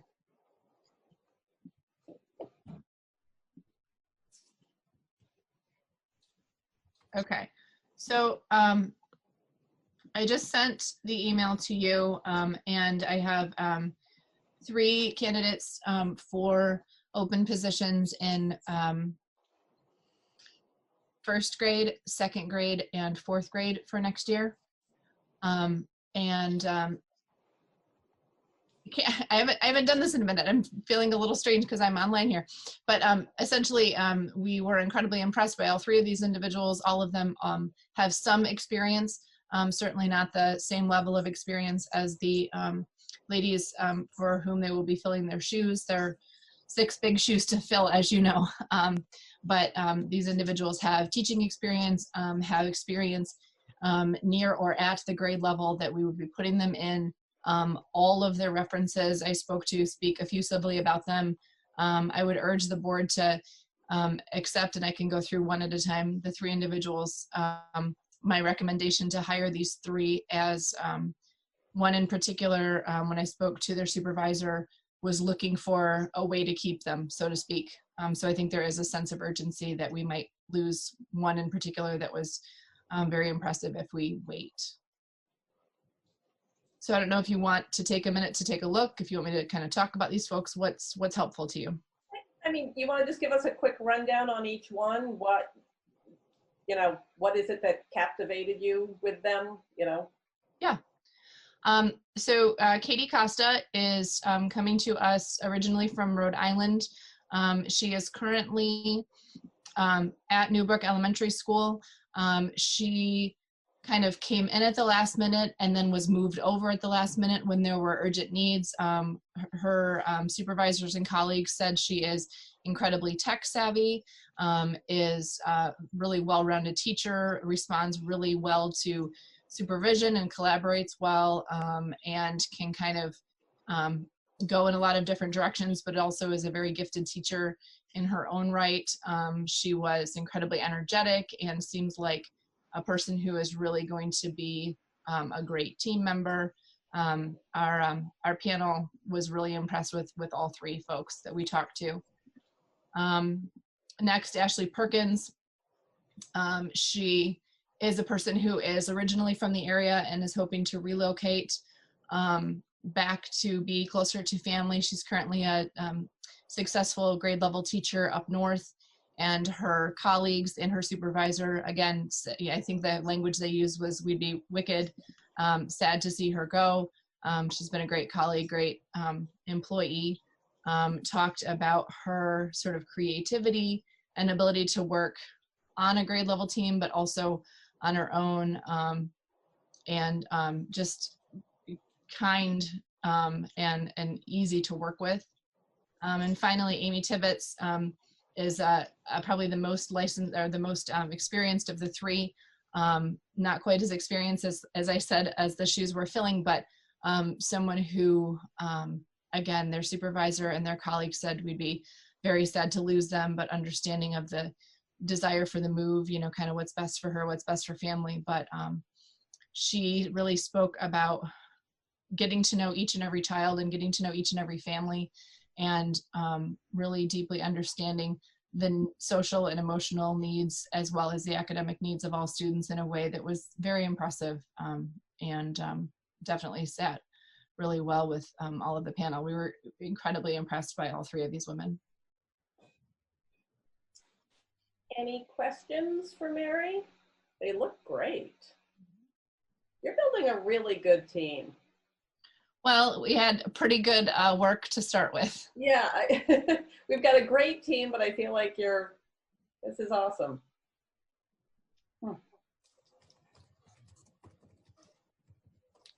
All right, if no questions, I move that we take the recommendation of the principal and hire the three individuals.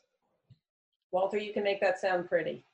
And Walter, if you need for the notes which position and which person, I can do that for you too. Yeah, I was wondering about that. That would be great. Thank you. Sure. So Ashley Perkins, 4th grade, Katie Costa, 1st grade, and Amy Tibbetts, 2nd grade for the 2021 school year. Wow. Thank you. Sounds like space age date. Is there a second? Yeah, I second that. Chad seconds it. Thanks, Chad. All right. Any final questions? Seeing none. All those in favor of the motion as stated? Aye. Aye. Any opposed or abstentions? Okay. Hire them. Great. Get them in now. I'll put that out to the staff tomorrow, and I'll let those folks know. And also, I did let the candidates know that it was pending board recommendation, and also that it might take a little bit more time than usual with things as they are to talk with HR and things like that. So they'll be happy to hear that. Thanks. You're welcome. Oh, Hannah. Can I just ask a quick question? I'm just curious, how deep was your candidate pool, just out of curiosity? Did we have much interest? I think we had about 16. Oh, wow. Okay, cool. Great. Yeah. Nice. Nice. All right. Anything else anybody has? So I think, next time we'll probably have warrants and all. And Lyle, is Heller in the office? Do I need to go in and sign, or? Oh, you're muted. There we go. Yeah, you probably should email her and ask her the easiest way.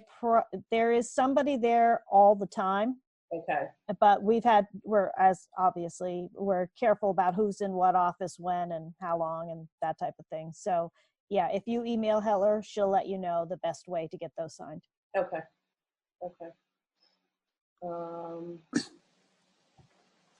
Anything else from anybody? But maybe next we'll have a conversation about finances. And I'll make sure Frank is able to be here. It's 27th.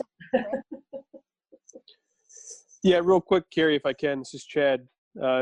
Certainly unprecedented times we're in, right? I mean, it's odd having the Zoom meetings and not being able to see face to face, sit across from a table, and really kind of come to grips with what we're facing. But it feels good to me. You know, obviously, I had a chance to read the email that Mary sent us on these applications, but to have the full trust in Mary and Lyle and the SU, it makes me feel good. You know, as a parent, as a taxpayer, as a school board member, and certainly appreciate the efforts everybody's going through. It's just incredible, and I feel good knowing that you know, the school and the SU is in good hands, and we'll work through this. So certainly, I'm sitting here a little bit back, going, I wish there was more I could do. I wish I could support this. I wish I could support that. Wish I could go sit across with somebody at a desk and say, hey, what can I do to help? But certainly keep me in mind, and I'm here kind of waiting. So I'd just like to say thank you. Thank you, Chad. That was very nice. All right. Well, oh, Hannah. I just wanted to say something real quick too. I just wanted to give you guys feedback on the parent end with regards to the home educating and all of that and the food distribution. I think in general, and Carrie can correct me if I'm wrong, I think in general, parents have been feeling much more supported over the last 2 weeks than they were initially.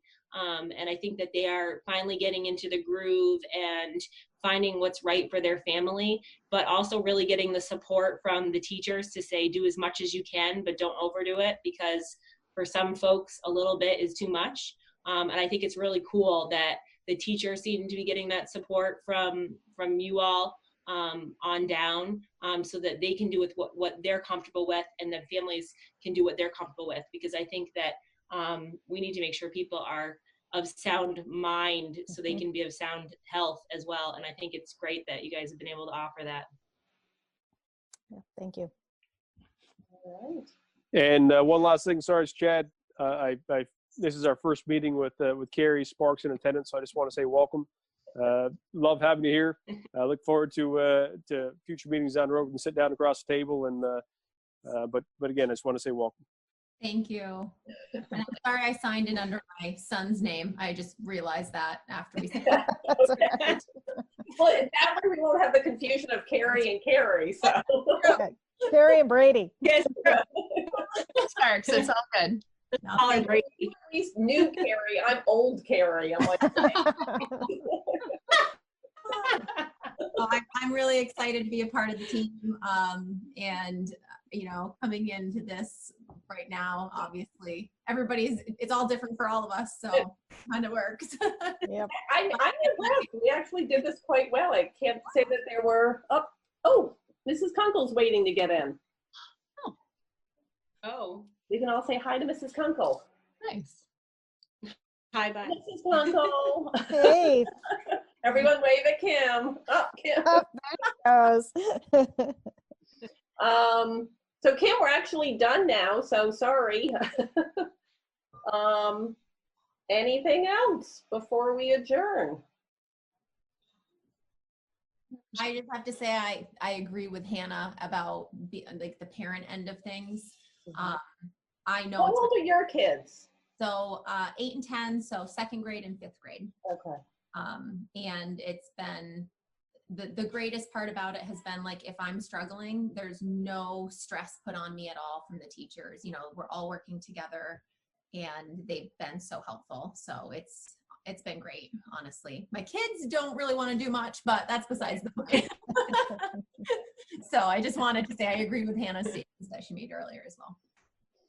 Good. No, I have not heard anything. I thought the parade was fabulous. I hope you guys maybe do that again. I mean, I was amazed to see so many people lining my road.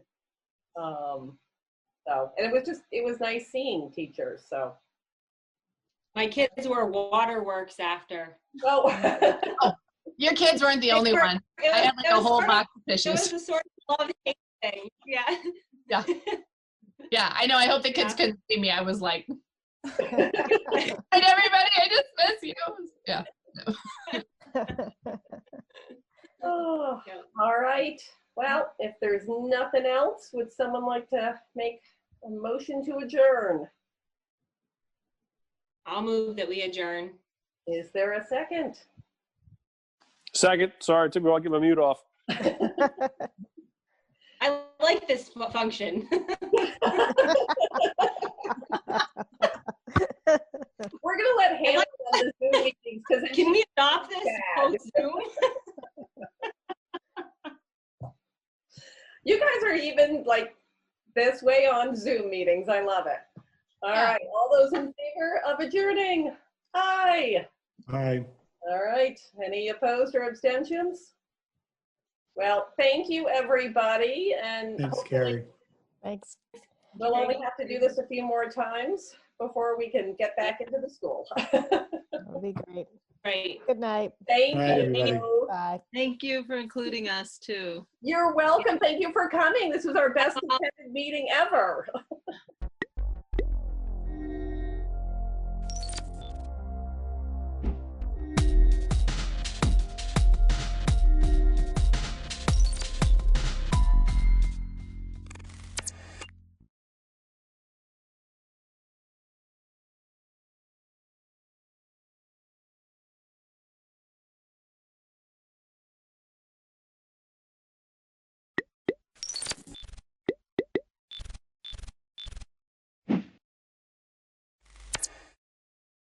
Call the meeting to order at 6:22.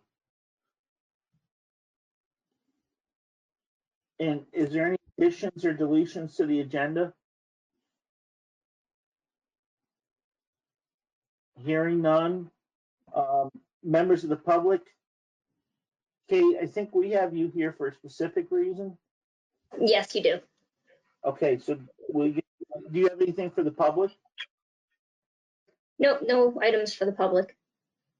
Okay, and then Lauren, anything from Lauren? No, I'm fine. How about you, Rich? Nope, I'm in the background. Okay, cool. Review and approve the minutes of the March 16, 2020 minutes. So those should have been delivered in the package. Is there anybody like to make a motion? I'll make a motion that we approve the minutes of whatever it was you just said. March 16th, 2020, Peter? Okay. Do we have a second?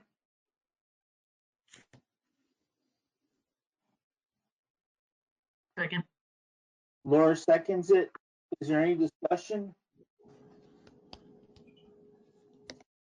Hearing none, all those in favor give a thumbs up, or do we have to say, we have to roll call, right, Bill? Okay, so Laura? Aye. Mark? Aye. Rick? Okay, I heard an aye, so it's unanimous. That part carries. I have nothing for correspondence. Was there any correspondence, Bill? No. Wow, moving right along to old business, equity, calendar for discussion. Laura, that was kind of your thing. Tell us exactly how you want us to deal with that and how you want us to move that forward, or if you want to take a break and talk about it next meeting. I think that what that agenda item was striving for, it was equity, but it was equity for all of our students, making sure that we had a definition of equity for all of our students in both that, met with both buildings. I believe. I will stand to be corrected, but if I'm racking my head, that is what I believe that was. How do we say that we're providing equity? And I think that we may have to put that on hold right now, since all of our students are virtual. I don't even know if that's, so how do I want to, I am not prepared to deal with that tonight, Mr. Chair. How's that?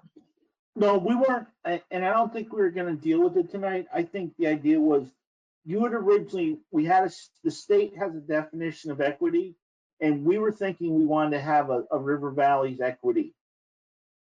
So we still want to do that, or are we okay? Or I would like us to do that eventually.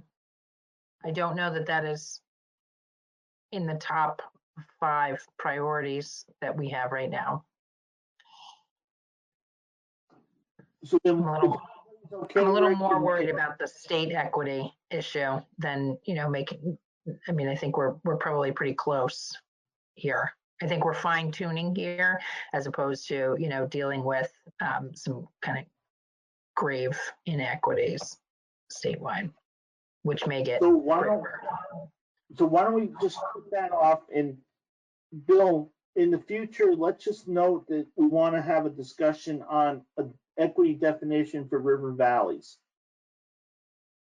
Is that okay with everybody? Thumbs up? Cool. Okay. Website design, and this is something, Mark, you were big with before. Do you want to speak to that a little bit?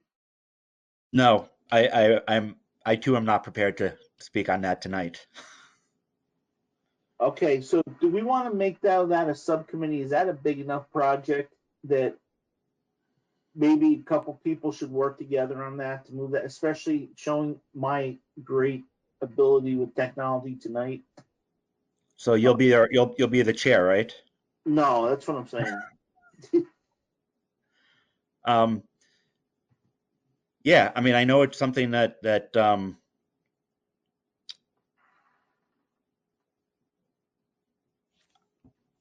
not going to speak up. If somebody else has some ideas.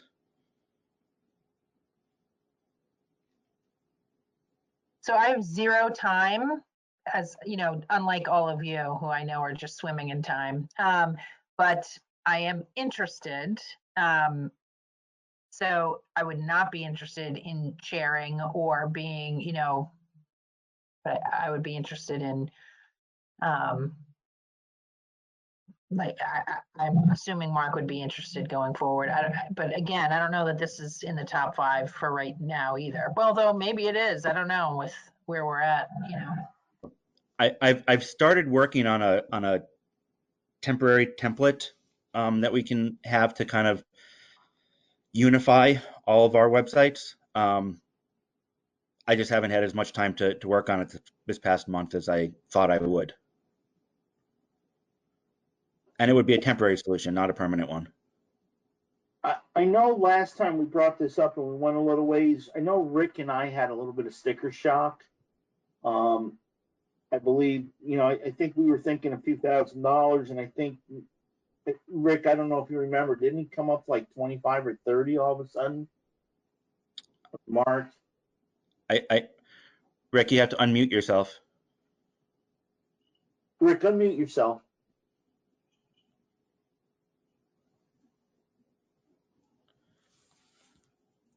How's that? Much better. Okay.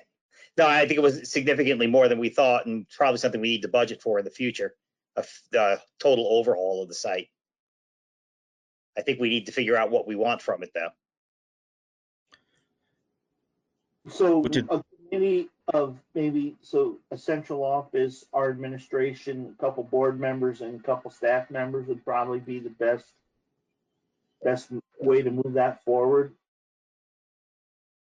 I'd like to have Anita on that committee. Well, she could be a public, and then Bill, what do you think of that? Bill and Matt and Tammy, is that?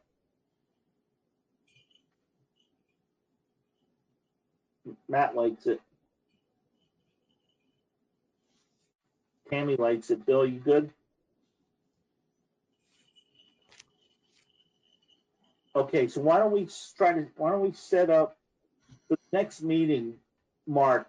If you can just give us a brief under this website design, give us what you think you may be looking for money, and maybe like an outline of what you want to do, and we'll make it a formal committee. Okay. And give you like the summer, because I would think then, you know, that would play into budgeting next fall. Makes sense. Everybody, thumbs up. Lori, good? Yep. Okay, thank you, guys. Next thing is the complaint policy with corrections. Mark, I think, had a couple corrections. Wasn't there a misspelling or something? Yeah, complainant.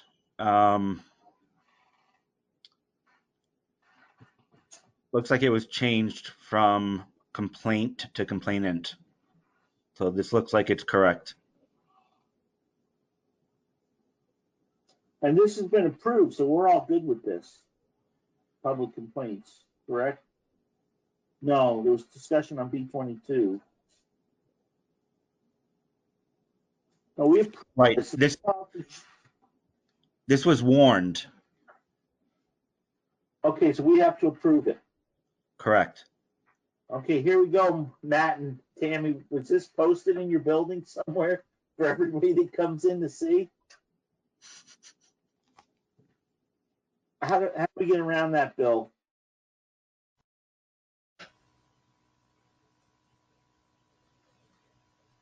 Post in the buildings, and we put it on the website as a policy, that is warned. We do it at central office, but we can't not do those things. So we need to sit and wait on this until the schools are open again? No, we just have to be posted. You guys can wait, it's your call. I mean, the rules are different right now. I mean, we're following the same path as we normally would. Tammy? Yeah, it's posted, it's just no one can view it because the building's closed. So is the board good to vote on this? Let me make a motion in a second that we approve it. I'll make a motion that we approve B22A. Second? I'll second. Rick seconds it. All those in favor say aye. Aye. Mark? Oh, we have to do a roll call, Rich. Oh, roll call. Laura? Yes, aye. Mark? Yes. Aye. Rick? Aye. Okay, wow, we're getting this really good now. So, Matt, I'm not gonna, and Tammy, you guys gonna have to initial and write it that we voted on it, okay?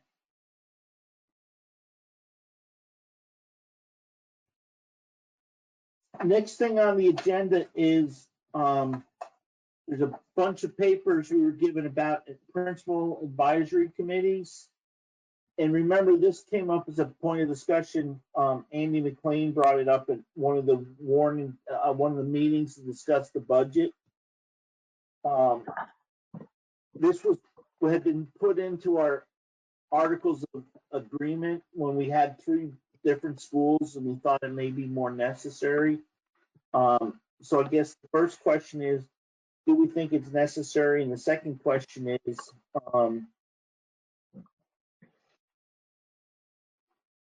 do we want to follow the example that Bill's set up in the West River group?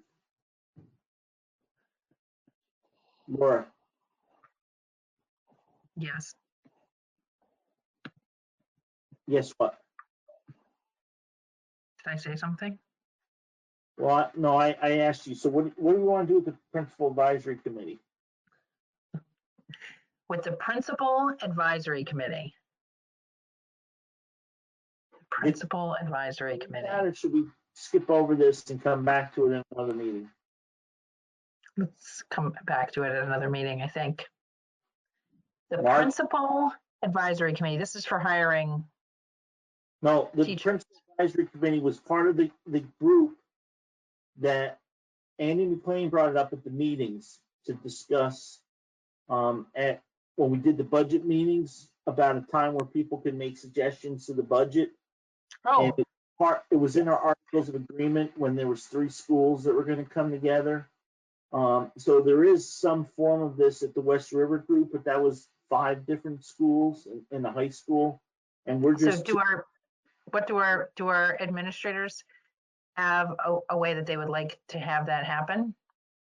If they don't, then I am happy for us to take this up at the next meeting. But I think I would want to hear if there was a way that would be most helpful. Okay, Mark? I personally think we're small enough that we don't need this. I think we just have to warn the meetings, and I think now that we're holding them online, gives people even greater access to participate. Rick? I'm gonna be with Mark on this one. I don't think we're big enough to warrant it. There's not enough. I don't think there's enough people out there that are interested in serving on something like this, but I could be wrong. Probably only if we say no, we're not doing it. That's Then true. there'll be plenty. Bill, I'm sorry, Bill, you wanted to say something? I just emailed all of you, and Lauren, I emailed you as well, just the language from Article 17 of the Articles of Agreement, kind of the forefront of how this was brought up. I think the origin is really important to understand that this came up when you were talking with 3 different districts across 3 geographical regions. So even then, you were very prescient to say may want to do that. I tend to agree with both Mark and Rick that you guys have set up a system now so that you have transparency and you have the ability to participate. So I think it would be a redundant layer that would be unnecessary at this time. Matt or Tammy, any comments? Richard, Dwight's here too. I'm sorry, what? Dwight is here also. Oh, I see him in the bottom corner. I do have a comment, Rich. The only thing I would like to say is I would rather put energy in and time in seeing how we can work together to do more events between Wardsboro and Dover versus putting time into a PAC. Matt? I agree with both Tammy and Bill and everybody that's talked about it. I think size-wise, we're small enough that we can reach out to families. I think families feel really comfortable coming to either school, talking to the principal if they have a problem. And if they disagree, they have the ability to go to the board. I don't think it's a huge need right now. I don't see that yet. Okay, Dwight, do you have any comments? We're on the advisory committee, halfway down in old business.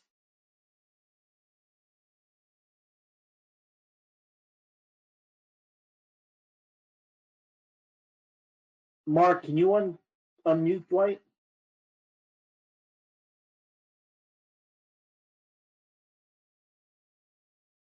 Or is Dwight really there?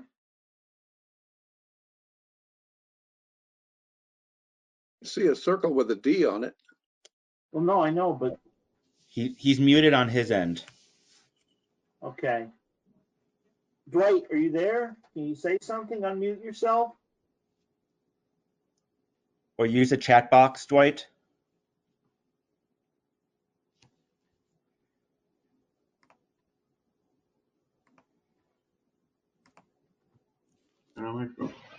There I am. Hello, everyone. Sorry about that. Can you hear me now? Yes. Hey, can you hear where we were? Dwight? I think I'm having technical difficulties, everyone. You're coming in garbled, sorry. Okay. So we're talking to the advisory committee. Do you have any comments? No. Okay. So I think then for now,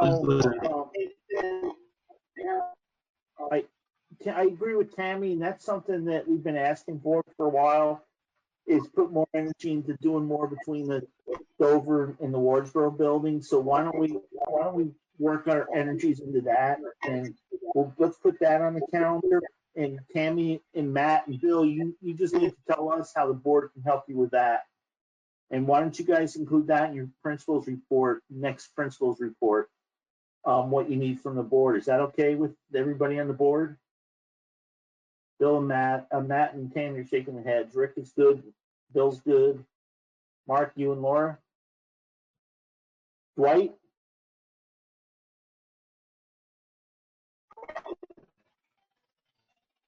Are you good with that, Dwight? Okay, sounds good. Okay.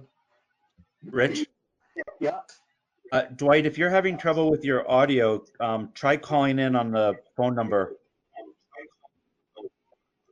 Okay, it's a good idea.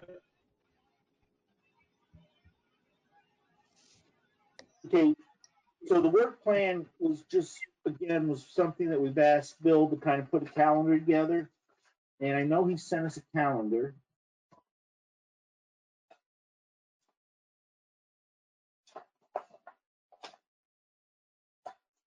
And I believe I printed it, and I can't seem to find it.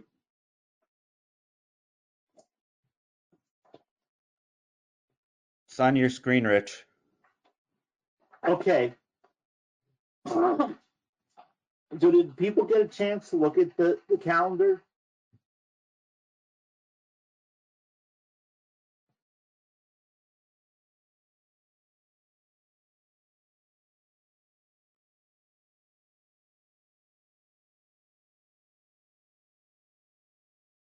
Are there any changes to this from last month when we spoke about this, Bill?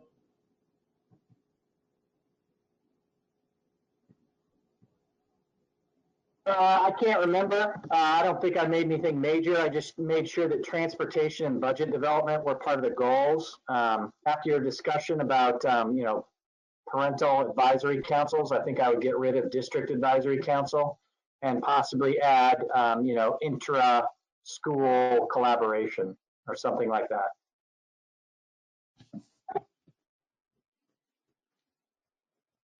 Everybody good with that, Laura? Mark, you good?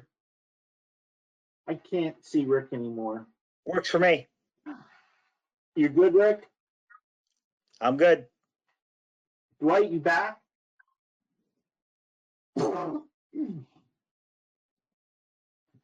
Okay, well, let's move on then.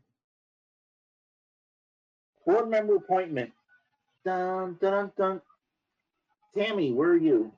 You're right there. Okay. So Tammy, how many did you? I know we put some advertising out. You had how many hundreds and thousands of people knocking the door down? You mean how many people's doors am I knocking down? Either way. So we did have one person of interest, and she has called in. So I'd like to introduce everybody to Kate Rideout.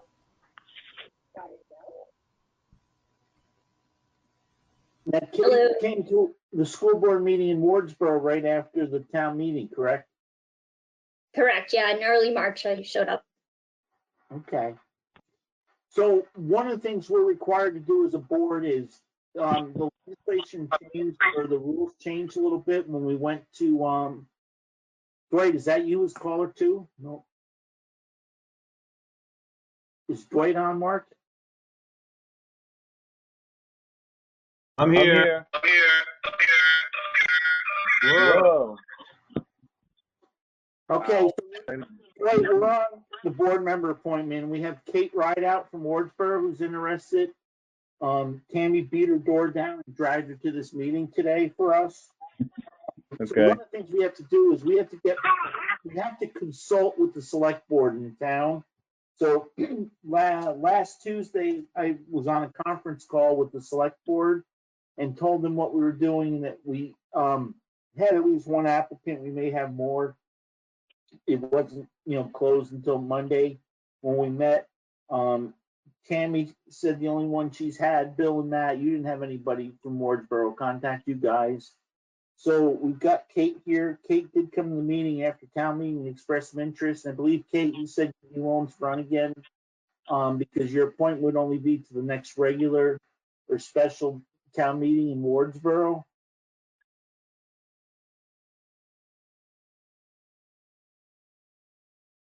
So, yeah, so the appointment would be till the next town meeting, and then it would be an elected position after that point in time. Yeah, and you would get the remainder of that term. You could run for an open term if you wanted to. And I think there's going to be some discussion, Rick and Dwight, and then you would be involved in that. Is we want to do the election in Wardsboro different. We went to the town meeting because that's what Wardsboro was used to, but you also had done it the night before school board meeting, before town meeting, the school district meeting. So does anybody on the board have any questions for Kate to ask?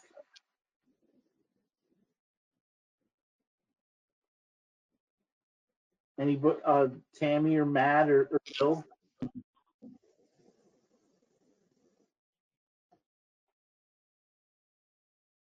Matt has a question.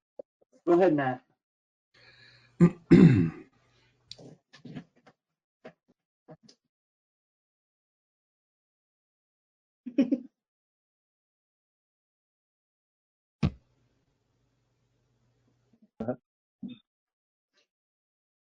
You want to type it, Matt? Would that be easier? And I can read it and answer it?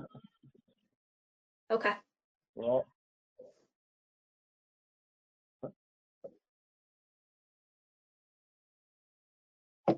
Yeah, you're muted on your end, Matt.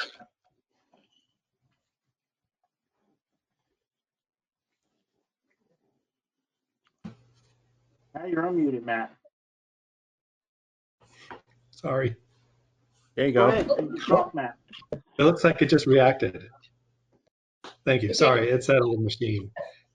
Kate, I just wanted to say welcome and thank you for stepping forward, and would love to hear a little bit about you and why you were interested in the board. I don't know if that's appropriate or not, Rich, but since Kate and I have never met, I'd love to just hear a little bit. Kate, tell us what you're interested in. Okay, so I'm interested in the Wardsboro School Board, well, the River Valleys Unified School District, this appropriate name at this point, because I do have 2 young children in the community. I have my 5, almost 6-year-old Amelia, who's in kindergarten, and my 3-year-old Xander, who's just a couple of years away from entering school in our district. So that's why I want to just be a voice and, you know, learn more about the education system that we have available to us and see what I can do to help. And for those of you who are on earlier, you would have seen them because they all enter the room while I'm on meetings, and yeah, it's been fun. I noticed you have a trap set up for them. If they open the door, the lamp falls over. No, it's not rigged appropriately. I thought about that, but yeah. And I also have a furry family member as well who tries to come in during meetings too. So Ajax is also, they all do much better if I just let them in, sit with me for a minute, and then they go about their day. So that's how we've learned to deal with remote meetings and working full time from home in the time of a pandemic. Dwight, are you set? Do you have any questions? no, I'm here, and I'm really happy to see Kate that she's come forward. I know she's come to a lot of meetings. I've seen her knitting in the back, listening to what we were talking about. So you won't be able to knit anymore, but now you'll be on the other side of the table. She can knit. She can still knit. What's her name from Wyndham used to knit all the time in meetings. Yeah. Oh, that's good. I'm glad it's still appropriate. I'm sorry. It was Madame Defarge. Lauren, do you have any questions? Oh. Lauren, the paper. No, I don't have any questions. Thank you. And I see Katie joined us, Your Honor. Do you have any questions, or just saying hi and seeing what's going on? Just saying hi, seeing how everyone's doing. Hi, Carrie. Hi, Laura. I know you guys are really busy. Thanks for doing all that you're doing. Hey, Carrie, congratulations on your confirmation today. Thank you. Yes, that's good to know. I have a job. Okay, well, let's see if we can give Kate a job.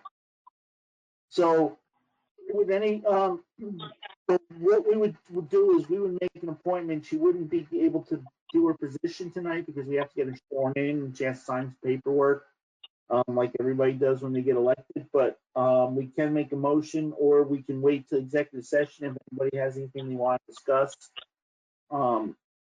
Or we can just do whatever the board wishes. I make a motion that we appoint Kate Rideout. Is that how you pronounce the name? To the open seat on the board from Wardsboro.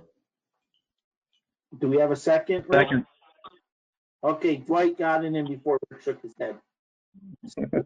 I'll vote. Let's start with Dwight. Aye. Rick, Aye.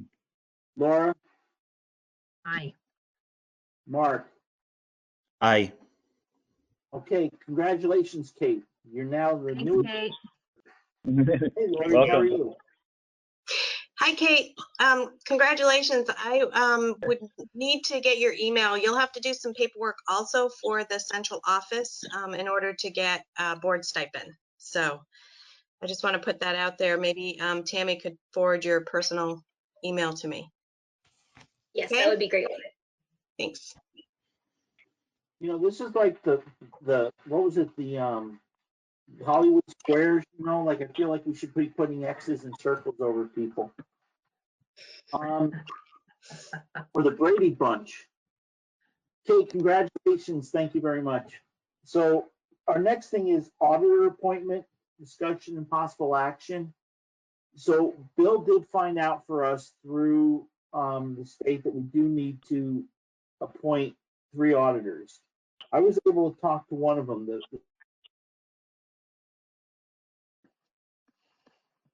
pastor from the Eastover Church, who's willing to serve. As difficult as it was last time, he'll be okay. If it's twice as more difficult, it won't be that good, because he said they had no meetings, they didn't do anything, and he's not sure why he's even there, but he's willing to serve again. The other 2 was the former teacher from Brattleboro up in Dover Hills and Randy Capitani. I did not get a chance to call them today. So does the board want to wait and do that at the next meeting? We'll have those 3 people, see if they're interested. If they are, we'll just appoint them. Yeah, cool.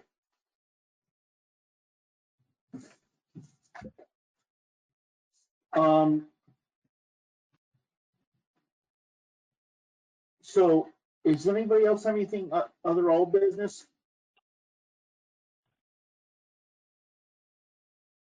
If not, new business, we got the principal's report. We were submitted a written principal's report. Anybody have any comments or questions? Go ahead, Mark.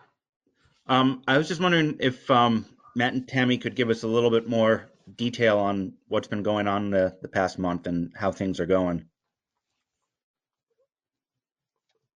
Tammy, why don't you start, if you don't mind? Sure. Really, we've been rolling out our continuation of learning plan, which we worked as administrators to develop. So the principals, as well as our director of curriculum, all worked really hard on that and getting it out. In addition to that, really, I've been supporting families, supporting teachers. I would say that, the teachers have made an incredible effort providing remote learning to students, as well as, supporting those families as far as, making sure that they have everything they need as far as internet access. We've, provided opportunities to meet via video conference, as well as individual phone calls to families of any children with, whom we haven't connected. Teachers, have really made the transition to distance learning well. And I really feel like overall, it's been a smooth transition. I would say more recently, we finally have gotten to sort of catch our breath, and we're feeling a little bit more comfortable in the new learning environment. And as many of you know, this week is actually April break, so families and students are taking a little break this week. And really, that's my update. Thank you. Matt? Yeah, I think was able to get my mute off. Can you hear me? Yes. It took almost We can hear you. the entire time of Tammy's report, but that's the price I pay for video. I'd like to echo Tammy's report. It's been the same, pretty much the same in Dover as Wardsboro. And if we're listing things that we've collaborated on, I'd like to really tip my hat to Tammy, because we've collaborated, I think, at every step during this transition to distance learning. We've worked together on publicity for our parents. We've worked together on PD for the staff, and it's just really been a delight to have a partnership in Wardsboro, and certainly have another professional to bounce ideas off of and to work collaboratively with. So I'm very thankful for that. I think, like Tammy mentioned, the Dover staff, they started out of the gate, like a racehorse. And after the first lap, everybody was pretty tired. But I feel like they're settling into a groove now. And we continue to support families that are having trouble accessing, or I'm trying to provide technical support over the phone via video, and having people come in and talk through the glass at school. It's working pretty well. There's still a few families that are struggling to access, but that has really been the priority. So I think the families are very thankful. They're especially thankful for the food service and the work that the food service and custodial staff have been doing on that. And we're ready to get back to school in August. Do you think that's going to happen? Come on now. We're holding out hope. Think positively. Rich, I've got two follow-up questions. That's okay. Let Laura go and then Mark. So I just because we were talking about this before the meeting, I just want to say this during the meeting, not through the schools, but coincidentally, the state is putting 2 hotspots down in, they're putting one Microsoft hotspot in Wardsboro. And I was checking in with Tammy if there had been any communication with her. I believe it's going to be at the town hall library spot. And we were just touching base on whether or not she knew about it and whether or not she might want to have some input on it. And we had talked about, I believe the arrangements were made with the select board. So I think that's, but I just wanted to say that during the meeting. I don't know if Tammy had anything else to say on that. No, I had more to say on activity, but. Laura, I just wanted to clarify, did you mean town hall? Because you said library. I said library town hall area. I'm not sure where. I haven't talked to Peter since I first, I got the news and I sent him, the chair of the select board, and it was Reedsboro. I sent both of them an email and said, did you guys know about this? I didn't know about this. They did. So I believe they said town hall library area. Maybe they were trying to figure out what it was. So, but if you because the feel one like at it would be the library already exists. We already have an existing one at the library currently. So if they're adding one, I would think it would be in a different location. But I'll talk to Peter and get the details. That's exactly why I wanted to make sure we brought it up. Perfect. You had that info.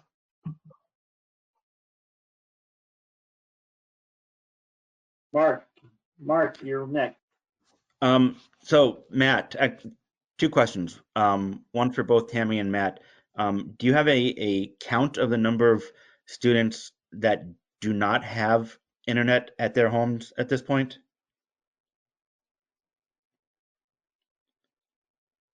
Matt, you shaking your head? Yeah, we have a count, and we're following up with those families directly. And in fact, we've been working a little bit with Laura on gathering some data around the district. And so the answer is yes, we have counts for that, and we're working with them individually. It's below 5 in Dover. Okay. So I feel a little bit luckier. We're actually, all of our families have internet service. It's just how reliable it is really the bigger issue here in Wardsboro. It seems like it sort of fades in and out depending on the day or the usage. I'm not really certain. Yes, so everybody fortunately has it. It's just whether or not it's working reliably. That's the bigger issue here. Okay. And Matt, can you talk a little bit about how IB has translated to the online teaching world? Yeah, it hasn't actually changed that much. The IB structure fits nicely into remote learning. The ability to be project-based also fits nicely into remote learning. We've had to reduce the scope of work that we can do based on what the agency recommended for time of day. and for what we've heard back in response from families in terms of the amount of workload. But nothing has really changed. It's, we continue to focus on basic skills, and teachers continue to work IB units into their regular classroom meetings and regular classwork. It's just at a reduced rate based on the amount of time per day that we're able to provide instruction. Okay, thank you. You're welcome. Richard, you, if I might, I don't know if this is the place, but I do have a little bit more to offer on connectivity and broadband. I don't know if you want to do it here or elsewhere. Why don't we let Bill make any comment if he wants, and you can follow up.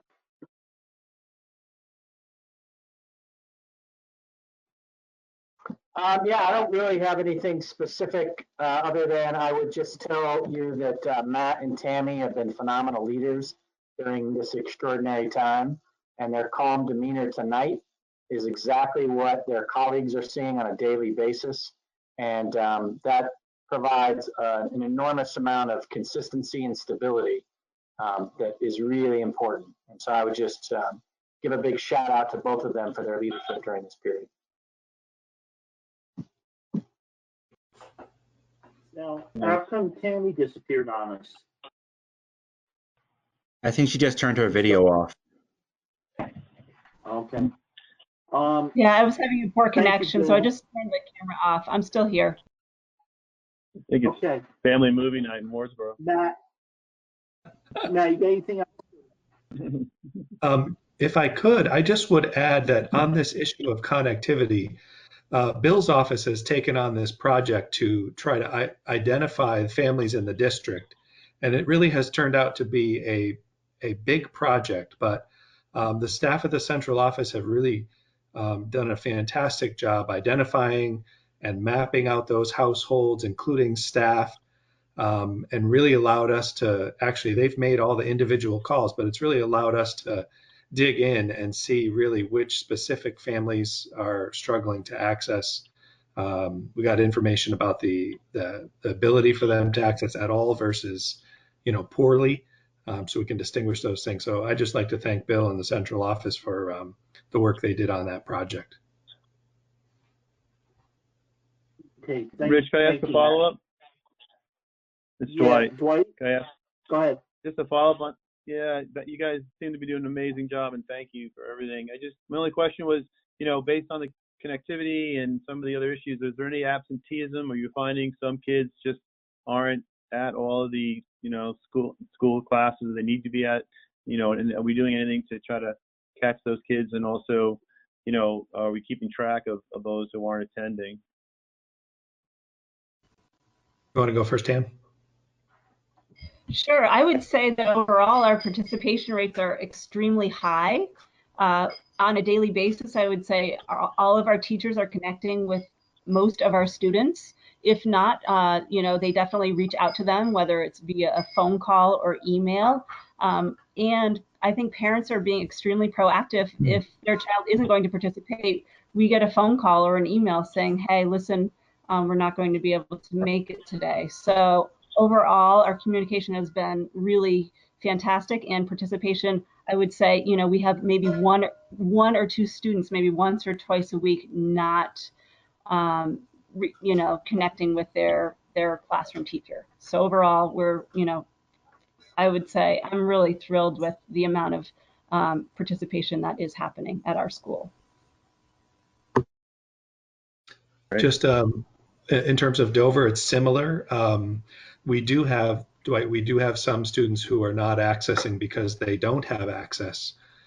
So they're finding creative ways. Teachers are accessing kids by phone or by FaceTime, or parents are taking kids to work.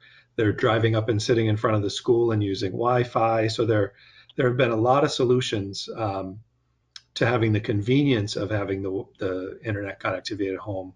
But I feel confident that we're reaching all the families. It's not necessarily a one and done, like you reach them and it's over. I mean, this is something that we have to continue to support and we continue to support daily. You know, I don't know about Tammy, but you know, we're constantly working with families to access the Google Classroom and send out their kids' credentials, and they're finding the phone app and getting that set up. And so there's a huge broad range of ways families are accessing, but some are getting printed out materials that they're picking up still because they don't have the ability to access the materials online. But those are down to one handful, literally less than 5. So that's going pretty well, I think. Thank you. You guys are doing a tremendous job. I'm only hearing positive things, and just really, really, just a tremendous job. Thank you so much for all you're doing, and all the teachers. Tammy, did you want to add something to that, or you came back online? Mark, you had a question? Yeah, I just want, sorry, turn that off. How are the teachers holding up now that we're, what, 5-6 weeks into this? And the staff, I'm just curious how they are doing personally. I stand corrected. You want to go, Tam? What was that, Kate? We've completed 5 weeks. So we're going to start week 6 when we come back from vacation. How many weeks is a semester? 18. So you'll have a third of your semester will have been this way. The teachers in Dover are, I think, again, I mentioned out of the gate, they were running hard and they were tired and families were tired. There was too much work. I think they're finding a balance now after this period of time, and they're occasionally stopping into school to get materials. So I'm able to kind of check in with them. Everybody seems good. They seem strong. They're ready for this break. So I'm hoping everybody's taking this break and getting away from their computers and taking walks. But I think they're finding the balance with their family and creating boundaries with their students so that they're not Zooming on Easter Sunday, for example. But I think generally they feel pretty strong. They really miss the kids a lot. That I hear that over and over again. They miss the personal contact. They miss the face-to-face, and they're really just looking forward to getting back to normal so they can see kids and get them back in school. Yeah, I would say at Wardsboro, it's very similar to the things that Matt spoke about. I mean, all the teachers are saying they would much rather fulfill their contract in the way it was meant to be fulfilled, which is, on a day-to-day basis, teaching the kids in their classrooms. Yeah. So other than that, I think they're holding it really pretty well. There's a little bit of anxiety about, what it will be like coming back after a little break. And then we've got about 8 weeks left of school after that. So we're trying to think of ways to make learning fun and engaging and exciting from now to the end of the school year. Go ahead, Matt. Just one more thing to add, following up on Laura's comment earlier in the meeting about how you all are getting more technologically advanced. That is also something I hear a lot from teachers, is just the amazing amount of learning that they've been forced into in the last 5 weeks with all the online learning how to run a meeting, learning how to keep kids engaged. Some of those things continue to be, things that we're working on, but it has been true for teachers that they have learned a tremendous amount these last few weeks and are growing under these circumstances, which is pretty remarkable, I think. Well, thank you to you and your staffs and all the great work that you've been doing. You're welcome. Laura, you wanted to follow up on something about technology or Wi-Fi or interconnectivity? Yeah, I just also wanted to thank Matt for highlighting originally an issue that was going on with one of our providers, Bill for gathering all of that data. With my legislative hat on, I asked Bill and the superintendent in the other district I represent for that information. It's been a pretty high priority in my legislative committee for my chair like his number one thing that he cares about doing right now is making sure that kids are connected. I don't know that we're doing so well in that department, but we are working really hard.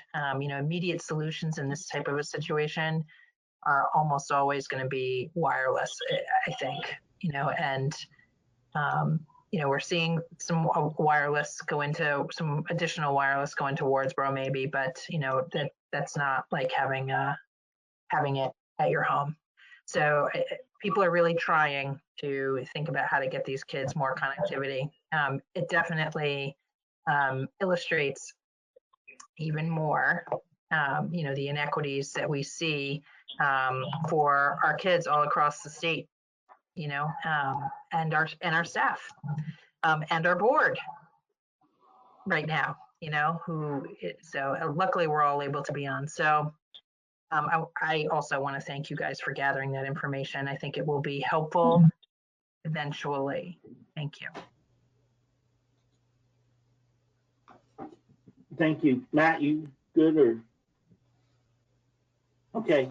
So the only other thing, I was talking to Laura earlier today about something else and mentioned, I don't know if you folks saw on Fox 25 News, they're using school buses to make Wi-Fi hotspots.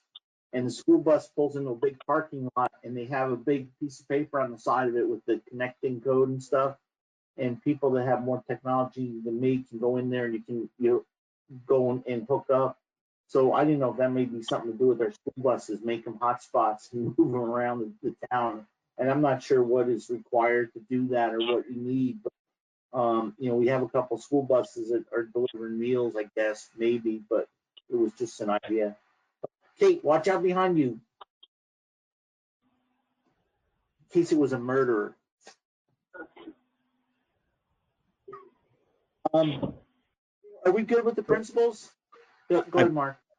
I don't know if this is for Bill, Lori, or the principals, but I'm just curious where our budget stands in relation to where you expected us to be at this time of the year.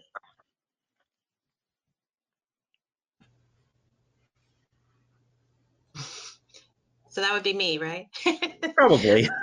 So yeah, I just looked at it the other day, and I think I had given you a basically an up-to-date last board meeting, maybe last month. And I'm not seeing, there's no big savings, if that's what we're looking for. It certainly seems to be keeping track. I will say the revenues are probably going to be off even a little further. For instance, I just heard today that the Medicaid billing that happens is not, it's still happening with remote learning, but it won't be, you can't bill for a one-to-one when you're not actually having a one-to-one service. So there may be some reduction in some of the revenues on that. Food, we may have some increases in food costs there, but some decreases in some substitute costs. So those might balance each other out. So I would say, right where I thought we were going to come out for the end of the year is what it's looking like, within a 10 to 20% range. Okay. Does that make sense? Yeah, absolutely. Of the somewhere between 27 and 31, depending on the time of day that someone says it, money that's coming to the state for elementary schools, which I know is being distributed based on Title I. Any idea on how much we're looking at receiving? So it's going to come to the SU, and it'll come down through probably the Title I, the grant funding. It's roughly about $281,000 for the SU. Okay. And then it will be distributed based on, we actually have a COVID-19 project code in all of the different databases right now. So any spending that's above and beyond what would have happened normally has been coded to that. So we're tracking expenses For instance, you know, when the SU was asked to create childcare for essential workers, you know, we immediately coded all of those costs. It didn't last that long, but we coded all of those costs to the COVID-19 project code. So we're tracking expenses, and you know that will come out of there. The money, it will come down directly to the SUs, so it does not go to the Ed Fund, and so that is. It's another pot of revenue that will be looked at for grabbing back to go towards the Ed Fund. Trying to put it in simple terms of, I don't know if you remember, many of you were on the board, we had the healthcare recapture where they, you know, the estimated savings in healthcare due to the new healthcare plans, they reduced Ed spending over a 2-year period. By doing a healthcare recapture. And so I know that's been talked about. I don't know, and Laura could probably fill us in a little bit more about that, but I'm not sure where that stands right now. But we may see that 281,000 for the SU recaptured in a different way because this 31 million or $28 million that you're talking about doesn't touch the Ed Fund, and they need it. Okay, thank you. Mm-hmm. So, you know, just something for everybody to remember. Richard. This year's budget is pretty well set. Most of our income is in. We don't have a lot of income stuff coming in, except for grant money when we even up. I wouldn't be worried about this year at all. I noticed when I just signed pay warrants, there was, you know, we seem to be in a good position. It's until the legislature decides what happens next year, that's going to be the big thing. And we could spend hours discussing it, but until the legislature actually makes some decisions, we're not going to know what's going to happen. And it's, again, this year's are pretty much all set. Most of the money goes back and forth. We asked I think last time, Laura, you were at our meeting, we asked that we not spend any money, you know, that we didn't need to spend, absolutely need to spend. Hopefully we're going to save a little bit of money on fuel, even though it's coming down, you know, because the buses aren't going to be traveling. But the big thing is going to be paying attention. Once the legislature decides what they're going to do, then we need to be nimble enough to be looking at it and see how we adjust the budget that we've already passed. And that's going to be the important thing. I think more so than this year's kind of, it is what it is, and we're kind of stuck with it. Laura, do you know what they're doing? No, no, I don't know what they're doing yet. I know that is definitely, that's been discussed in a number of meetings. And the other thing I was going to say is I was going to encourage all of us not to say they, but to say who we mean. Not to say they, but to say who we mean. I'm feeling very sensitive about us and them stuff these days. So. And I'm not saying it bad. I just, the legislature doesn't know. I mean, they have as much of an unknown as everybody else. It was not. It was not an attack on you, my friend. Oh no, I mean, sometimes I'll say the wrong thing. Like I didn't mean to. I'm not nervous yet. I'm nervous about next year, but I'm pretty comfortable about this year. Lori, is there any reason not to be comfortable? No, I think that we'll finish out the year, like I said, somewhere in the vicinity of where I had thought originally, unless they do something with this recapture for this year, and I don't know that will happen in time for this year. So, and they would be the legislature, and specifically the Ways and Means Committee and the Education Committees making a recommendation. Oh, yes. Okay. Is everybody okay? We beat that topic up enough. Mark, I think you brought that up. Are you good? Yeah, I'm good. I just to clarify, this isn't a worry. This is just trying to get the information. Okay. Now the dog's attacking Kate. Okay, so then if we're doing principals, let's move to Bill and the superintendent's report, which was a lot of information.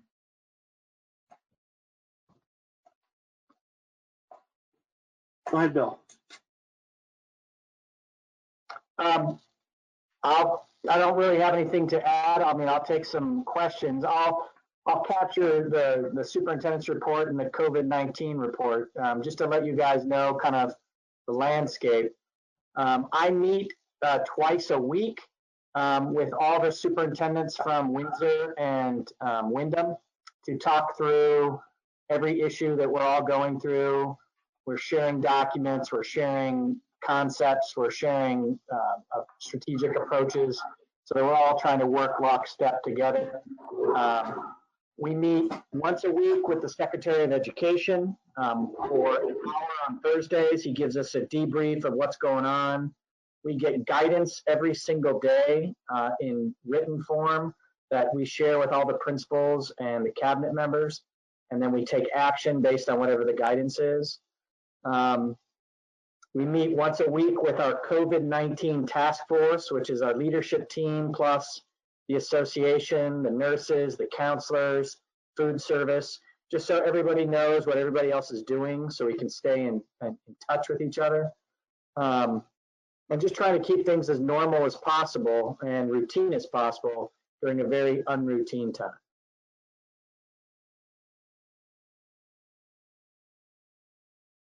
Any questions for the superintendent's report?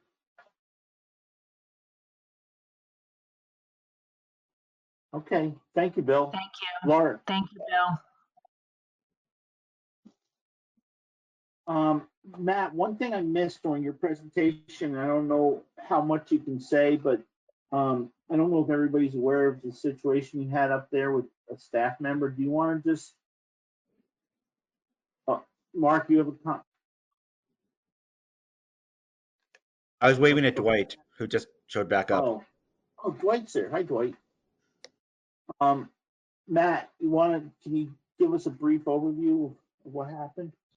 Sure. I think I sent out a release to each of the board members.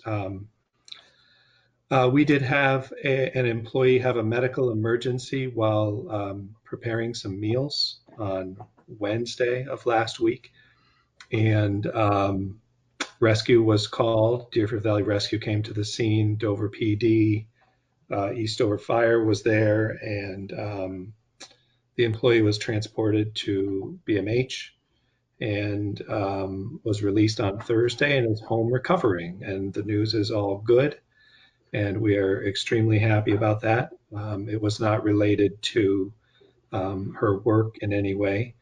It was not related to any of the work conditions. It was a personal medical emergency, and we're just really feeling fortunate that we were there to help her, and that she's recovering well and is ready to come back to work, although I told her she has to wait 14 days because she's been in the hospital. So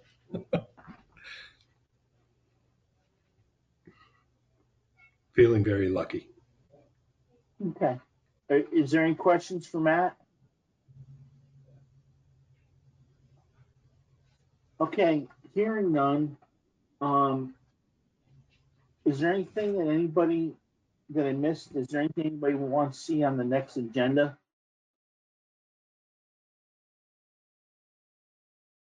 Mark, you had sent something that said go to meeting best practices. Did you send that to everybody, or was that just for me because I didn't know what I was doing? No, I sent that to everybody. There's one small correction to that, which is the link on there to the meeting documents. I mistyped that. It's only HTTP there, and actually has to be HTTPS. Hey, Cabernet.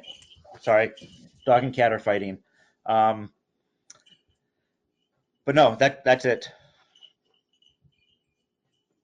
So just how do we do an executive session now? We are going to kick everybody out who doesn't belong in the executive session, and then come back from it. And anybody who wants to come back in can, but won't be the easiest thing to communicate about. Okay.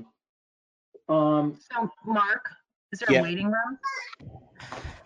There is. If people want to dial right back in after I kick them out, they can wait in the waiting room. And then when we come back from executive session, I'll let them in.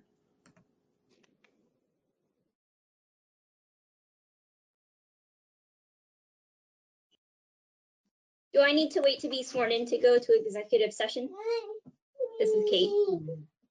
You should be, but I think we can, and I don't see Bill anymore. Is Bill gone? No, Bill's there. Bill, we can Okay. invite who we want to bring into an executive session, correct? Okay, we can invite you in. Okay. Is there anything I'm missing? Because I think all I have is contractual issue. Yes, Peter. How shall we know when to come back? Well, I don't know if we're going to make any decisions, so I can just send you an email again, like last time. I have that technology. Okay. Okay. Is everybody good then? Board members, just give a thumbs up if you're good. Okay. And I'm sorry, it looks like I'm looking off to the side, but I got a bigger screen in front of me and my computer's on the side. That's why I'm really not looking at you guys. So why don't we? Pardon? It's your good profile. Better profile. Thank you. Why don't we do an executive session for contractual issue? If somebody would make such a motion. Rich, Bill just asked whether you want Tammy and Matt to attend. No, as long as Bill attends, he can fill them in. We'll let them get off. Poor Matt is struggling down there in Guilford.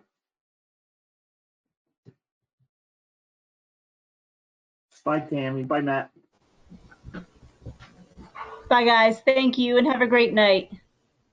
You too. Bye, guys. Thank you. Did we have a motion? I know, I'm waiting for one.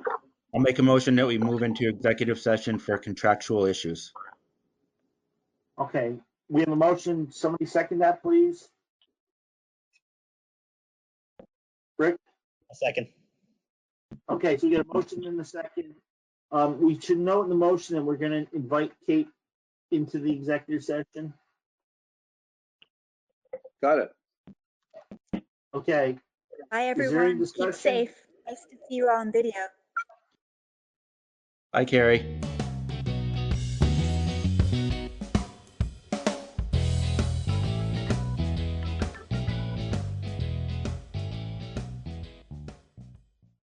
So let me just let people know that on the contractual issue, Rick and I will let the board know, and hopefully we'll have some more information at our next meeting. And then, is there anything else before we adjourn, Mark? Yep. Bill, I was just wondering where we were on the status of the couple hiring positions that we had. Sure. Matt has posted the positions. We've received over 10 applications, many of them local. So I would agree with the board's approach to contractual negotiations and investing in what you have invested in. I think that word gets around and people see stability and durability in what you guys provide in River Valleys. Great. Good to hear. Okay, so if there's nothing else, Bill, I don't know, do we need to meet the first Monday in May, or what do you folks think? Do you want to put it off to the middle of May, see what's going on more? Do we want to maybe just have a written report from the principal administrators and see what's happening? I'm not sure what the board's thoughts are. Laura, go ahead. Oh, Mark, I'm sorry. No, I was gonna say I think I'd like to meet it. It's helpful for me to hear from Bill, Matt, and Tammy about what's going on. So that's my opinion. Laura? You're good? Nothing.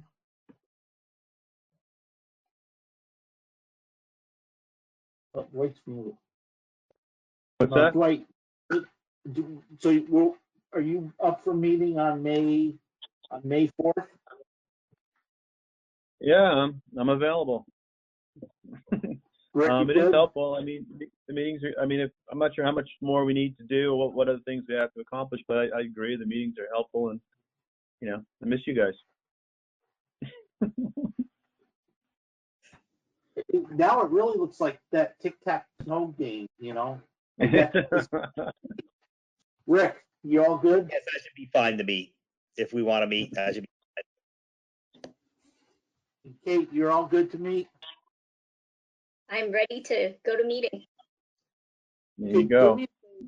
Send me an email and just let me talk to Andy and see how you get sworn in. I think any notary can do it. Do you know any notaries over your way? I think so. I think there's actually one up in my neighborhood. I'm up in the Sheldon Hills Mountain Farms neighborhood, so I think we've got one up here. Okay, and if not, I could meet you over in Wardsboro, like post office there by the cemetery at the base of Sheldon Hill. Yep. So, and stay 6 feet apart. So let me check with Andy and I'll let you know what we need to do for you. Okay. Thank you. So if we're all set, I'll entertain a motion to adjourn. Just so everyone knows, it will be the same link for all of our meetings, so that won't be changing. Okay. Thank you for doing this, Mark, for us too. I really appreciate it. As you can tell, if it was up to me, we wouldn't be doing it.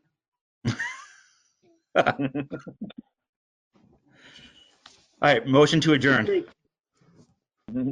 So moved. It's what is it? It's 7:37 p.m.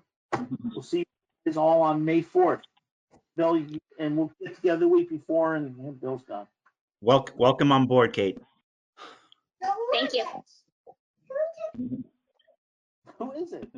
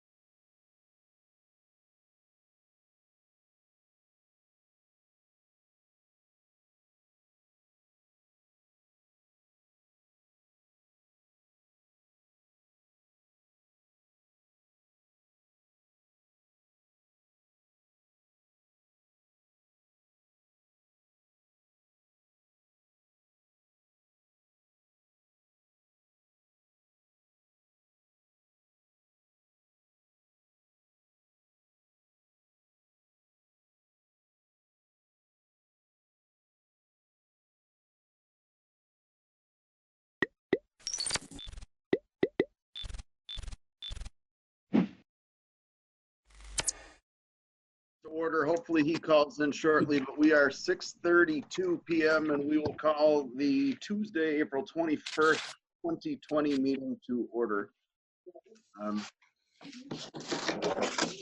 There is a lot of noise if you are not speaking. If you could mute yourself, I'm not sure where that's coming from.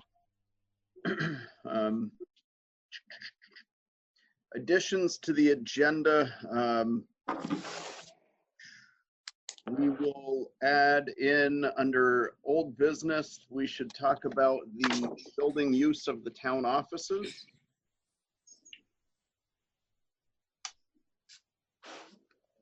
Is that all you have? I think so. Maybe while we have Seth here and you as well, Gene, maybe we should add number 7 and discuss that email I sent out. Sandy, I did get your email saying that we should look into some others as well, but let's just have a brief discussion about that and see if we can get that ball moving. So that's like fundraiser, library, Yeah, and yeah, that's fine. Department fundraiser, sure. rec and library fundraiser. I like it. Okay. Did anybody else have additions to the agenda?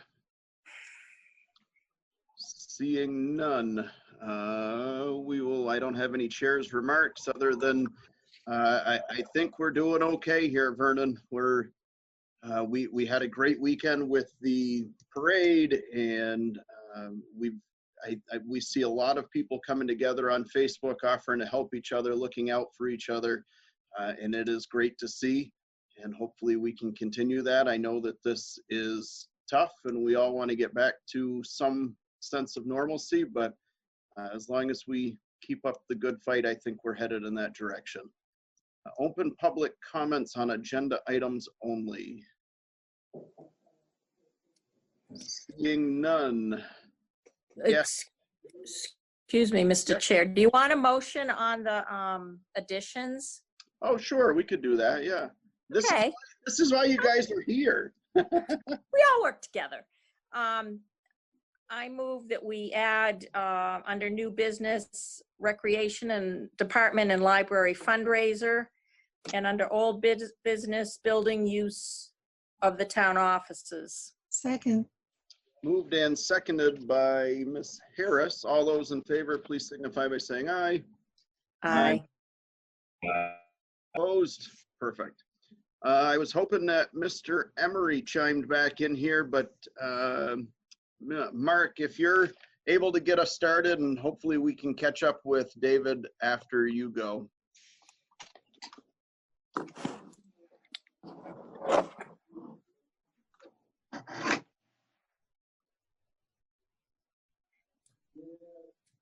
Can everybody hear me now? Yes, sir. Yes. Yes. Good evening. Good evening. Hope everyone is doing well and healthy. Just a few things. Dave actually is the one that wrote the report, and I was hoping he would lead off first. Unfortunately, he's having technical difficulty. So there's a few things from the Vermont Department of Public Health that I'd like to go over. As we all know, on Friday, this past Friday, the governor, state of Vermont, announced a path to restart Vermont. And he indicated and issued some guidelines on some small businesses that the state would allow to reopen and start work and try to get the economy going back in Vermont.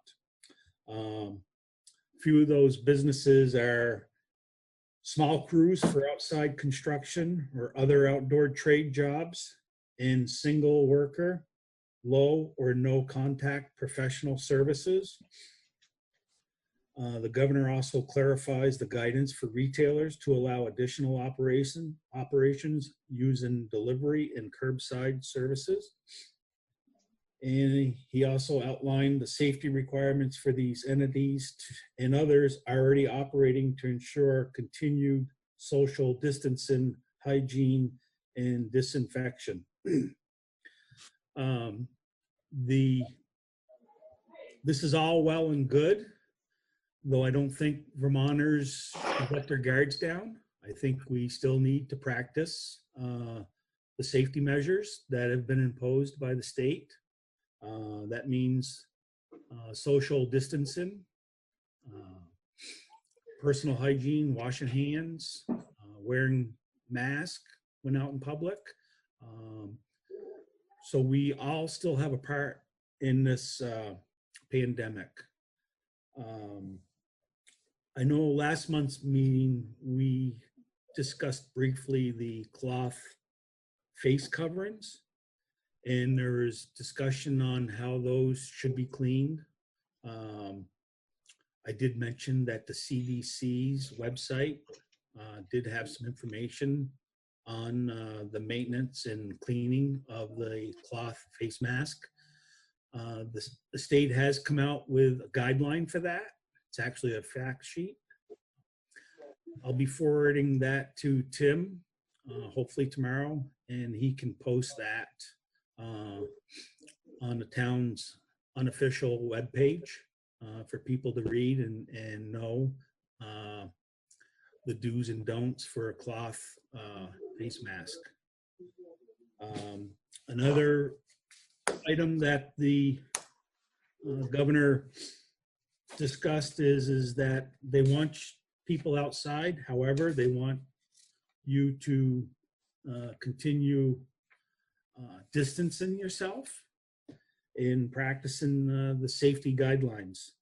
In addition, they have, as you know, ticks are really bad, and those cause problems as well.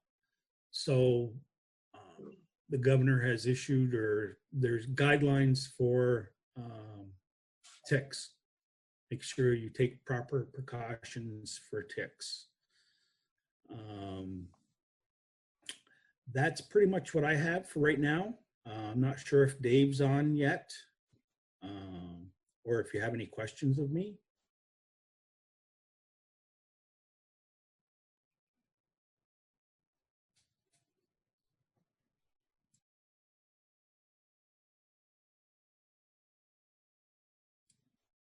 I think we got David. Oh, it's connected. I can hear you. Oh, there you are. Mr. Emery, welcome to the meeting for the second time this evening. Mark Snow just gave his update. And I guess, Mark, do you want to just catch him up quickly and let him go from there? Sure. Dave, I just went over the Vermont Department of Public Health's today's update. Pretty much the governor's path to restarting Vermont. I did not go over the report that you have prepared. I was hoping that you would get online and be able to read that. Well, I get it, Snip. Obviously, I am somewhat technically challenged, as one might say. And this doesn't seem to work well for me. I can't wait till we can go back face to face. So let me start with today's report. And as you know, somebody, am I muted? No, you're connecting. Can you hear me? Yes, we can see you too. Okay. Yeah, I'm on the phone, but okay. So this is the beginning of week 6. And I don't know how many weeks we're going to continue, but I can tell you that nationally things have changed a lot. Vermont, as you know, has lightened up a little bit. However, just keep in mind that the numbers, for instance, today's numbers are, we're still climbing, however, not rapidly. As of today, there's 816 positive tests for COVID. There have been 13,100 tests and 40 deaths. There were 2 deaths up from yesterday. So all in all, keep in mind that we're not out of this thing. We're probably right at that peak, at the plateau. Let's hope that it won't go higher. But having said that, as you know, the governor is allowing some people to go back to work.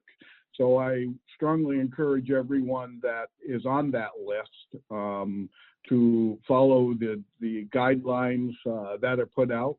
And I guess I can't stress the importance of maintaining the social distancing, washing your hands, wearing a mask. And this is going to be the norm, I think, for some time to come. If that doesn't happen, if we don't continue to do that, what I'm afraid is that we're going to see the virus return with a vengeance, and it's going to be worse. So with that, I know that town office has the opportunity to figure out how they want to open in other businesses. So I'm suggesting any business that does decide to open, that you write policies now, and you write the stringent policy.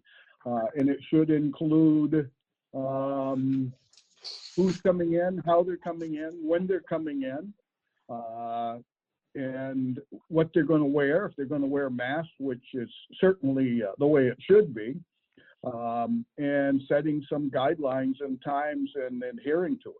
Also suggesting that cleaning your office, and I don't know what the town has presently for cleaning public spaces in the town office, but you might want to look at that and write the policy to effectively clean it either on a daily basis or wherever you go.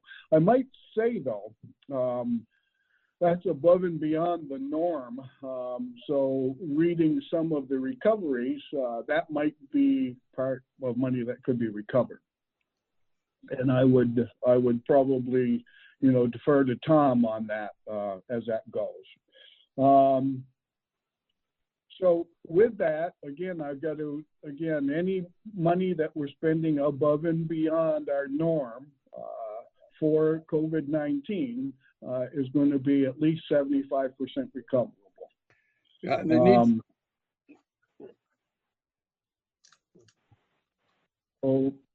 okay.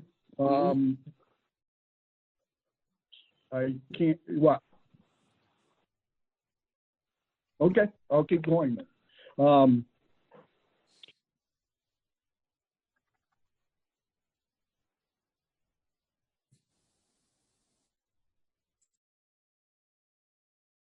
lost the audio. She's doing so Okay. good. Yeah. My phone's saying I'm muted and unmuted, so I don't know whether you're getting this or not. Yeah, you're on. So I'm just going to keep talking. So the updates from our local stuff, as you know, school is still in its spring break, and they're still doing the meals. That's still working extremely well. No problems that they've reported, and everything's looking good. Deputy Whittle reports no significant issues other than the norm down here. Fire Chief Capin, as I reported last week, said calls are lower than normal, and their PPE is still okay. They're still okay with all that. I see Seth here, and he will certainly report on his closing and what he's got planned. And probably one I'm most concerned is the green, and Skip is still diligent with keeping that well in hand. And so far, and I'm knocking on wood, there's no cases reported to staff or residents. We're still maintaining a list of volunteers. So if there are people that want to volunteer, you can call Tim.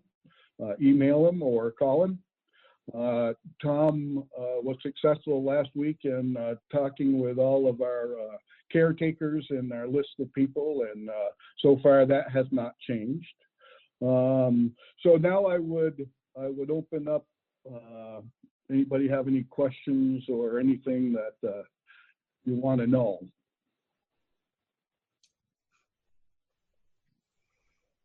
I see Brona. I just I'll like, wait till the select board does it and then I'll take my turn. I would just like to add to what Dave said earlier in regards to the small businesses reopening and the town hall per se.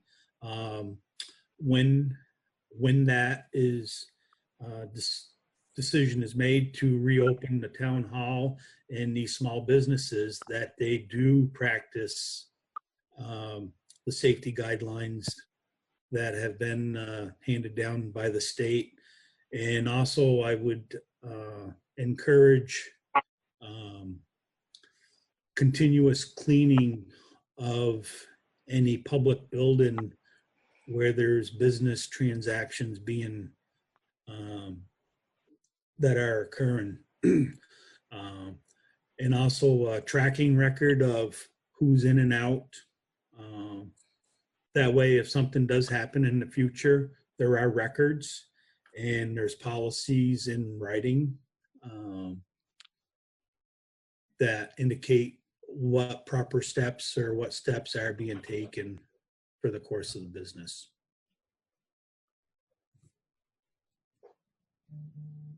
That's all I have at this point. Select board, any questions for this team here? Seeing none, Brana, go ahead. I have two. One is there any suggestions for use of restrooms in public buildings? And the second question has to do with, can we get, we're meeting, the library trustees are meeting on the 13th of May, and I think it's imperative that we adopt the policies. Is there any possibility of us getting copies or suggested language? Well, Mark, do you want to go with that one? You got any thing? In regards to the use of public restrooms, if a business is offering public restrooms, then the business should be responsible enough to make sure that the restrooms are cleaned on a regular basis and that proper sanitizing is done, as well as hand sanitizers available on the outside of the restrooms as well. As far as policy, there's none that I'm aware of. However, you can go onto the healthvermont.gov website. There's frequently asked questions and answers section in there. You might be able to find some key points in there, or there may be a section that may have some templates for policies that you're referring to. Other than that, I don't have anything personally. And guidelines? And guidelines, yes. Thank you. Brana, we'll discuss that again towards the end of this meeting as well. So I'll stick around. You're welcome to, or we could certainly include you in that on that email that will go out tomorrow, I'm sure. Thank you. Any other questions for David or Mark? Jean, you had something? From the Department of Libraries and the state librarian, I can tell the questions they're asking that they're already starting to formulate a plan for how to at least reopen libraries, which would really be similar to the public building. I feel like the governor is going to really lay out how this should be done. And that's where we should take our cues and do at least that, if not more. So I feel like that is going to be coming as the openings are allowed. And I think you're right. I think, Dr. Levine, and they've done lots of press conferences, and they've all been, very, very clear that the social distancing, washing hands, and masks are probably going to be truly what's going to be enforced. Yeah. Even in library or wherever, any of that. And unfortunately, it's going to be a little bit tougher because people are going to be turned away from entering that type of building if they aren't complying. Yeah. But the CDC has been very clear with the same thing. So if you narrow it all down, the policies and procedures are probably going to be pretty simple. We just got to figure out how to make them work. Yeah. Those four things are going to be the simple ones, and now figuring out how to make it work. You know, for instance, making appointments. You know, I don't know if the library could do that. You know, you might be able to reschedule different times for different people, different age groups. But again, I think I would absolutely agree that we'll see some guidance come out from the state very quickly. Matter of fact, I would assume by the end of the week. Right. Rana, was that helpful? Yes, thank you. I know, like, before we had lockdown, that the assistants were washing down books or disinfecting books covers as they were coming in. So I assume that those kinds of practices will, and others. I know that Jean has been thinking about it, and I've also seen questions on the trustees listserv.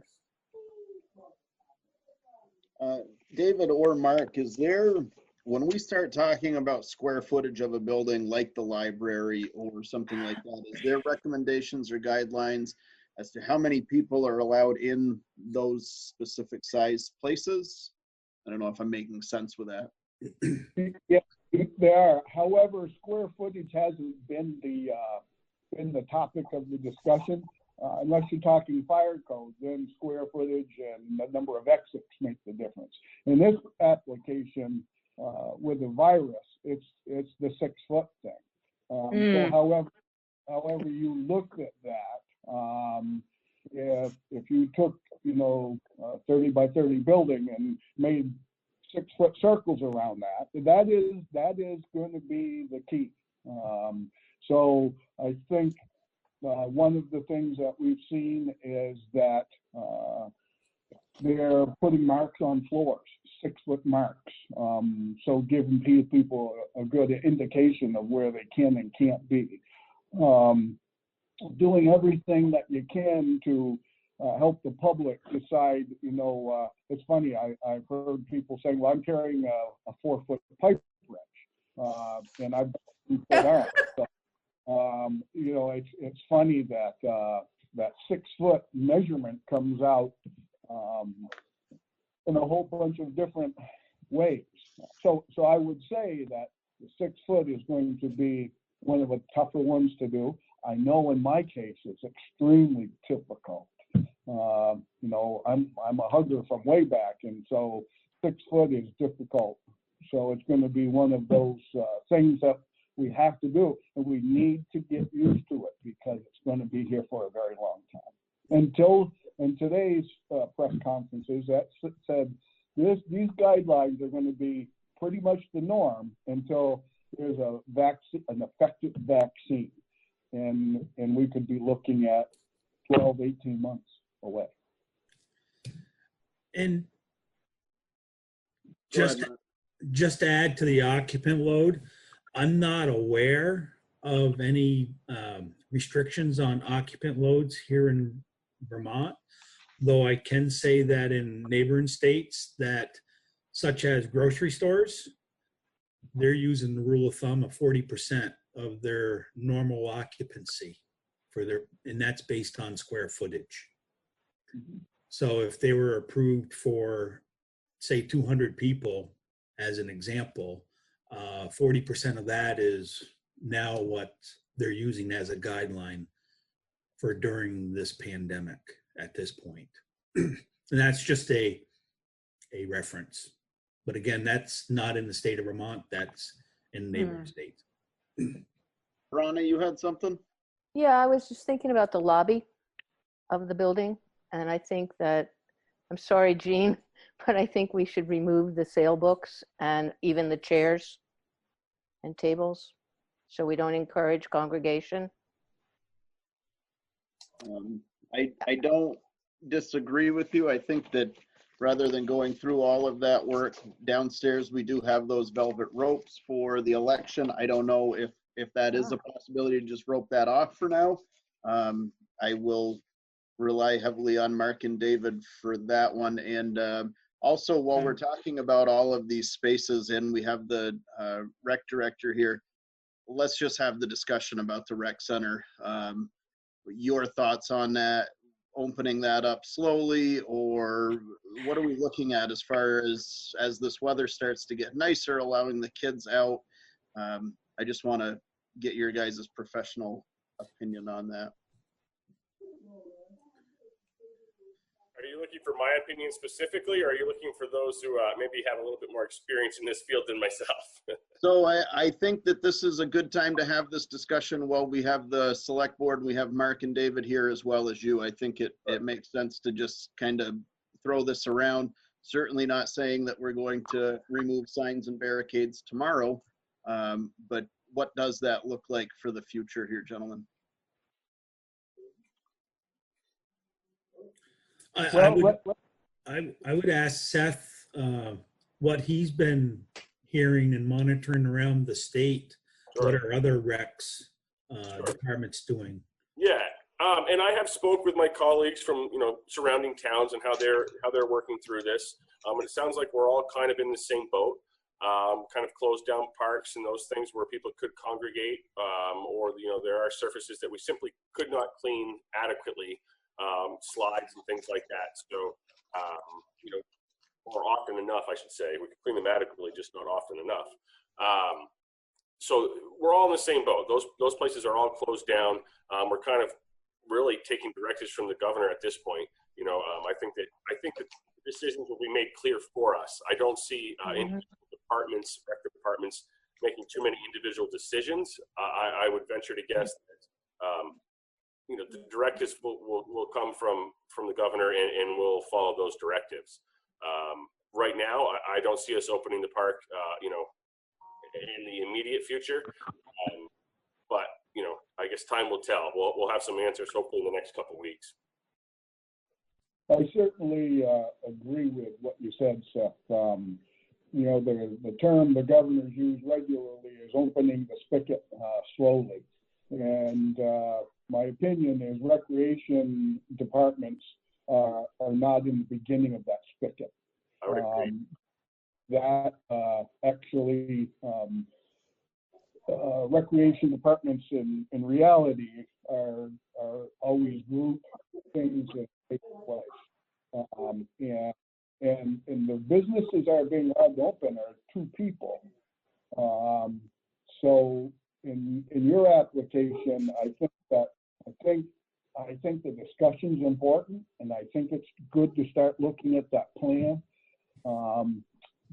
But I would certainly say that that's not this week. That might be as that faucet turns. I would agree. And to add to that is the gathering of 10 or more has not been lifted. So, so that's still in place. Certainly that falls under the rec department. Yeah, and that was part of the original challenges that we were facing. I had people say, "Are you going to, ask me prior to the closing if we were going to close down the park?" And my initial thoughts were, "Well, no, we'd love to keep it open," but it became pretty clear pretty quickly that if a couple groups of people, independently decide that they're going to go, use the park, that more than 10 happens very quickly. We had upwards of 15 or more on multiple occasions, and we just said this can't continue to happen. We can't be the ones that are essentially authorizing this by having the park open. So it's kind of forced there, which understandably so. One question, what about the pavilion? I know you have a lot of events there during the summer months. Are any of those being scheduled, or are you not scheduling any of those until further notice? Yeah, we schedule those up to a year in advance. So we do have a calendar of events scheduled. At this time, no cancellations have been made, though that certainly would be something that we'll have to visit in the very near future. But we do have events that generally start, I say events, we have rentals that begin late May generally. And I don't have the calendar in front of me, so I couldn't tell you when the first one was this year. But certainly in June. Decisions will have to be made for sure. So Seth, let me be the first to cancel. Our cancel fundraiser for June has been canceled, and I hadn't called you yet, but I'll tell you now. Yep, that works, Dave. Thank you. I'll make a note of it. All right. Any other questions for Mark, David, or for Seth pertaining directly to the rec opening? Seeing none. Let's go ahead and move on to the approval of minutes from our March 17th meeting. That.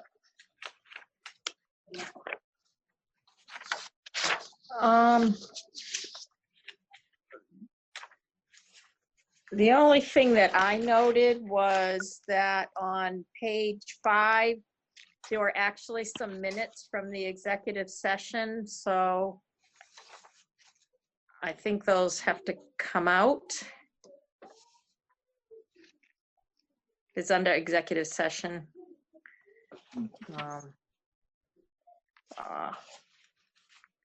Oh, wait a second. I'm sorry, I read that wrong. Forget that. You're on March 27th, right? Yeah.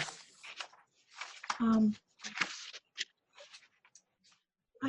page 4, it says page 3, but it's the last page. It's at the conclusion of the all of this discussion. I have no idea what that means. On page 4? Yeah, it says page 3, but then it also says page 4. It's under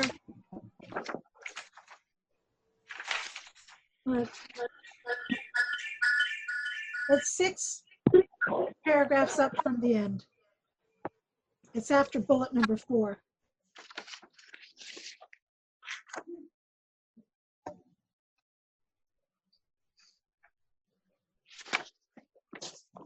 I don't know where that is.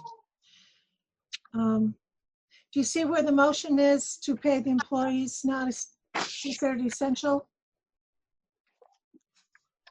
It's a last made motion before the adjournment motion.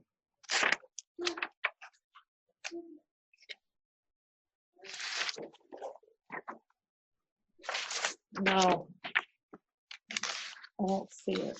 Okay, I just printed these off today.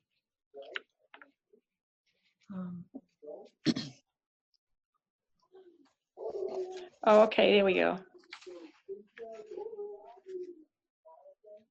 Oh, I see what you're saying now. Yeah. Bottom of page 5. Oh, it's page 5? What's suggested that both right, some online.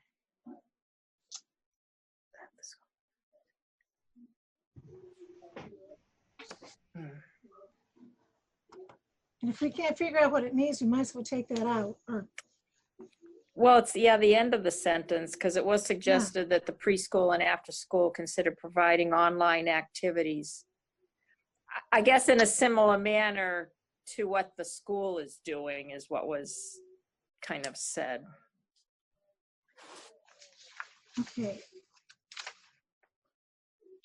That is taking place at the preschool. Cool. Yep. So I was hoping that Tom would, because I believe he took the notes that evening, I was hoping he would weigh in on this. I'm just looking for the corrections that need to be made. It was meant, when that was stated, it was based on Mr. Dunkley's discussion that the preschool and the after school should try to offer online activities. Okay, And I kept it as short as that. okay, so I'm not sure I have the same minutes everybody has because I only have literally 4 pages, but there's 4 bullets.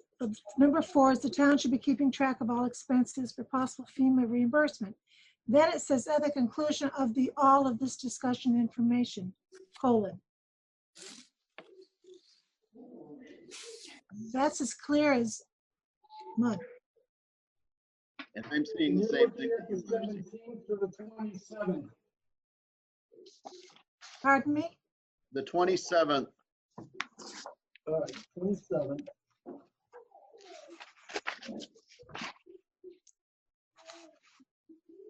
Yeah, that should be page. Okay. So where are you? I'm sorry, I'm looking at it now. Page 4, bullet 4, the very next line after bullet 4. At the conclusion of all of this discussion and information,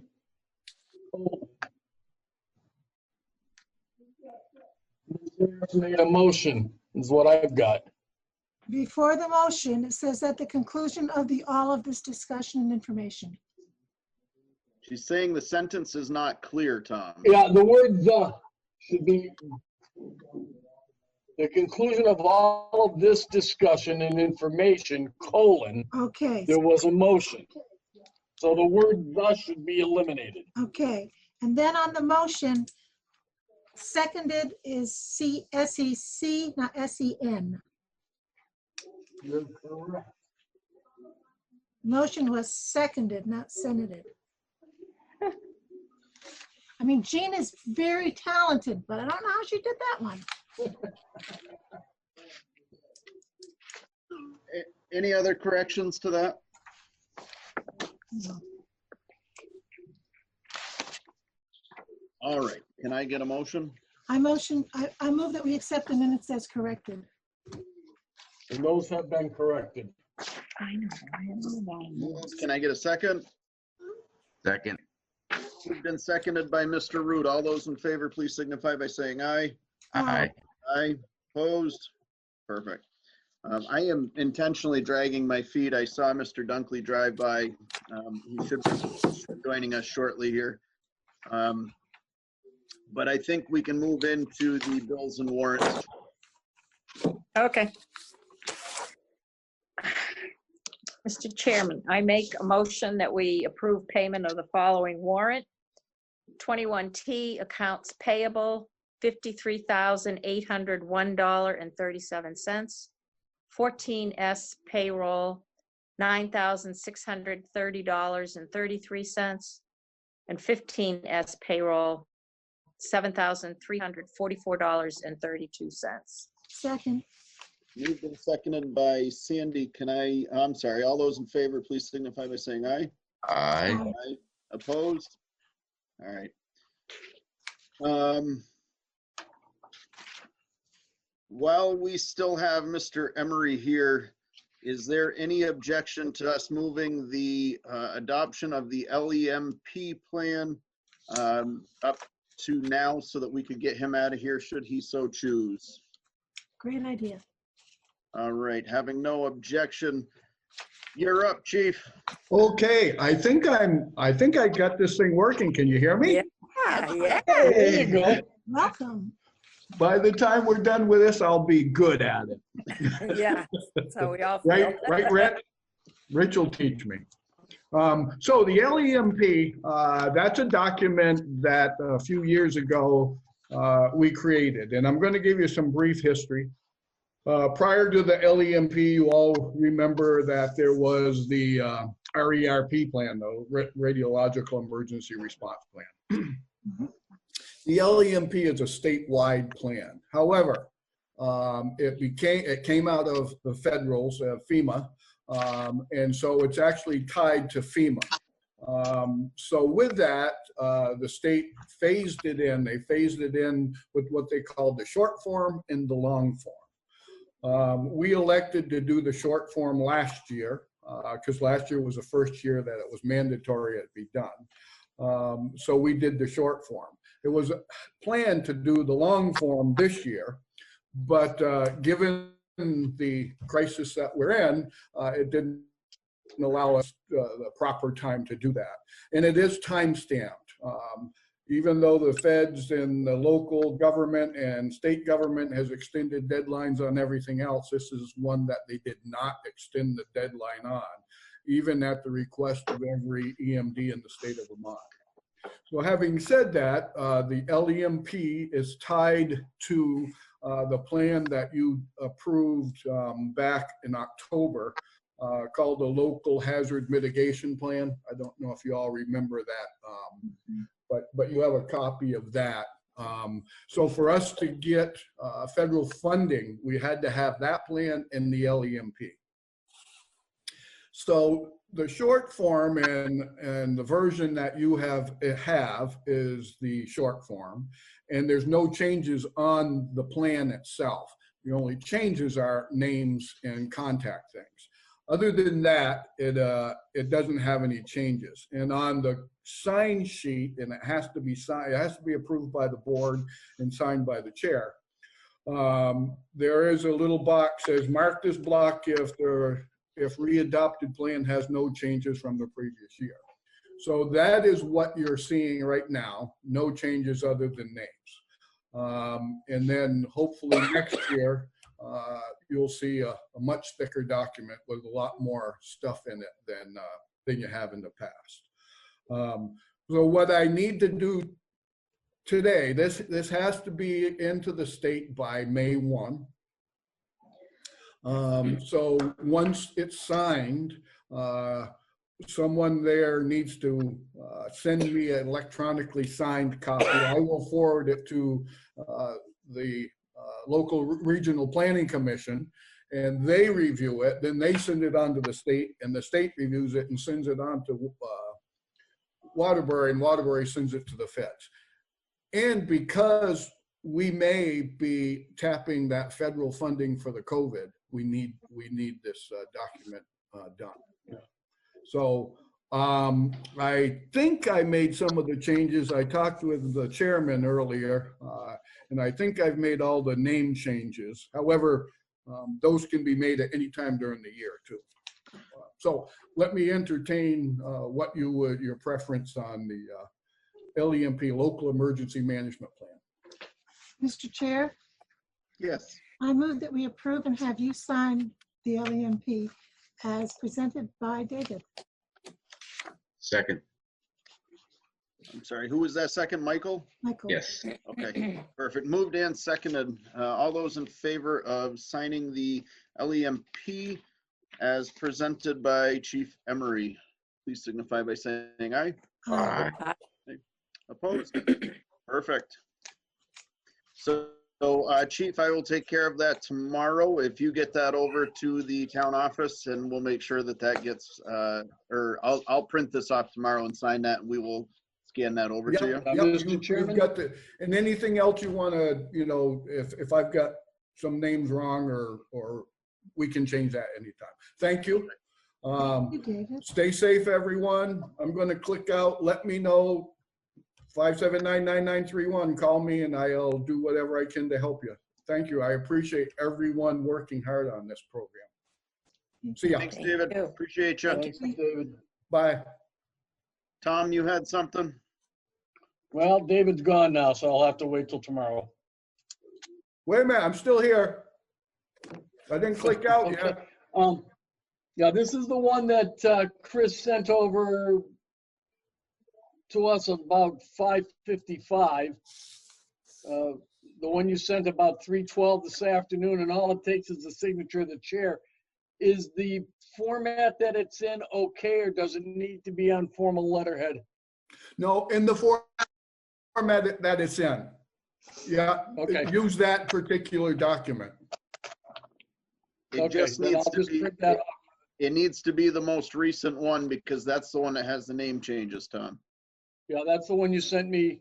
Correct. Just before the meeting. That's the one I'm looking at now. Okay. Yeah.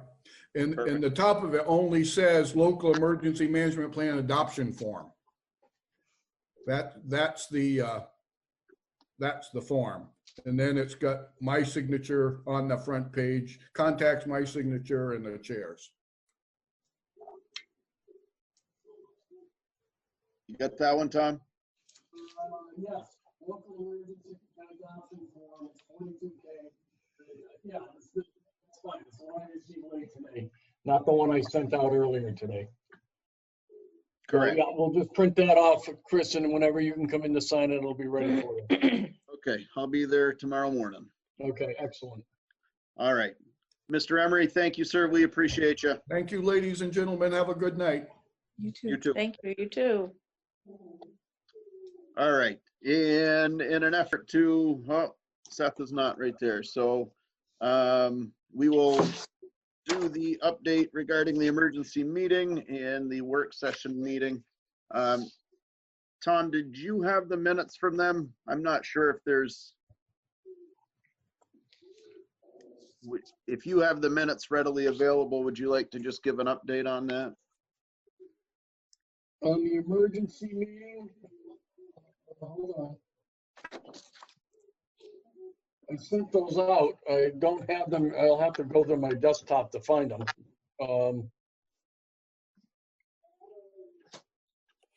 Right. Well, while we have Mr. Dio here, let's try and get him out of here as well. I've got two places that I'd like to, three things I'd like him to weigh in on, but as everybody's aware, the pay for town employees has been spoken about multiple times. I had asked Seth to come up with, just let us know what that budget looked like, because that had been a question I believe, Jeff, you had asked about after school programming and the revenues not coming in and how that was going to affect the bottom line at the end of the year. So I had asked Seth to take a close look at that and lay that out for us so that we could make a more informed decision and make sure that that we were really wrapping our head around this and not backing anybody into a corner. So with that, Seth, if you want to jump in here, that would be great. Yeah, I will. So I guess I'll kind of give a general synopsis of what our projected numbers will look like for the department through this fiscal year. There's two scenarios we really need to look at, but it's important for people to first understand the bottom line number that is the goal of our department. Basically, you're looking at our actual budget of $350,429. We project revenue of about $190,000 prior to the pandemic challenges we're facing. Nope, that's not going to work. Go ahead, sorry. All right, which means our total for taxpayers to raise, as approved, the previous town meeting, not this previous one, but the one prior, was that we would cost taxpayers $160,429. So that's really the magic number that we need to hit. And there's two scenarios that we have to look at here. One, and forgive me, I'm looking at a sheet here, so if I'm not, visually looking at the screen, I'm just making sure I'm getting my numbers correct. We have one scenario well, first of all these numbers that I'm going to tell you factor in all department staff that are currently receiving paychecks, receiving those paychecks at their current levels through the end of the fiscal year. That includes preschool and one after-school program staff member. We do have two after-school program staff members. However, one was scheduled to be out with medical leave, and she has not received a paycheck since that scheduled out date. We felt that that was the appropriate way to approach that. So that leaves us with one after-school program staff member that has been receiving a paycheck, and we would like to see that continue. So these numbers that I'm about to read to you. I'm sorry to interrupt you, Seth. Can I ask, you said the end of the fiscal year, would that after school personnel, would that be until the end of what would have been our normal school year? Yes, sorry, I wasn't clear with that. Yes, it would be through the end of our normal school year. There would be no additional paychecks. It would be the normal end of the school year, correct? Right. Thank you. Yep, thank you. So the first scenario that we would be looking at would And again, I've tried to throw a lot of numbers at you here, and I apologize for doing that, but I'm going to do the best I can to articulate it. We still start out with that $350,429. We do have a couple of different accounts that we will be under. We're going to come in under in seasonal staff and programs as well, at a tune of a total of about $16,000 under there. And we also have some fundraising dollars available to us to offset some preschool salaries. So with those numbers factored in, our projected year-end spending drops from 350 to 320. That also, with the reduction of programs and some loss of revenue, the projected revenue would dip from 190 to 160.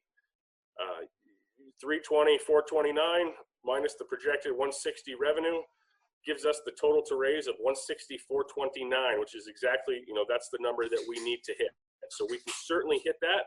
That scenario is played out in that the pool opens on time, June 19th, with full programs.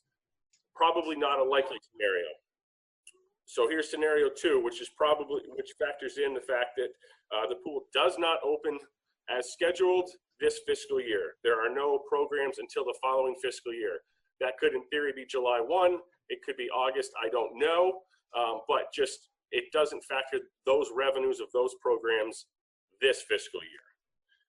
Looking at our budget, we would have about let's see here, $24,000 in savings between seasonal staff under budget. We would have about still that $9,000 in programs we would still save. We do have some fundraising dollars to offset preschool salaries, which means our projected year-end spending in this scenario, without the pool opening on time, projected year-end spending of $310,429. We would have a little less revenue in that case without those early programs in the pool, dropping our revenue to $150, which still puts us at our bottom line of $160,429, which is exactly where we need to be. So budget-wise, while we have had loss of programs, and that is certainly unfortunate, we are able to hit our bottom line to the taxpayer. And to sit here today, that's something that we're as comfortable as we can be, I suppose, in this situation.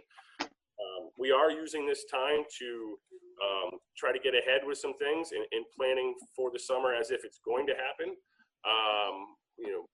There's some, we have our paint for the pool. The pool has been cleaned out. We're not going to paint it or start filling it or anything along those lines until we have some guidance from the governor. We do need about 3 weeks to make that happen. If they say, hey, you can open your pool and there's going to be restrictions and this is how, it's going to have to operate. We do need about 3 weeks to go from where we're at now to the pool being operational. Pretty early to really say whether any of that's going to happen. So, I mean, I guess that's a lot of numbers to throw at a computer screen without having any visuals to look at here. But the bottom line is we are able to hit our total to raise to the taxpayers, maintaining payroll, and still operating the best that we can. The principal is running a similar programs that the school is. They have, some Facebook groups. They're putting together packets that they're getting to students. They're communicating with the students to the best of their ability. While I would personally say teaching is extremely challenging, in the classroom, the current situation that they're all working through is every bit as challenging, if not more. And so they deserve a lot of credit for what they're doing. Thank you. So the reason that I had asked Seth to chime in here this evening is not because we're making any decisions tonight, but because this was scheduled to be a large part of our discussion at the May 5th meeting. So I wanted to make sure that we had these numbers. Seth, if you could send those out so that now it'll make more sense for them to see that, and we can have that for discussion on the 5th. Having said that, Jeff, I know that you had raised the question at one of the previous meetings about the preschool teachers doing similar to what grade school and middle school teachers were, and Seth has confirmed that that is happening. So I guess anybody have any questions for Mr. Dio? First question, Seth. Sure. What was the projected income or revenue for the after-school program? Right now, it'll be a little bit over 11,000, I believe. That revenue would cover salaries through May 8th. So we would be looking at a month basically of uncovered salaries for one person. However, the total department budget still comes in equal to what we had need to raise. So that means other expenses are less than what was originally budgeted? Sure, yes. Which some of that is reflected in the upcoming budget that starts, July 1. Like the fact that we have a fair amount of savings for our seasonal staff this year, I say savings, coming in under budget. We did reduce seasonal staff salaries starting July 1 as we've been able to figure out how to do things, similar services, but still reduce staffing from what we had previously done. So in the past, I know you've looked pretty hard at individual programs, I believe with the idea of trying to make as many self-supporting as possible. Yep. So after May 8th, the after-school program is not self-supporting. In this particular environment, yes, okay. That is the case this year. That's what I wanted to know. Okay. As far as the opening up the pool and the rec, who's going to make that determination? You mentioned the governor. Sure. Is it the rec board, or like I said, who's actually on the ground going to make a determination what to open? Yeah, I don't believe those decisions will be made here locally. I believe those decisions will be in the form of directives from the from the state, whether or not it's number of people on a given site, whether or not it's 6-foot rules. I believe there will be some guidance that will be coming down.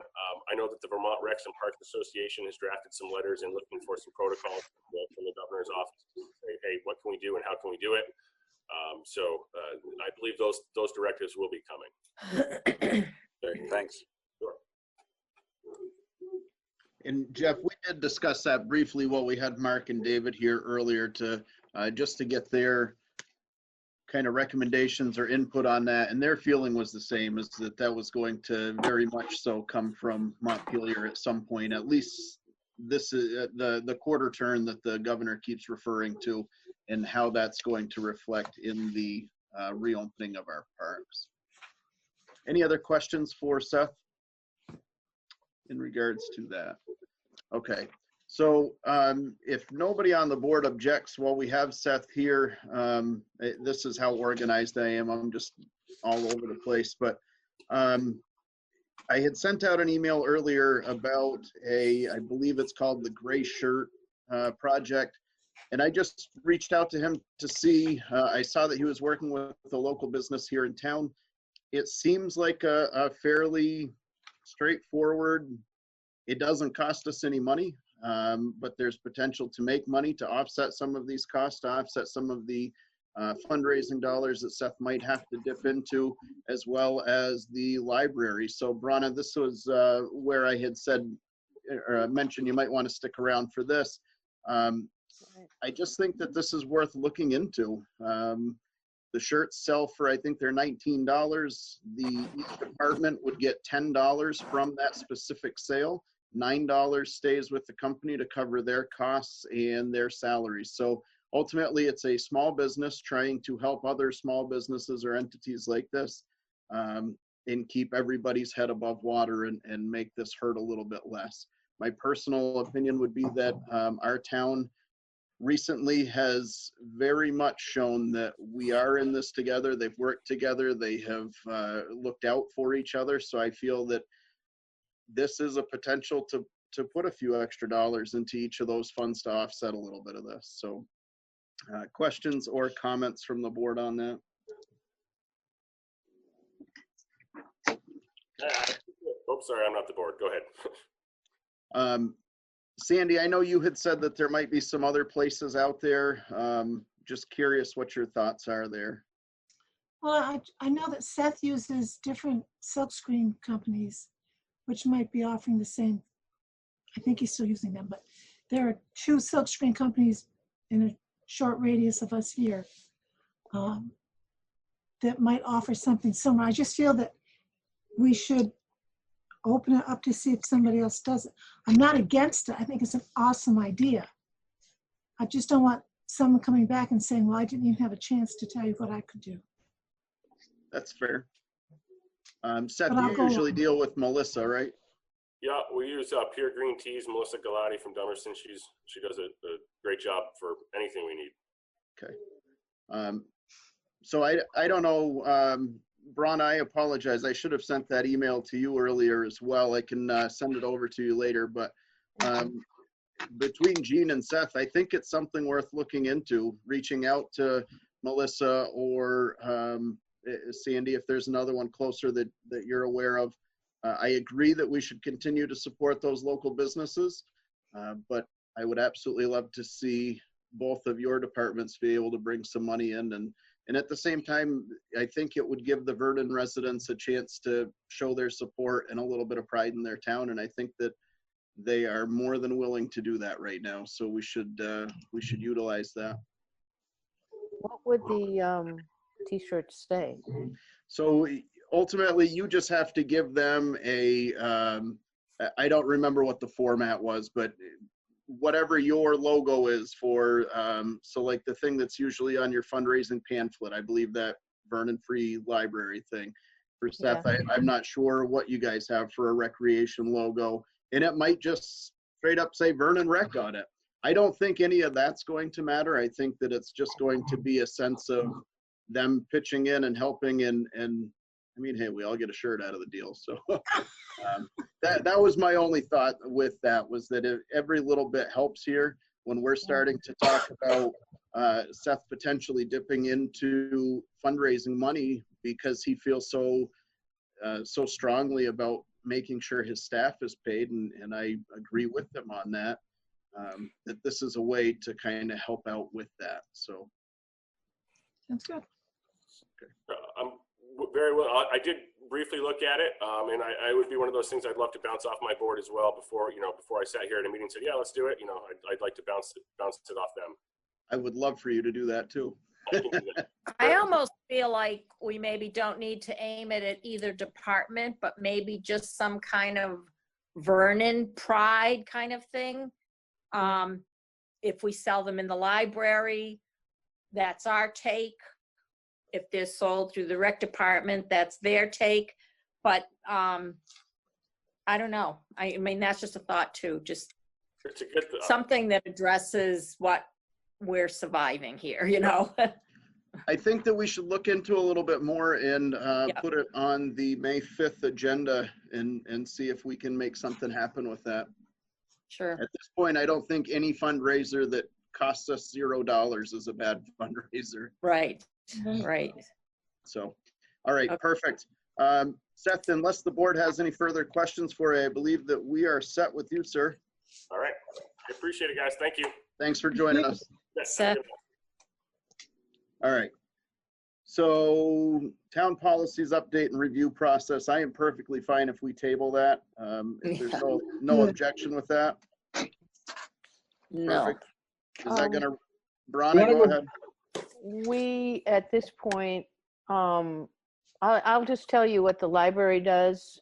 We have general operating procedures for the library specific, and our personnel policies, we follow the town and our, except for paid holidays. And we, at this time of year, should be reviewing, we should have started in April, my bad. So that will be on our agenda for May 13th. And Bronna, you have all of the pertinent information that you need to log into Zoom and host a meeting and all of that stuff. If Yes. not, we'll get that to you. Okay, perfect. I have my own subscription. Oh. For the library and some other stuff. Okay. In my life. Thank you. Update on bid regarding John Deere. So we have 2 bids. Neither of them came in time. So with that in mind, I guess I'm curious what the board wants to do about that. My opinion is we have a lawnmower and attachments that are sitting there, and I truthfully don't care when those bids came in. I think that we need to just get rid of it. But that is my opinion. Jeff?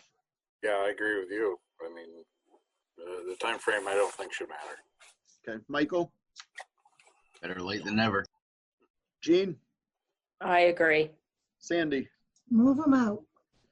With that being said, Tom is the holder of the bids, and I'm not sure how we proceed from here.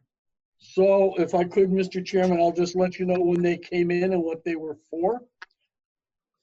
We received the bid on the 16th of April from Mr. Dale for $551. That was from Peter Dale. And on the 20th, just to make sure we understand the dates, we received a bid from Mr. Pond on the 20th for $550. So, but the dates are important here. Mr. Chairman, I move we award the bid to Peter Dio for $551. That dollar could help the wreck. Second.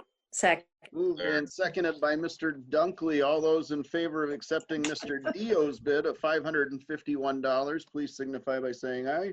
Aye. Aye. Aye. Opposed? Perfect. Congratulations, Pete. It is all yours now. Now get to work. That's right.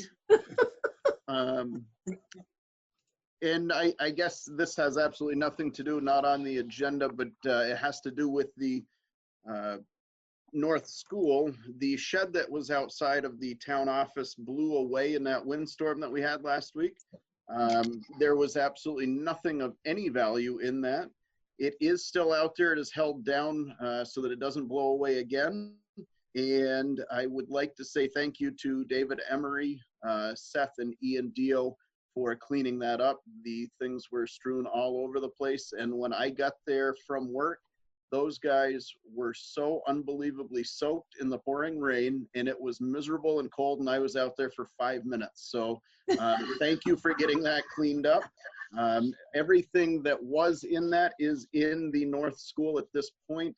I think we will put that on our next agenda as far as what we want to do with that. It's a lot of old police department stuff that, as far as I'm concerned, probably needs to find a dumpster. But I think I will go in there and lay it all out and take pictures, and then we can discuss that at the next meeting if everybody's okay with that.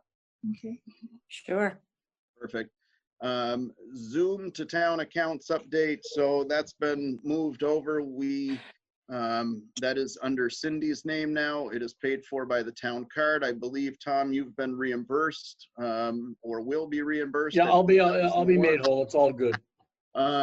So thank you for letting us utilize your card in the beginning of this nightmare until we could get that switched over. So ultimately now any committee has the option of using that account to host their meetings.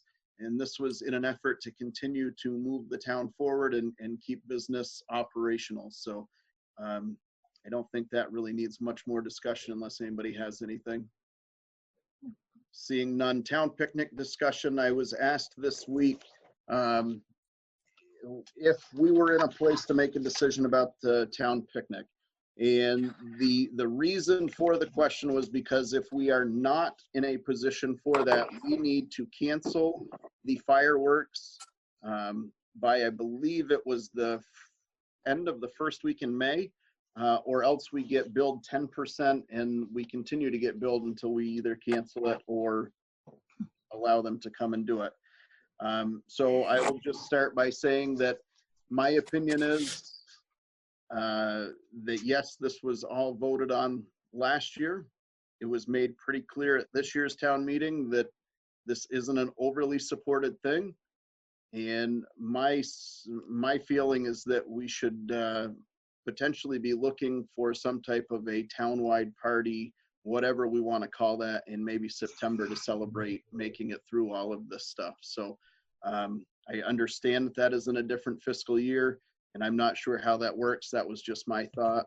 But I don't think that we are in any position to say that, yes, we could have a town picnic at the end of June. Having said that, Sandy, your thoughts?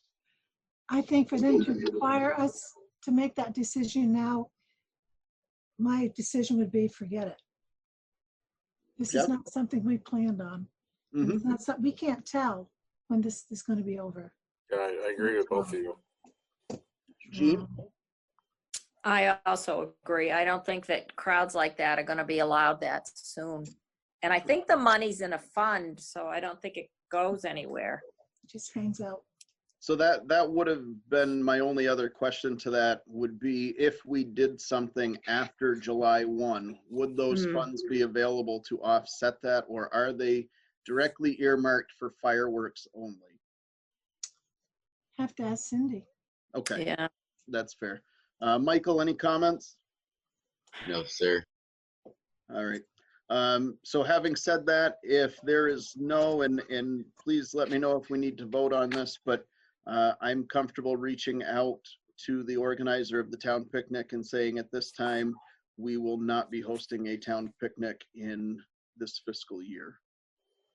I think I would make a motion that due to the coronavirus situation, that we do not host a fireworks and town picnic this year. Second. I'm sorry, could we put a friendly amendment in there that says this fiscal year? Are you okay with that, Sandy? That's perfect. Okay. Thank you. Gene, are you all set to continue with that second? Okay. Second. Moved and seconded to not have a town picnic and fireworks display in this fiscal year. All those in favor, please signify by saying aye. Aye. Aye. Opposed? Okay. All right. On to old business, town administrator recruitment discussion. So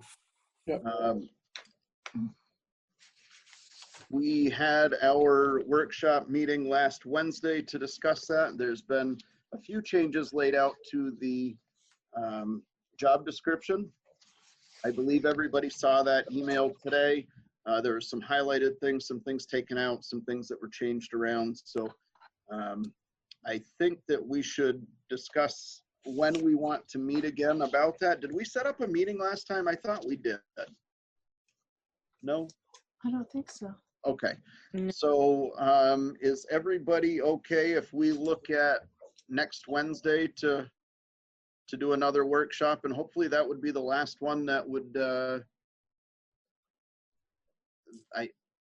I think that we would be able to have everything discussed and be at a point where we could involve whatever recruitment we might be looking for.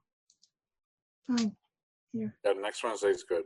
Yeah, Mr. Chairman, Sure. Yeah. you will not need me at that meeting as I will not be available that night. That's fine. Okay. So that's going to be April 29th at 6 or 6:30. What's best for everybody? 6:30 is better. 6:30, please, so I can get home from work. Okay. So Wednesday, April 29th at 6:30, we will host another workshop meeting for a town administrator recruitment. Just putting that in my calendar, sorry. Me too. So I won't forget.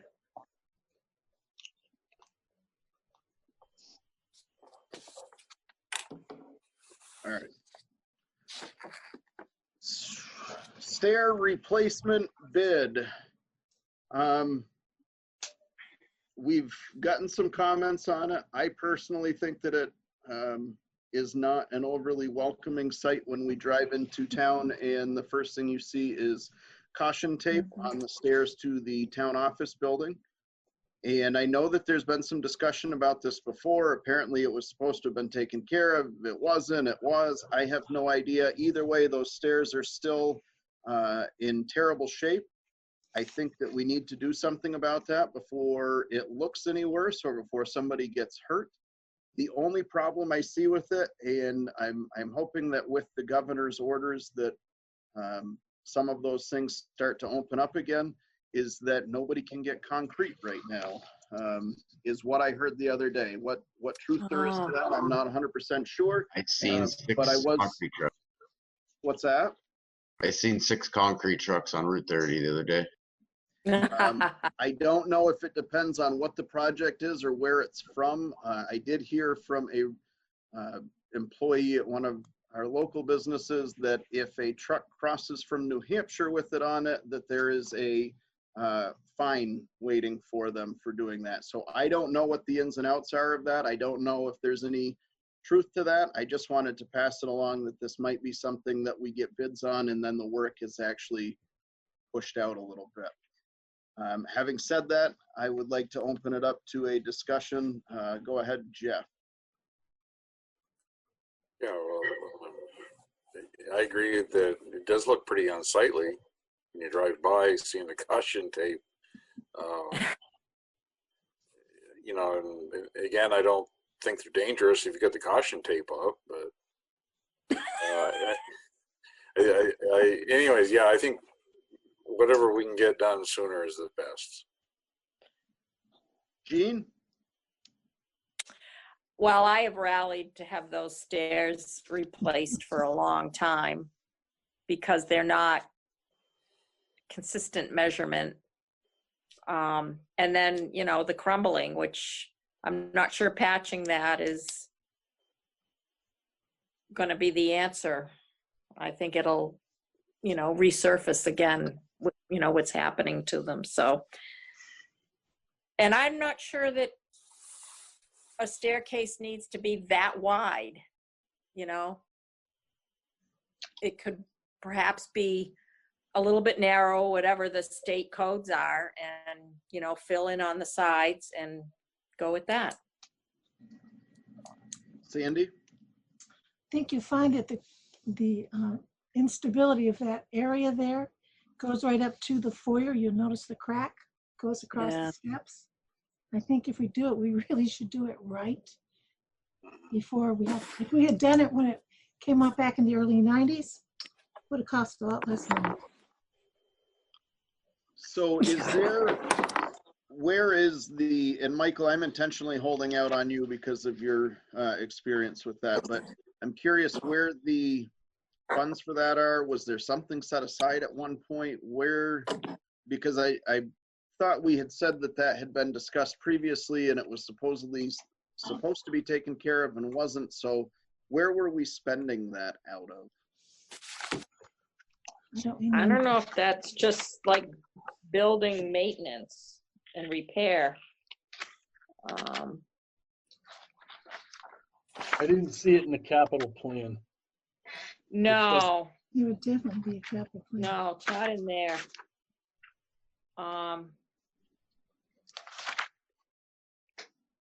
I think that like under select board budget, the buildings and grounds, well, it'd been right now this fiscal year, we've got $250,000 was budgeted. I can't tell you what was spent. I don't have that, but next fiscal year, there's only $8,000, but we also made that other fund for kind of emergency things. So,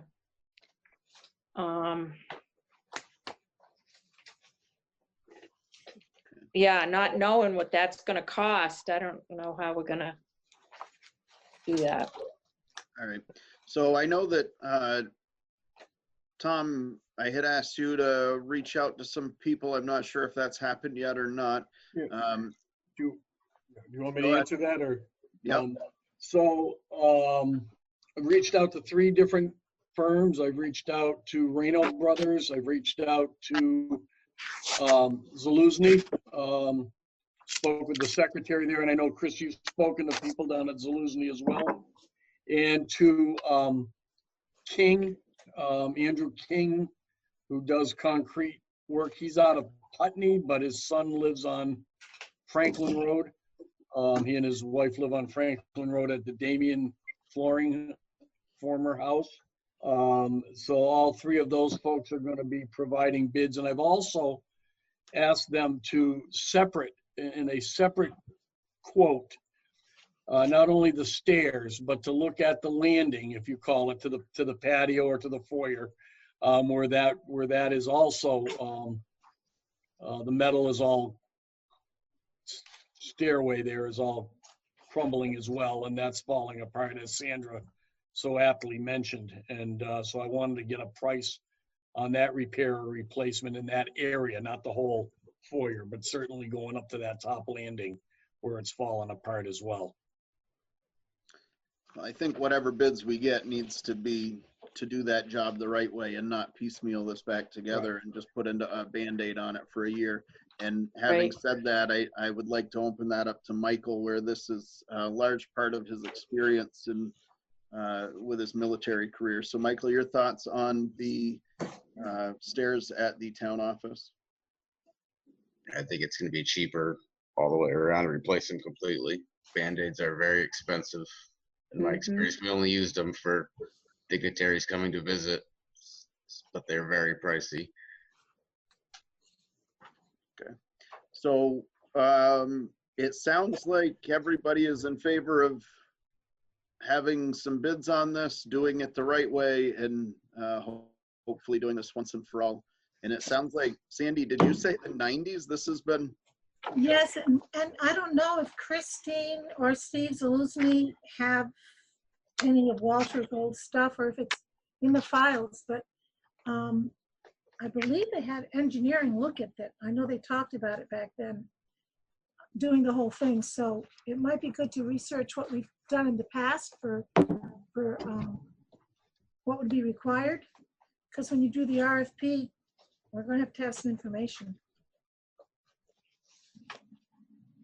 Tom, is that something that you can try and dig into and find that stuff? Yes, I will try to hunt it down both through the minutes and through the files as well. I don't see anything jumping out at me in the file cabinet behind me, but that doesn't mean that it's not somewhere else in the building.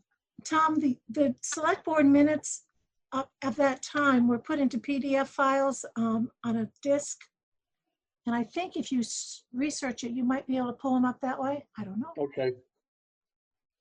I shall look at it that way. All right. That was from the 90s? Yes. Sandy, do we need a motion to move forward on any of that, or where are you at? What are your thoughts? I think we ought to see what he can find and then bring it at the next meeting. Yep. Okay. Okay. All right. I think all that we have left here is a quick discussion on the building use. We all received the email. Tim is allowing certain people in. He admittedly felt like he maybe stepped on toes without more communication with the other people that share that office space. So then he sent out kind of an amendment to that and some thoughts on how we could compromise and everybody could utilize that space. I did speak with David Emery today, who also touched on this during our meeting this evening. He said that it would be in everybody's best interest to have a written policy.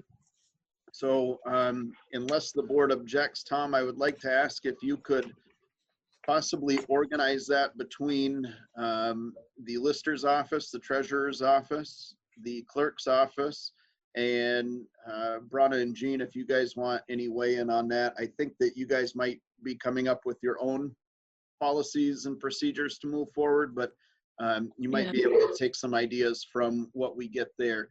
Ultimately, I think that they're all elected officials and they can do what they want in there. But I think that I think they need to work together the best that they can to come up with a plan that suits everybody's needs as far as continuing to operate the town without potentially putting any of our employees at unneeded risk.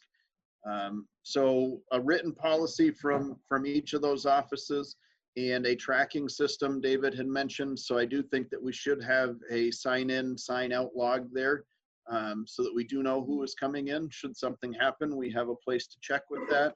And I am curious everybody's thoughts as far as, and if it's a possibility, but increasing some of our cleaning companies' time, and if that would be available under the COVID, the federal funds that would be there, so that we could potentially recoup some of that cost, but ensuring that, because I think, Gene, how often do they come into that building to clean? One night a week. The governor's directive had said that areas where the public is coming in needs to be cleaned 3 times a day, the beginning, the middle, and the end of the day, any day that the public has come in. So I guess, Gene, you've got the floor. What are your thoughts on this as far as moving forward, and how we should be looking at this building?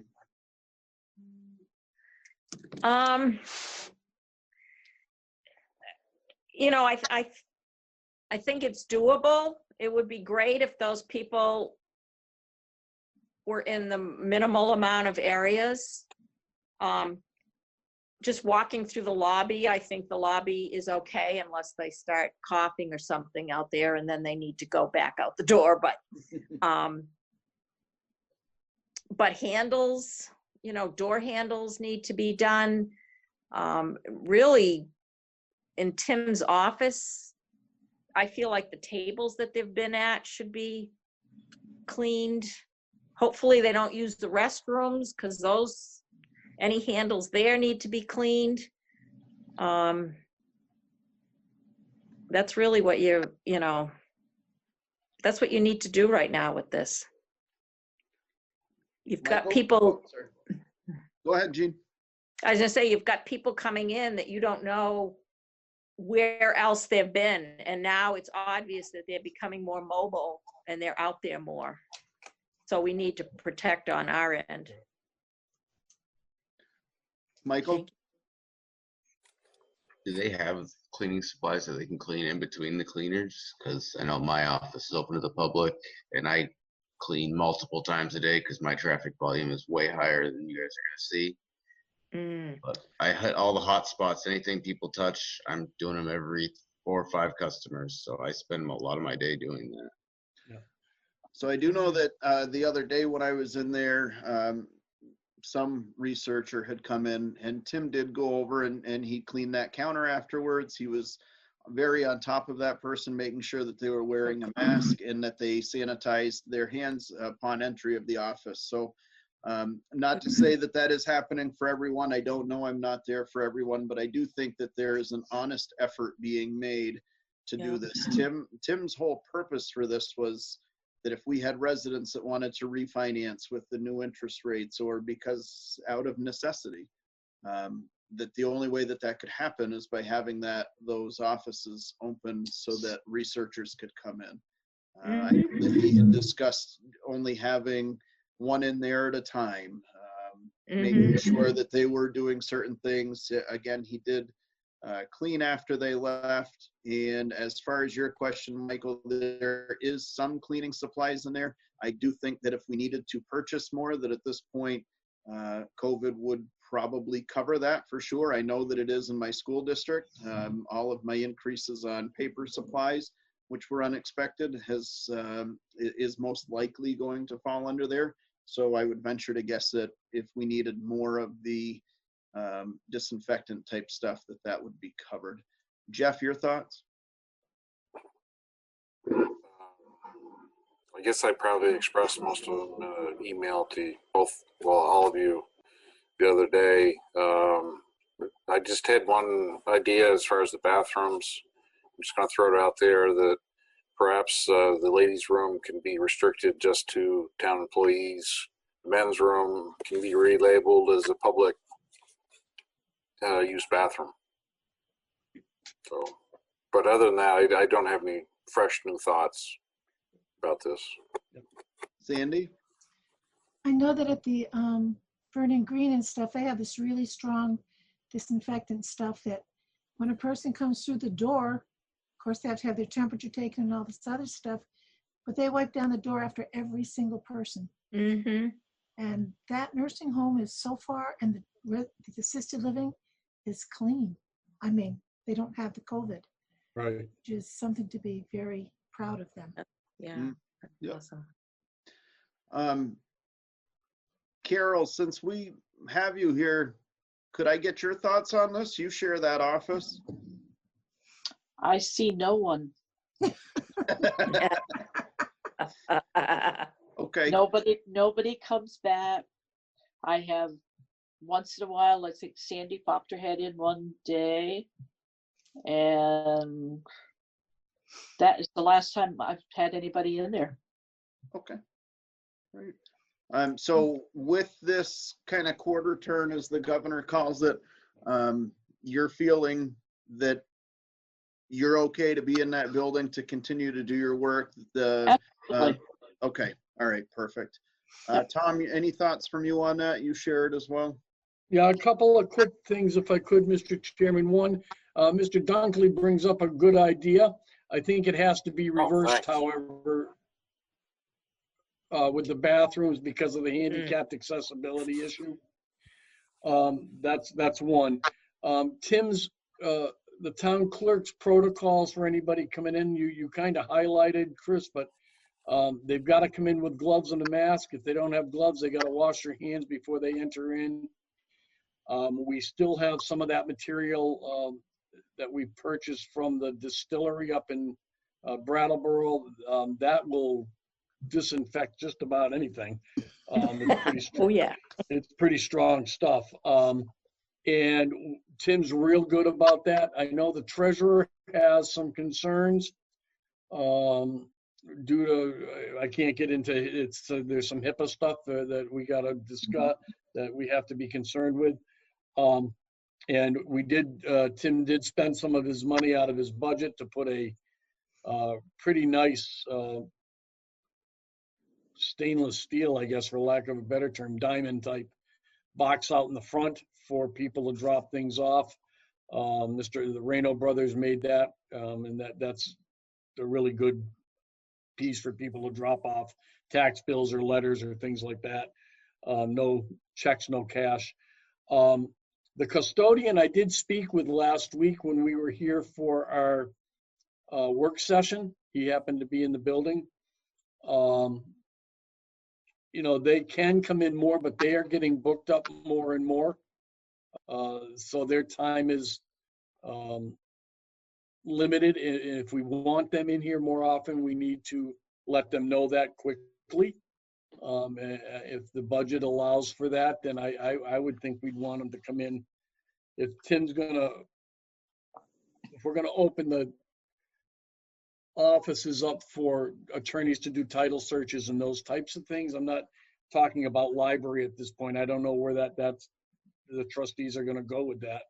I don't think we're ready to open that yet myself. No. No. But you know, if those are the days, if he's going to open it Wednesday and Thursday afternoons type of thing, then we need to have the MFT come in here and perhaps do a really good scouring of his office as well as the lobby.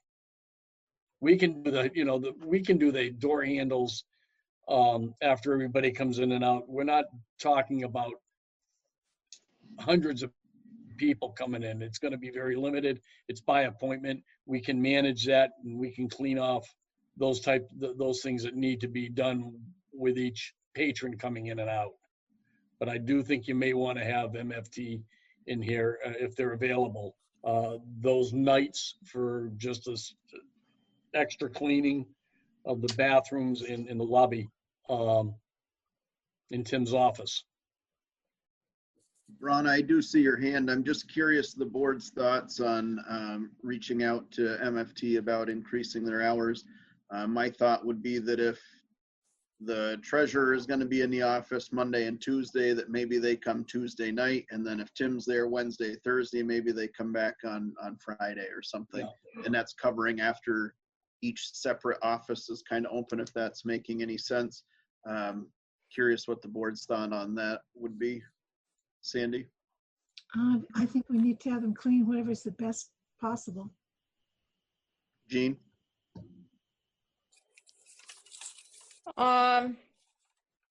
It certainly doesn't replace the constant disinfecting that needs to be done. Not at all. Otherwise, in terms of doing the floors or whatever, other than cleaning the bathrooms more often, there isn't a lot of traffic to warrant more mess on the floors, but the bathrooms would be important. Jeff? Yeah, I agree. Michael? I think as long as people are handling the hot spots when people come in, and the cleaning schedule doesn't need to change. My work hasn't, other than doing hot spots. Mm-hmm. Right. So it sounds like we're kind of up in the air on that one between. Gene, you don't sound sold on that either, the necessity of it. I mean, I think if we went to more hours with them, we would have to be sure that we were asking them to focus on bathroom handles, stalls, and making sure that there was more of a disinfectant type of work happening over multiple vacuuming of the same rugs or something. Exactly. Yes. I So agree with that. Could we task Tom to reach out to them and see what their availability is and what they could offer and what that looks like? And then he could send that to us so that we could see that. Is everybody in favor of that? Sure. Yes. Yeah, okay. Sounds good. Brana, you've had your hand up. Go ahead. Several suggestions based on experiences in Brattleboro. I know Brown and Roberts does not allow any customers to use their restroom, and the co-op has people outside. These are staffers just giving you, we saw you yesterday. Yeah. That you get in line. I was first yesterday. I got there early. But I was thinking, if we're going to allow people in, public in, we definitely need to put up those ropes that you suggested earlier, Chris, to keep them away from things like the books and the chairs, and just literally have traffic, in where we want them to go. The library is very complicated right now. And also I think it might be people, unless the researchers, the legal researchers are in there for a long period of time, restrict the use of the bathrooms to just staff. Yeah. I know that's really hard, but I'm fine with that. I think that is really gonna, well, I guess that's probably one of the only decisions that we as a board could make. The rest of it comes down to each department. So I think that we could certainly ask that they do that. The restrooms are reserved for staff only. My only concern is that in a time where we are highly encouraging people to wash their hands after every move that they make, we're taking that away from them by Good telling point. them that they can't use that. Good point. So I'm not sure that that's the answer. I do like the idea from Jeff. See, there you go, Jeff. You got 3 supporters tonight. Wow. That we On a close roll. one. That we close one for just our staff, and when we start talking about the library, I believe you guys have 2 bathrooms and just one? No, Oh. one. Okay, all right. Unisex. So maybe at that point, Gender. the town clerk's restroom would become your staff restroom that we could designate until this is over. As far as roping things off, Brana, yes, we can absolutely do that. However, I don't believe that we're allowing public in just yet. I believe that this is strictly all about title researchers and things like that. So it is going to be very limited. We are going to know who they are. But yes, for any type of comfort reasons, if you would like, I will go down tomorrow and put those up across that lobby so that that's off limits. Well, And I mean, I'm fine with those that. are so tempting, even if you're, it's like, oh, I'm on That's my. fine. I've Yeah. got to go down there to sign that. I'm more than happy to bring those upstairs just to keep everybody feeling comfortable. So we can certainly take care of that. So Tom, I would ask that you work with the treasurer, the lister, and the town clerk to come up with a policy that works for allowing people slowly into that. We understand that there is going to be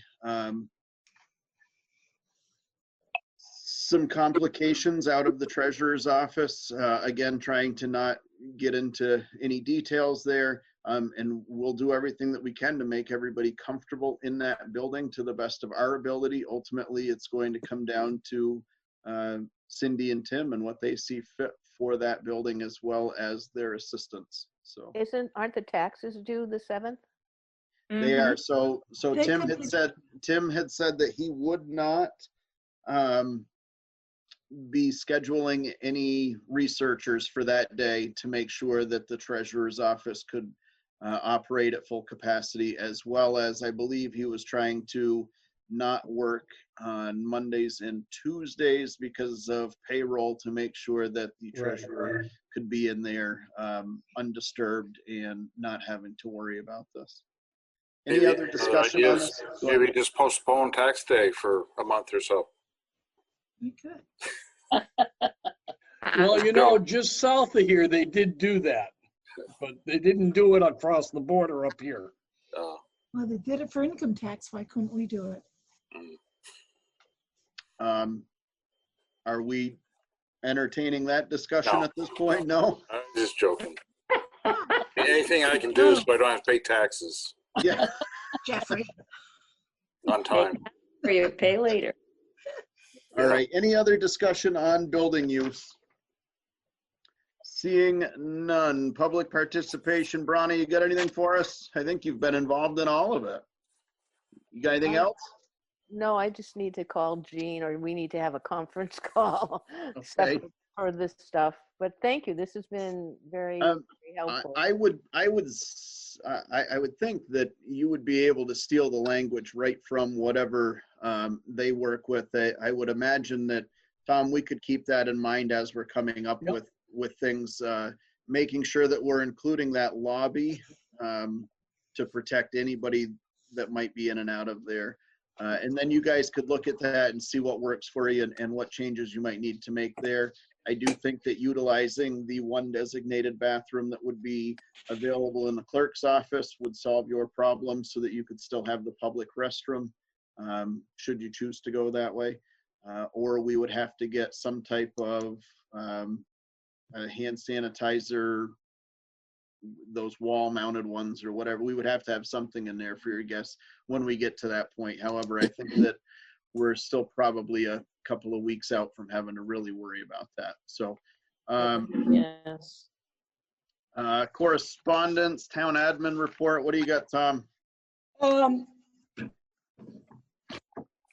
Been working with a couple. We had a call today. You should not be aware of this, from a senior from the housing development down on Huckle Hill, relative to the town reimbursing people for ambulance runs. And that's not, and speaking with the treasurer, that's not what we do, but upon request, I guess there is a policy to cover the cost of the Rescue Inc. membership. And I let her know that. And she was very clear that she was going to be sure that everyone in the complex knew that. So I think you might see a run on that from some of our seniors over the next few weeks, just so you're aware of it. There is a fund. I also put her in touch with Mary Lynn Sherlin if she was having difficulty paying that copay, that there's the senior, there's a fund to help, and Mary Lynn was involved with that. So I put her in touch with her as well. As it relates to the FEMA reimbursement process, I've been on one webinar conference call. There's another one on Thursday that I'm going to participate in. I just want to put a little caution out to the board. that, we think all of this will be reimbursed at 75% if we meet the threshold, but there is a threshold we have to meet. And there's a minimum cost that we have to meet before we can submit. And I think with the Tyvek uniforms, if you will, that the EMD has ordered, I think we should be okay with that. But I don't want people to get a false sense of hope that everything we spend is going to be reimbursable or accepted for reimbursement. We're going to submit everything we have, all of the payrolls, all of the other things that we can that are overtime, and those extra costs that the town has incurred since the declaration of the emergency by the governor and through this COVID piece. But I just want the board to understand we can submit all of the invoices. That doesn't necessarily mean that they're all going to be accepted. And I just want people aware of that. We submit, I've submitted before hundreds, the thousands of dollars, and thousands of dollars less X has come back as reimbursement at the 75%. I just want people not to be expecting 100% of what we submit to get 75% of that back. We probably won't. Just that way, no one's going to be surprised. Is that all you got? Yeah, I think that's really all we got. Tim and I have been working. You asked me a little earlier about the minutes from the emergency meeting. Do you want a recap on that meeting? I had sent the minutes out, but do you want, I've got them up if you want a recap of what the board did so the public's aware. Sure. The board met on Easter Sunday and met with Dave Emery and the board and myself. Since the governor declared a state of emergency, it was important that the town declare a state of emergency as well. So it would be eligible for up to 75% FEMA reimbursement. And Sandra made a motion to adopt the local jurisdiction for emergency declaration to be dated 4/12/2020 at Vernon, with the correction that the two corrections that the town administrator be interim town administrator. That's correct. And that the date was put in correctly. That was part of it. The other piece of the meeting, support of the select board to support the rec director and rec committee on closing the parks. And a motion was made there by select board member Harris to support the actions of the Vernon Rec Committee to close the recreation facilities, including the recreation center playground in the town, while excluding the town forest and hiking trails. The motion was seconded by select board member Carr and unanimously agreed to by the board. And the board adjourned a little bit before 12 o'clock. Perfect. Next select board meeting will be May the 5th at 6:30. We do have a work session that will be scheduled for, what is that? Is that the 29th? I believe so, next Wednesday at 6:30. That will be more town administrator discussion. And with that, I would entertain a motion to get out of here. So moved. Second. So moved. Oh, Jeff beat you, Gene. All right, moved in second, and all those in favor, please say aye. Aye. Aye. Opposed? Good night, everybody. Thank you. Chris, I'll have that document with Tim for you to sign in the morning. Yes, sir. Okay, thank you. Everyone.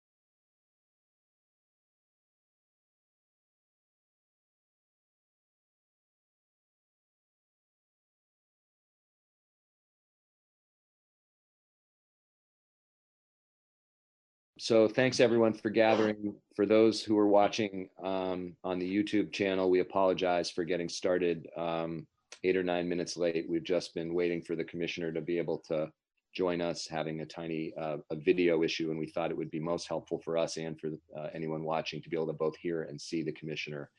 So we're in a bit of a holding pattern.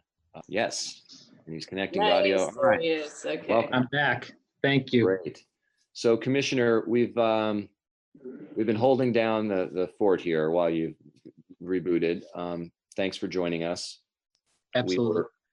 We were hoping, the speaker and I had spoken with the governor. We knew that you guys were going to be announcing some new efforts to help ease the crush of UI applications and the new federal program. And today was the day that made sense to have you come on and give us some updates. So I think if you can begin by providing the broad overview of what, where you see things now, what the new strategies you hope are going to achieve, and then we'll open it up to questions from the committee. Absolutely. So first, for the record, Michael Harrington, Interim Commissioner, Vermont Department of Labor. Let me just first start by saying thank you to everybody on this call and even the members that are not on this call. I think I personally have received tremendous support from each of you in terms of just patience and understanding, but also in wanting to help and letting me know that you're here to help. So with that, I just wanted to say thank you to everybody. We certainly, like you said, have had a crushing few weeks here. We've processed about 65,000 individual claims or opened claims. And then the number of weekly benefits we issue grows each week with that. Our biggest issue right now, if I were to ask each of you, I can imagine that what you're hearing from your constituents is that they can't get through to the department. And they can't get through because everybody's trying to get through at the same time. The reason they need to get through to us is because about 1 in every 2 claims, so about 50% of the claims that are processed have what we call a stop payment issue attached to them. And that could be for a variety of reasons. It's a checks and balance as part of the federal program that this happens. And so during normal times, it works well to make sure that people those people who are truly deserving of benefits are getting benefits. But in a time like COVID-19, it just quickly overwhelms the department with the number of claims that have issues attached to them. So from that perspective, we have, while at face value, the symptom everybody is seeing is that they can't get through to the call center, they can't get through to somebody to talk to them. The root cause of that issue is because there's an issue on their claim and they're not getting paid. And so we've got a number of different things that we're working on, strategies we're deploying to really shift our focus to clearing issues, which will in turn lessen the number of people who have to actually call or contact the department. Because the more issues we clear, the more people will get paid, or the more people themselves will be paid. So we've done a couple of different things just in the past couple of days, and we've got a couple more coming on. One is, you've probably heard me talk about soliciting proposals for a third-party vendor solution to provide additional call service. On one hand, this will bolster our call service. On the other hand, what it does is allow the vendor to provide the tier 1 service while taking our most experienced staff that right now are on the call lines 10 hours a day or whatever, and redirect them to issues clearing. So we can immediately say, we're going to take the 25 people or 30 people who are answering calls right now, we're going to turn them over to clearing issues. And by doing that, the call volume will drop. So there's twofold with bringing on that vendor. Another thing we're doing, and I announced it today, is, and this is voluntary, but asking people to to go to an alphabetized calling and filing schedule. Unlike other states, we're simply just asking this to balance the load out. So what happens is, for instance, the first day you can file your weekly claim is Sunday. And our system, like on Sunday, you can imagine everybody tries to file and the system crashes. So what we're asking people to do is, whether you're calling the claim center or you're filing a claim, we're just trying to balance that load out over the week. If someone calls and they don't have the right last name for the day, we're not going to tell them no. And we're not going to tell them to call back a different time. This is purely voluntary, and we're simply asking the public to help us so we can better help you. The other piece is, we've started to launch these special teams, we're calling them, and they are just work groups that consist of some workforce development folks. They consist of some tax department folks. They're going to consist of some additional folks from DMV eventually. And again, their focus is going to be on those issues clearing. So we're training these staff up to be able to remote into our mainframe, take a batch of issues, and be able to clear those issues. So again, our number one priority right now is issues clearing, because that's what's causing people to have to call. The biggest concern right now that I have is the pandemic unemployment assistance program, which we're talking about rolling out over the next 2 weeks. There'll be a phase 1, which is the application process. Then the phase 2 is the actual claims processing and payment process. But as soon as we open that door, I mean, we're probably looking at roughly 50,000, 40 to 50,000 additional claims that are going to come in from independent contractors, sole proprietors, and so on. So that's my biggest concern. Just again, because all those claims will again have issues attached to them. So making sure we've got the staff trained and committed to doing issues clearing will keep the volume on the lines down. So that's kind of a brief overview of where we're at. I'm happy to answer any questions, but we do have a number of people that we're gearing up, including some staff at the governor's office, to be able to access our mainframe and clear constituent issues as they come in. Many of you have emailed me and copied one of my assistants, Amanda, and we're having Amanda get trained in how to access the mainframe system and clear issues, so that we're not just passing them on down the road to someone else to clear, and that should help with timeliness as well. Just so people know, there's the $600 we get a lot of questions on. Those payments started going out this week. I think in total, and I'll pull up the number here, in total we have issued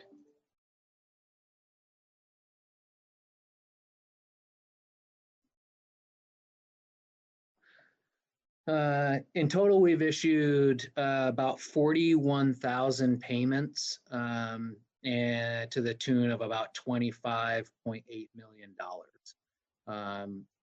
Again, we update that on a daily basis, but we're also tracking how much we're putting out week to week as well.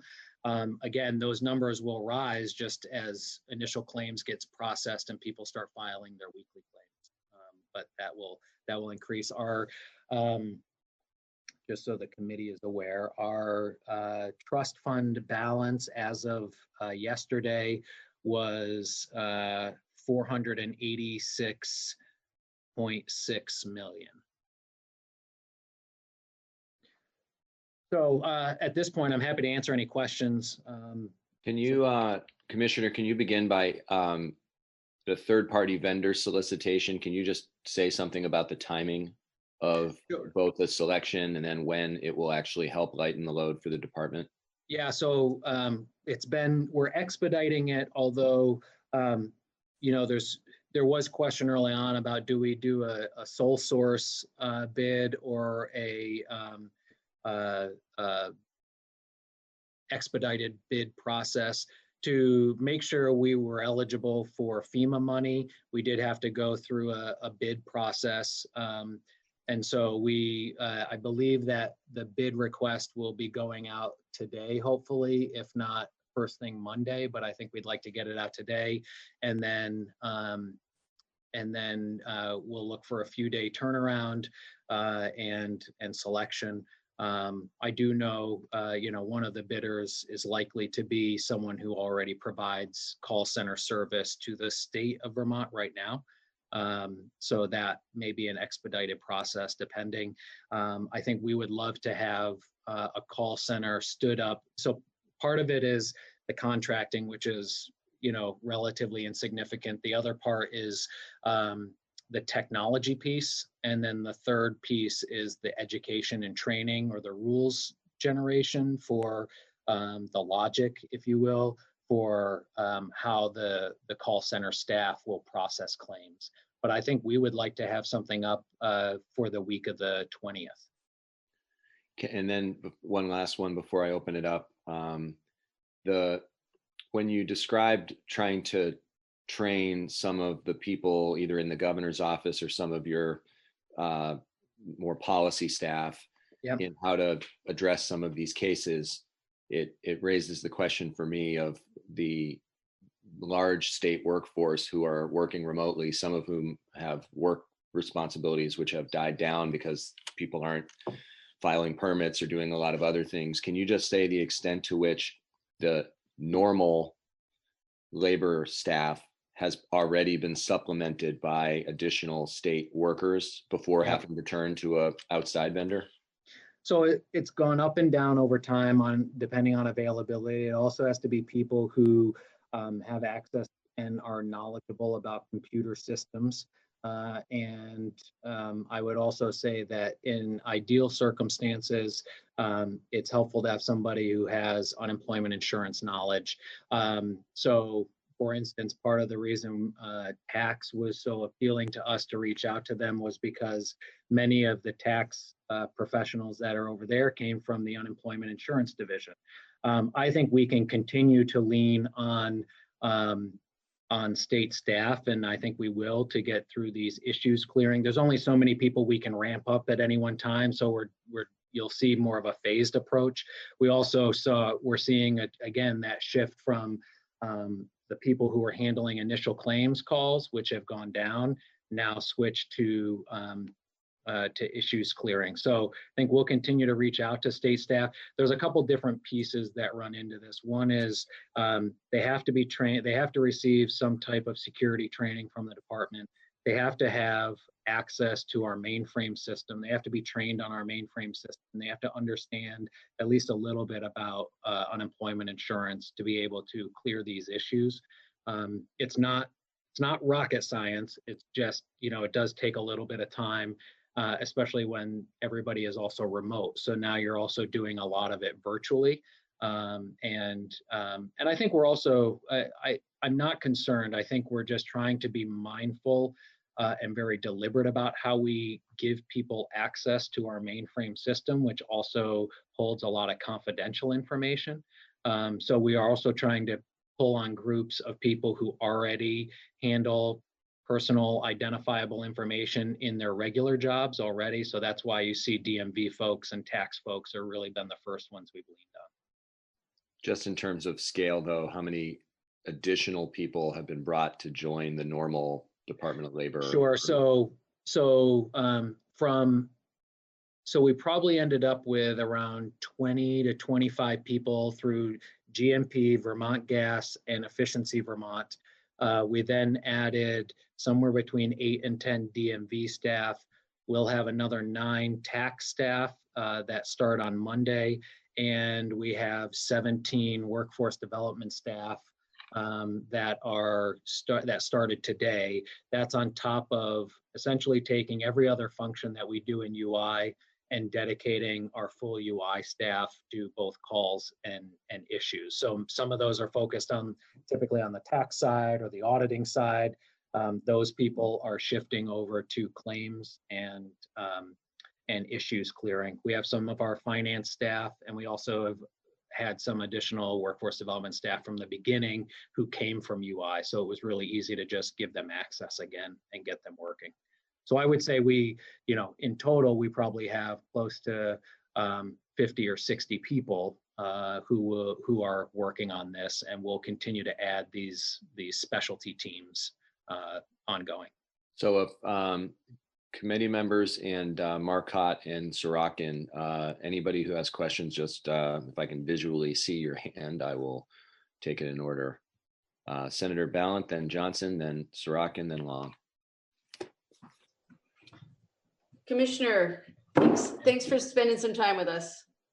Absolutely. I have to apologize. I think I have an email in my inbox that I owe you a response on. So. That's all right. I know you're putting out fires.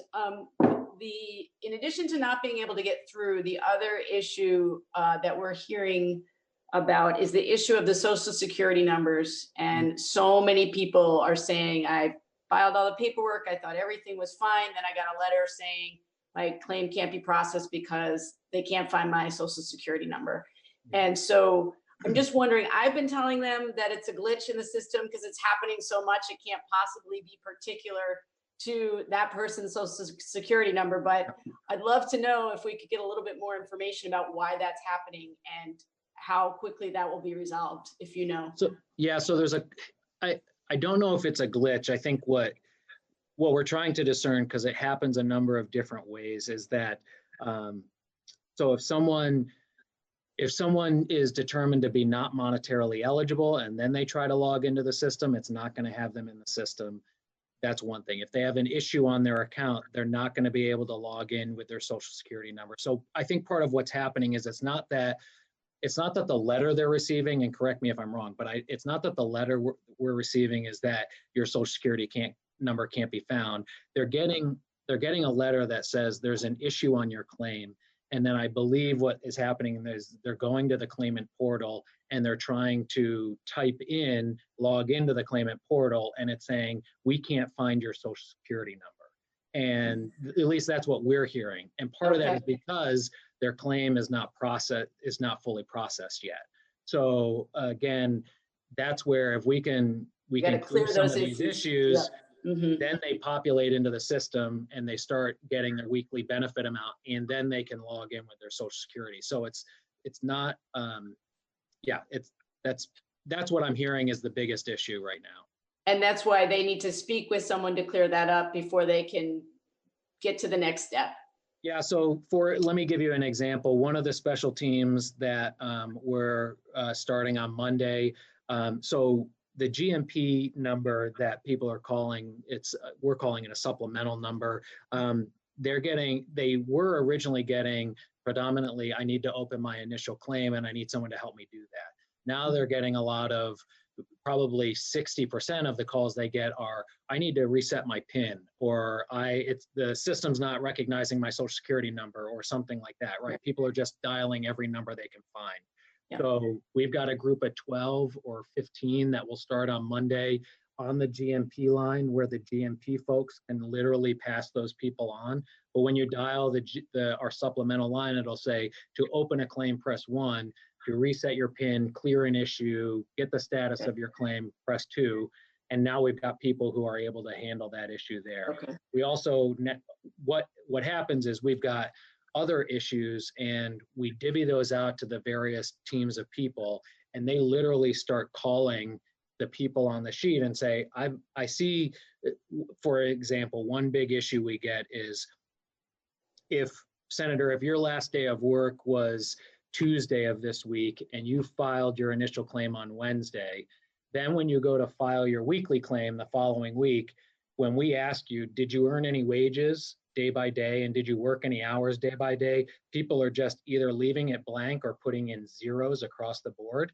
And the system is smart enough to say, wait a minute, you told me your last day of work was Tuesday, so you should have had hours and wages for Monday and Tuesday, and you shouldn't be reporting zeros, right? So it immediately sets it aside as what we call as an 81 issue, right? So we're giving this batch of 81 issues to this team of people. They're literally calling people up and saying, hey, I see you got an issue on your claim. Let me solve this claim, and if you missed a week, let me go back and fix that claim too. So they're fixing every issue that's on the account. Okay, thank you. Yep. Speaker Johnson. Yeah, there's a slew of questions that came from House members, but while we're on some of these first-time filers, because I think, people are, as you well know, really panicked about not having any income, about not being able to buy groceries, pay for bills. And I know you appreciate that. It's a concern we all have to make sure that everybody's stable and has what they need during this time. But this issue with PINs, if we're getting multiple messages that saying they've been trying to get through for days. They need a PIN number in order to file an online claim. But so is there a way to get a PIN number online, or does that have to do with the 50% that got tossed into the problems pile? So again, I think what's happening is someone is getting, so we don't send pins to people, just so you know. So what happens is you essentially open an account or a profile on the claimant portal and you set up your PIN. And what happened is people aren't able to get in to set up their PIN because there's an issue on their claim. We're also getting some where they need a PIN reset, and we're trying to work through why that is and why there's so many. Short of resetting everybody's PIN, part of that is why we're having this group begin to handle phone calls about PIN resets. But I think what you're hearing about is one symptom. When we actually drill down, we're finding, oh wait, your account had an issue on it, and that's why you weren't able to get in and set up your account or set up your profile, because so they're thinking, well, I just need a PIN and then I can get through, when really it's, nope, you had an issue on your account and you're not even able to set up a PIN yet because we don't have you in the claimant portal system yet as a claimant.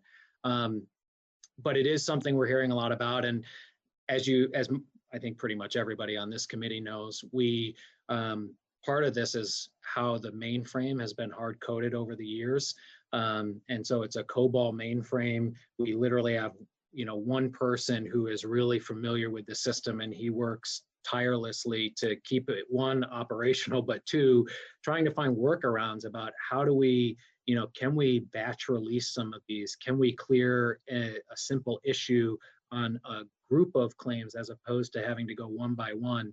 But it's very minute by minute, and it's touch and go depending on what we can actually maneuver the mainframe to do.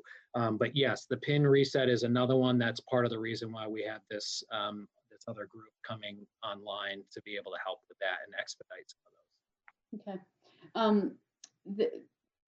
One member had a terrific suggestion. Obviously, the uncertainty in all of this is a huge part of the problem. And people just not being able to get through and not knowing what the issue is. And so a member suggested having a flow chart that's just up there saying, here are the steps. If you're getting this message, it may mean this. And, and just to create a little predictability so that people don't feel like they've hit a brick wall and can't go anywhere, and that they know what the next step is and they know what issues to look out for.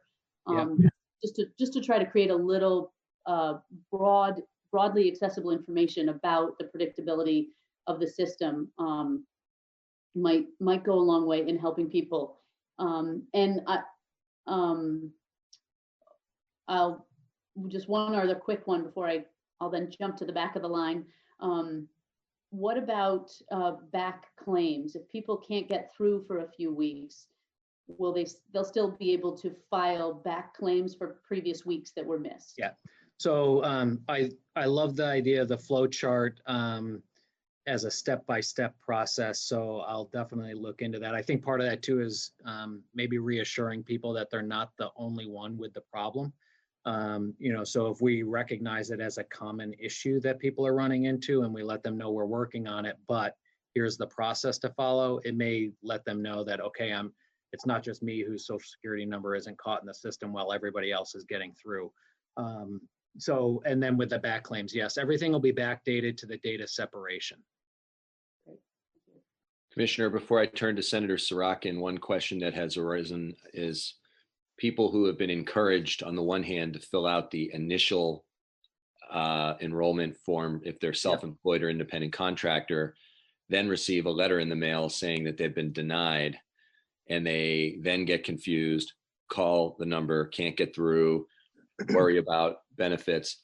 Is there a reason why people who are being encouraged to fill out that form are getting any sort of automatically triggered form letters? Yeah, so the system is set up so that what they're getting is what we call their determination letter. So for most people, when they file, it says, you've determined to be eligible and here's your maximum weekly benefit amount. And so again, the system does a calculation somewhere between $1 and $513 of what someone is eligible for under UI. What some people are getting is you're not eligible for unemployment insurance. This could be something as simple as if they filed as an independent contractor and they have no wages in the system yet, then it's just going to say you're ineligible. Now, we've been trying to communicate via email and some other forms to let people know you can file as an independent contractor. It gets your information in the system. Just know that it is going to kick you out as not being eligible until the Pandemic Unemployment Assistance Program is stood up. Other things, again, may be that somebody was already temporarily employed and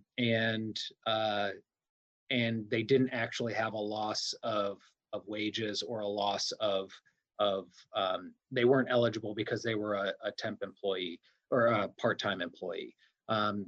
Something else, it came up just the other day. We had someone who called and said, I want to file as an independent contractor. I also have a full-time job working for X company, but my independent contracting job has slowed, so I want to file for PUA to get those wages back. And obviously, we said, listen, you're not eligible because you still are earning full wages from your other employer, your full-time employer. So again, there are a variety of scenarios. If I can maybe just put a finer point on it, because I think in your opening remarks, when you indicated that having a third-party vendor might take a couple weeks to have, well, you said that the federal program for self-employed and independent contractors might not be ready for a couple weeks, which means that all the tens of thousands of people who might soon wish to see benefits are going to be contacting the department. It does seem that if people enter the Labor Department website, where it encourages them to put in an initial thing to start the process, that the system should not be sending them form letters of any kind that are discouraging at that point. Even if we know there's another step, it just creates more calls and more confusion that your people have to handle. So I'll just flag that for you. You don't have to respond further, but I would think if we're encouraging people to go halfway there, we shouldn't then send them a letter that confuses the heck out of them and results in more work for you. Yep. Thank you. Senator Sorokin. So the issues the three big issues that I've seen is one that Senator Ash was just talking about, and the Social Security issue and the inability to get through and there was I had some communication with your office this morning. And by the way, thank you for all the work you do. I can't imagine. But what is, and I heard back from Jessica Vittner that it's still under review as to what the best advice you can give to claimants who have gotten this letter that you were just referring to, saying you're ineligible for benefits because you have zero earnings as in our system. You're an independent contractor. So I don't know what to tell people, whether they should call back again, because the message has been that you will get in contact with those people once the pandemic assistance program is up and running. Is it smart to rely upon you getting back to them? Are they going to complicate things further by following up and filing it again or getting in touch with you? What's the best course for those people? Thank you. I appreciate the question. So if things didn't get complicated, if they weren't complicated already, the the feds have not done us any favors as they built the Pandemic Unemployment Assistance Program. So one of the requirements, which we learned about this past week in a webinar with USDOL, is that in order for somebody to be eligible for, our hope was we build the Pandemic Unemployment Assistance Program, and we literally open the door and say, file your claim through the PUA program, and we'll start issuing, we'll make determinations on eligibility and start issuing payments. Well, this week we were notified by USDOL that everybody initially has to go through and be denied unemployment insurance under the general program before they can be eligible for the Pandemic Unemployment Assistance Program. And so what that actually does is it's going to create, unless we can work something out with USDOL, and we plan to reach out to them over the weekend, but unless we can work something out with them, it just creates a two-step process and delays payments to people who need it. But they're essentially saying you've got to submit a regular claim first, be denied, and then you can file your pandemic unemployment assistance. Our hope is to be able to push back on that. What we have told people, getting back to the senator's question, what we have told people is that if you give us your name and email, we will let you know when the program is up and running. But we have had people who have applied. I think what I took away from the pro tem was that, I don't know whether or not we can recode the system to not send, because they're not, in the original application that was created, they're not actually indicating that they're self-employed. So it's just showing that they're not monetarily eligible because they don't have wages in the system. But just because you don't have wages in the system doesn't mean you're automatically self-employed. So we can't just turn that feature off because there are some people who just literally are not monetarily eligible and they're not a sole proprietor or self-employed individual. But what I think we can do is provide more information about one, we hope to have, starting Monday, a page that starts off the application that allows somebody to select, I'm self-employed, I'm an independent contractor, I work for an employer, right? So there's multiple selections that send you down a different chute, and that will allow us to cater our messaging on the back end to them. So when they receive their confirmation email, it may say, you may be found to be ineligible for unemployment insurance, but you are eligible for pandemic unemployment assistance, right? So that now we can begin catering the communication that's going out. So just to follow up on that, what should somebody do who's filed before, who's a self-employed individual and got back a determination that they're ineligible because they had no earnings? Should they wait for the new program to start up and contact you, or will you be in touch with them? So it'll be both. We are sussing out or pulling out as many of those, because many of those people, when they had to put in their employer, they put self or myself originally. So we are able to at least sort by employer and pull out all the ones where someone listed self-employed. And it's about 7,500. So the good and the bad is that the bad is they got that letter that said they weren't eligible. And hopefully we can find a workaround for that. The good part is their information is in our system, and they've actually, without knowing it and without us knowing it up front, completed the first step in the process, which was they were denied regular UI, which now makes them eligible for PUA. And so those people can be immediately shifted over to the PUA program for processing there.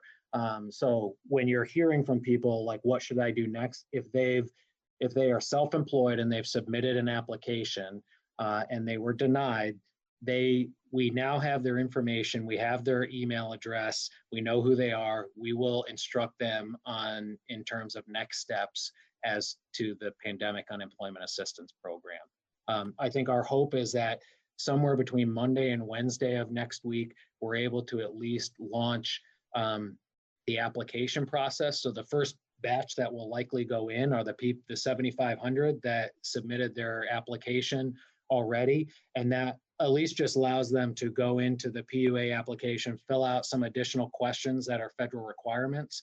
And then the second phase, which would end up being rolled out sometime during the week of the 20th, would actually be the processing and the payment issuing.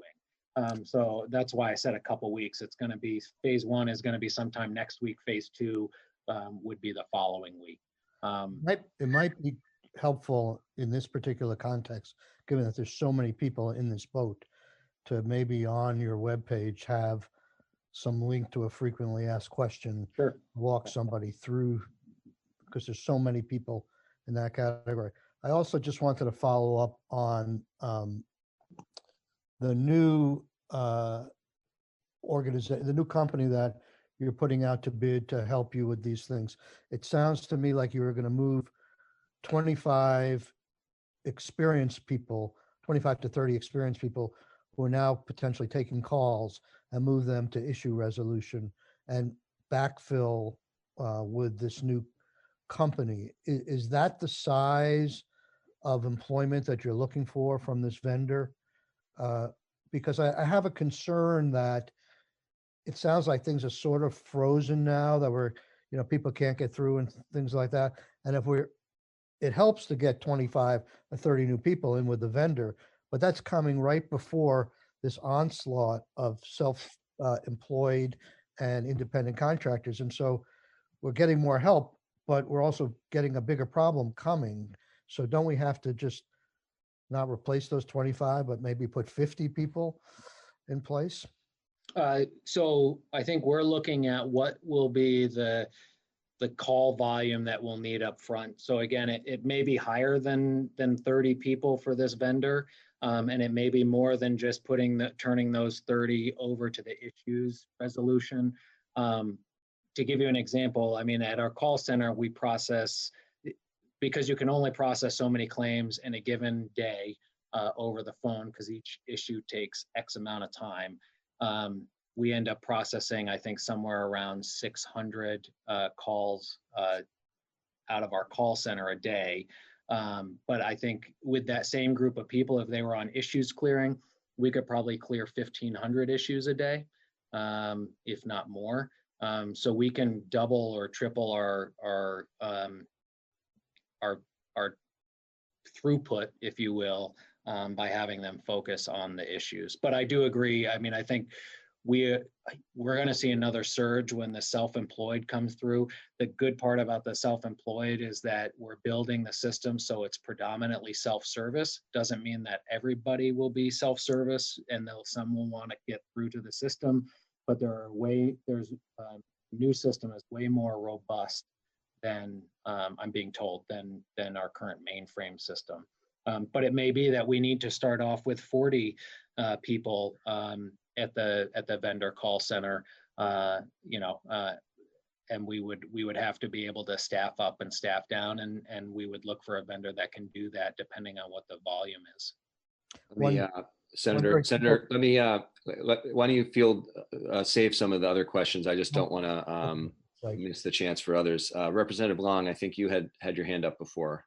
Yes, and Senator, thank you. Senator Ballin asked my first question about the Social Security. So I'll just very quickly, and this might be an easy answer. I have been fielding quite a number of questions from constituents who actually are employed or have been employed in more than one state, New Hampshire, in my case here, and Vermont, and them running into some significant issues about, even not having income coming from another state being included in anything. And I'm just wondering whether you have any advice. Of course, these same people are having a really hard time getting through, have been. So maybe it's just a matter of we just need to speak to someone. But do you have any advice for those folks who have mixed income coming from more than one state? Yeah, it creates another piece of the complex puzzle. They certainly should be filing in the state where they are doing most of their work.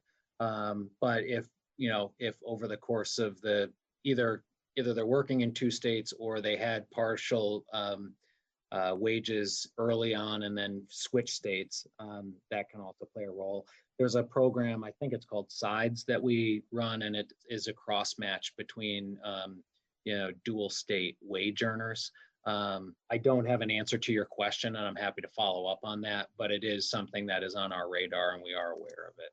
Okay, great. In terms of status, I wouldn't be able to give you that right now. Thank you. Yep. Yeah, other hands of questions? Representative Marcotte. Thank you, Senator. Commissioner, a question came up in committee the other day concerning people that are partial UI because their hours have been cut back. Are they eligible for the federal $600 also? Yeah, so the last I heard, or the way it was phrased to me, is if they are eligible for at least $1 of UI, they are eligible for the $600. Interesting. Thank you. Yeah. We didn't design it. We're just well, and luckily we don't have to pay it either, right? We don't design it. We just take the heat from constituents who wonder how that made sense. Yeah. Was that Becca? And then Mitzi. Or Mitzi can go since I already spoke. I'll come back to me. Dick Mazza, was your hand up just now? Okay. Mitzi.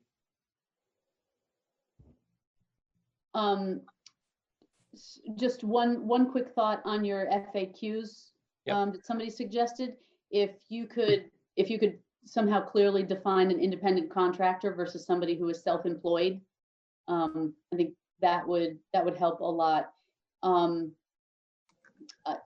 I have two separate things. There are people that have been able to file their initial claim, but then they still haven't received the paperwork or determination letter that was supposed to be sent to them. The DOL website says that should take 3 or 4 days from processing, but for some people it's been weeks and they haven't received it, or there's been a problem because there's a backlog at the business that has to confirm something and the business is now shut down. Can you talk about that process a little bit? So I can talk about the process. I may have to look into the issue. So my understanding is there isn't much of a backlog in terms of initial claims that weren't processed. There's a couple different scenarios that fall into that, or caveats, but we also are not waiting on businesses to, typically, if I filed a claim, opened a claim against a business, the business would have 10 days to respond and contest the claim. We are still allowing businesses to contest claims, but we are not waiting to issue benefits for that contestment. So we are moving forward. And then if the business contests after, we can move to adjudication of the claim thereafter. But it's not holding up the process. So if someone has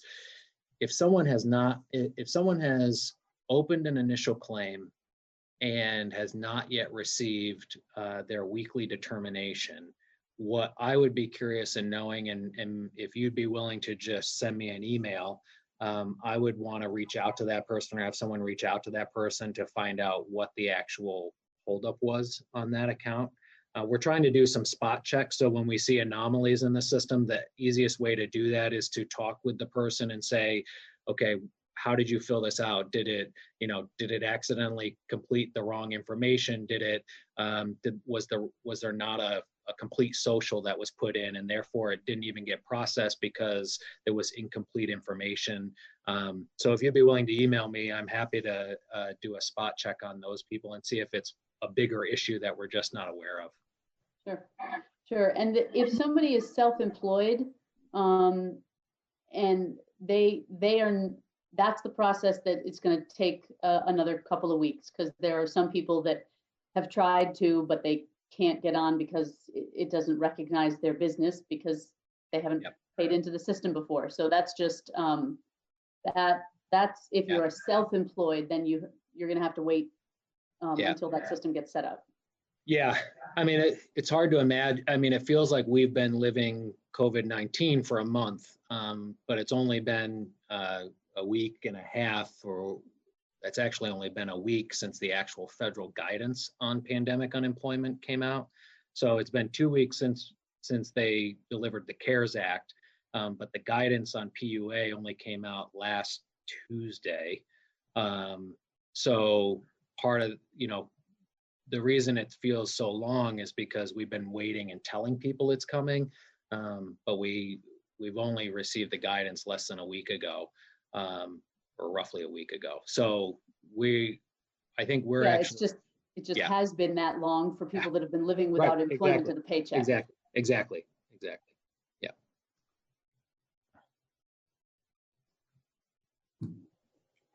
Other questions from committee members? Sorry about that. My computer was a little busy.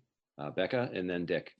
So I've got a couple questions from senators who are watching. Just to follow up on what you were just saying, when can we tell Vermonters to expect that the system will be set up to process these additional claims for $600? The $600 is being processed already. You already So are. Okay. It started Monday of this week. But maybe the question should be clarified. The 600 is going to people who are Already eligible for conventional unemployment. Yes. Right. Yeah. So if we're talking about self-employed, independent contractors, sole proprietors, it will be, we should be able to start processing actual claim, like weekly certifications and benefits, starting sometime during the week of the 20th. And Okay. those will include the $600 in those as well. And just to clarify something earlier, do you still have an active appeals process that is up and running simultaneously? I know the volume that you're dealing with is incredible. So it seems like it's all one big pile of people that need to be addressed, but I'm just curious what's happening with folks who do want to appeal the decision that came back. So we still are functioning in appeals process. I think in May, well, my hope is, but I think we've got to be prepared for the alternate, is that given the fact that it's really hard for somebody to be denied right now, in that we've loosened the restrictions, that there are going to be fewer appeals. There may be more employer appeals than there are claimant appeals, depending on the employer, but at the same time, the employers are also being relieved of charges. So there's also that counteracts that. So there is still an appeals unit. There's still part of what we also are going to need to get back to full time, we're still doing it, is adjudications. So it's the same part of the appeals, but it's the first step in the appeals process. So when there's a contestment or a conflict between an employer and an employee, or let's say someone, we need to do some type of a back audit on someone's wages that they've earned, it may go to adjudications. And so again, we're trying to clear the low-hanging fruit first, which we can expedite, but some of these will have to be formally adjudicated. And that is still happening, but the volume is going to quickly overtake us. Thank you. Senator Mazza.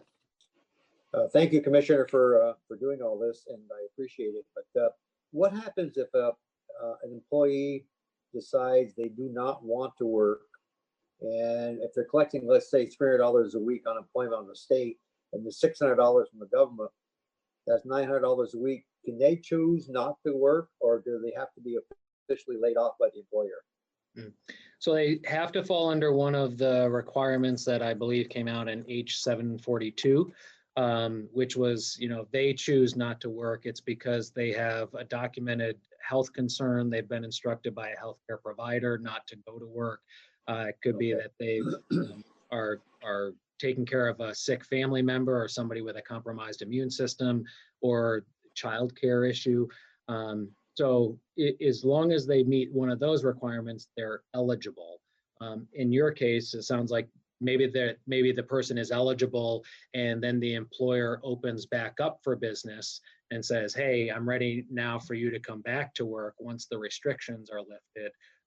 Under standard UI law, if you have a job to go back to, or if you are offered gainful employment, you are either required to take it or forfeit your unemployment insurance benefit. Okay, because I'm fearful that some might, decide, Yes. hey, I'm making $1,000 a week. Yeah, right. Well, why do I want to So go it, back to work? it is a concern. It's come up a couple different times, but if Okay. that employer offers them full-time employment back and they refuse it, they're at risk of Thank you. being ineligible. Yeah. Okay, I think one of the instances where that is most likely to be a practical issue is if there is a kid home because school closure, and maybe both parents don't necessarily normally need to be there for the childcare purposes, but could elect to both be home utilizing the flexibility that's been granted. Yeah. That's probably maybe the most frequent thing that will probably pop up. Representative Johnson. Yes. So one quick thing, a House member wrote in saying that they had a constituent that was told by a DOL employer or a DOL employee that her only option for registering was by a computer.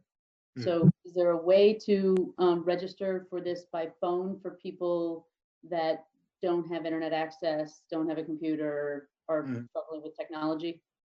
Yeah, so we're talking about where we are right now with traditional unemployment, right?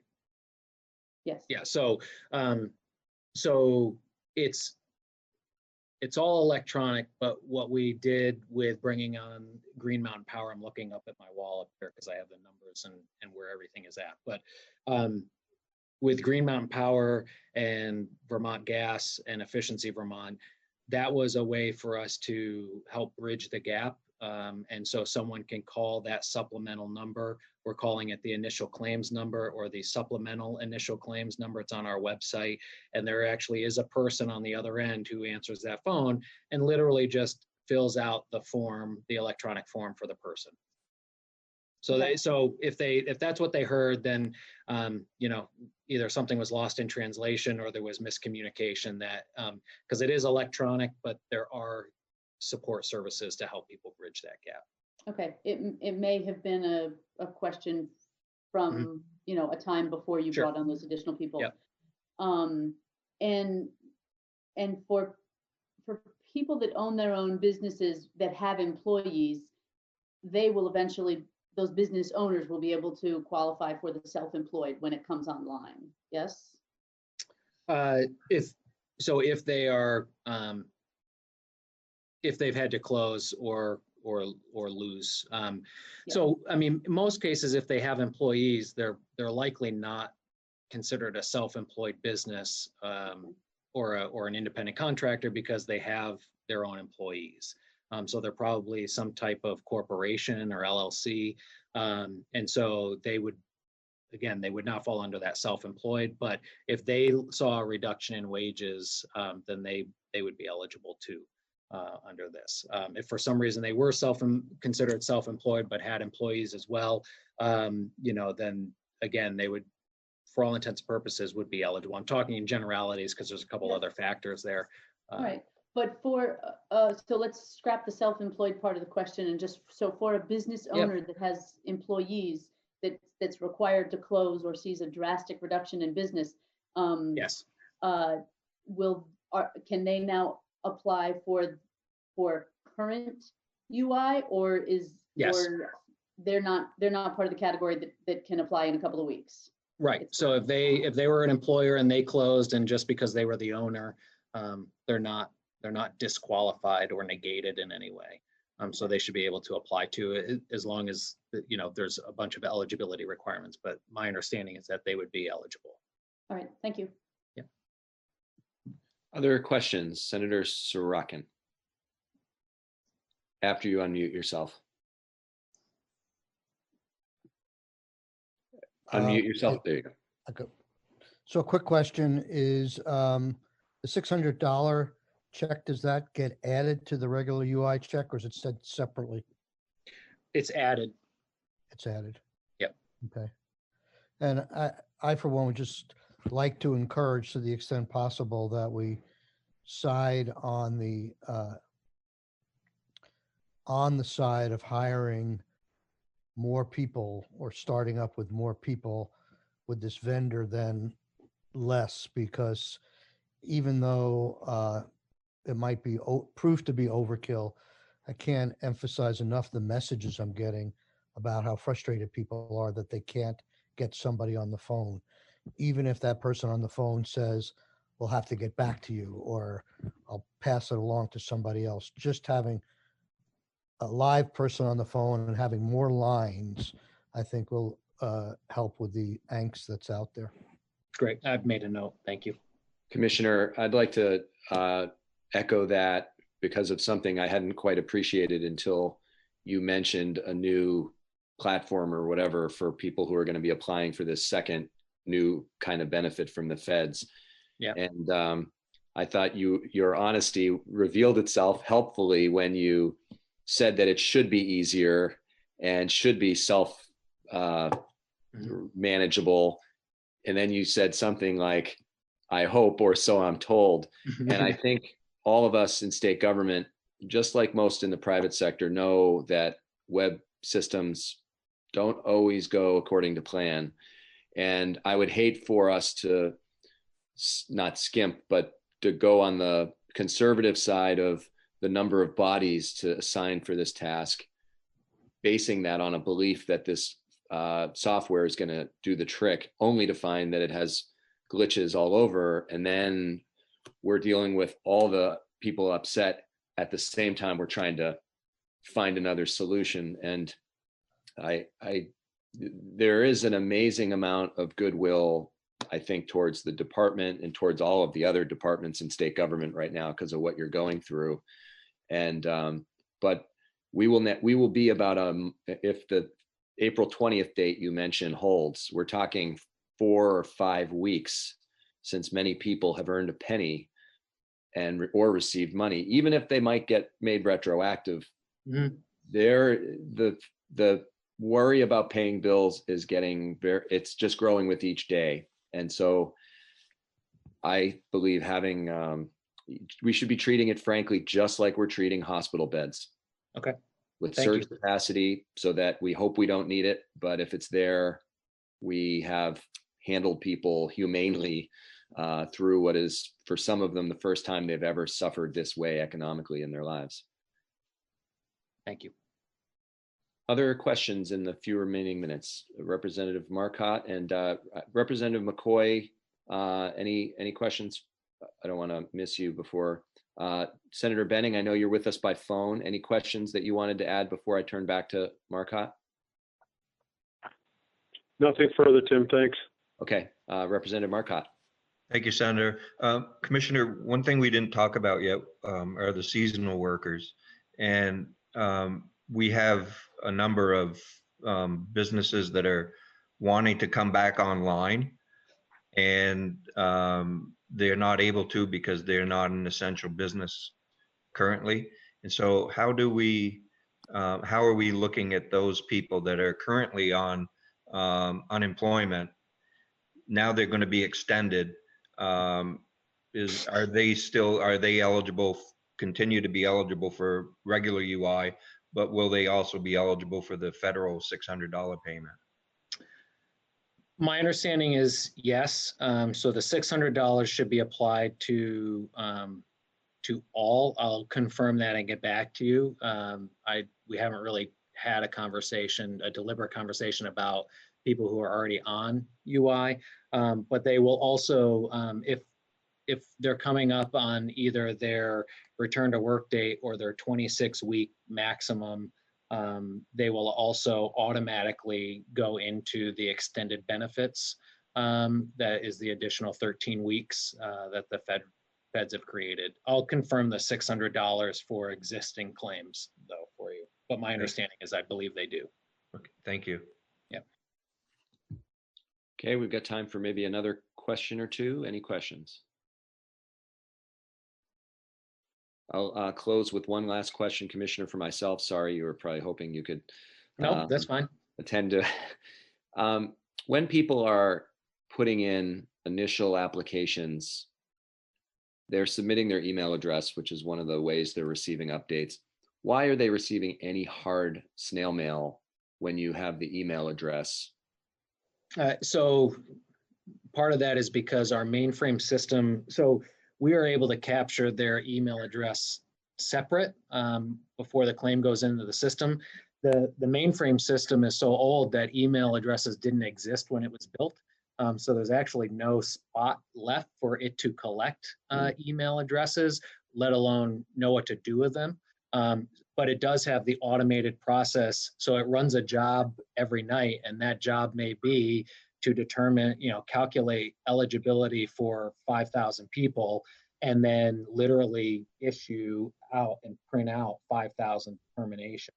Okay. Which then go to the post office. So part of that is just, that is how the system was built. Again, when we talk about modernizing systems, when we envision the next system, which we've done some of that already, it would be predominantly, it would be little to no paper and predominantly electronic. Okay. With the committee's indulgence, I'll leave the last question to Senator Starr.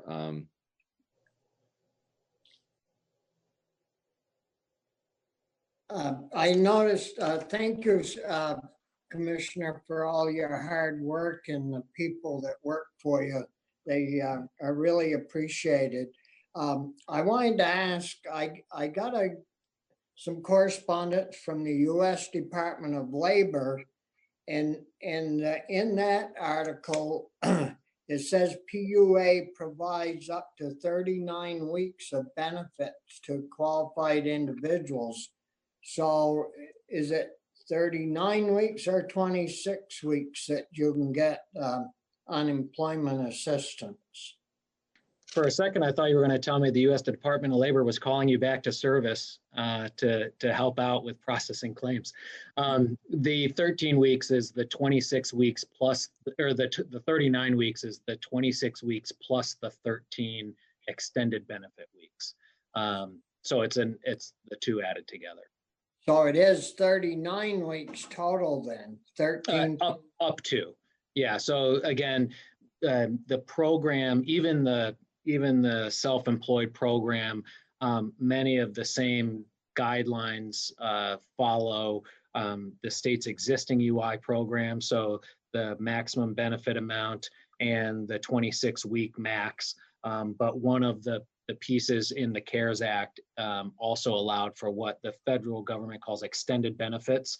And so they simply just authorized extended benefits across the board. So it gives anybody on UI up to an additional 13 weeks of benefits beyond the 26 weeks, which hopefully will not matter to those people who are recently unemployed.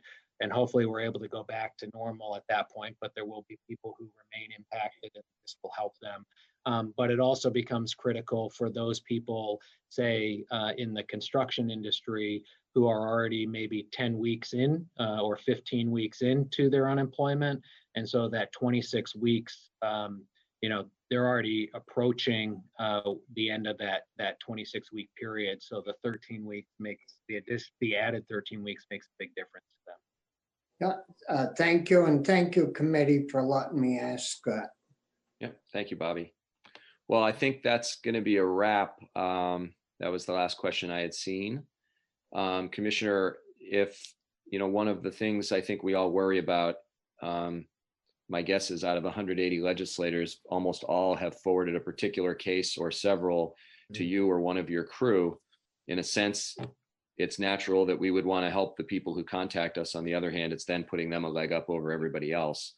But what I'm going to suggest is if committee members have process suggestions based on some of the concerns we're hearing, and this applies to our colleagues who aren't on the committee, that's what we should primarily be focusing on sending to you and your direct team to solve the problem for many people if we identify something that we're hearing.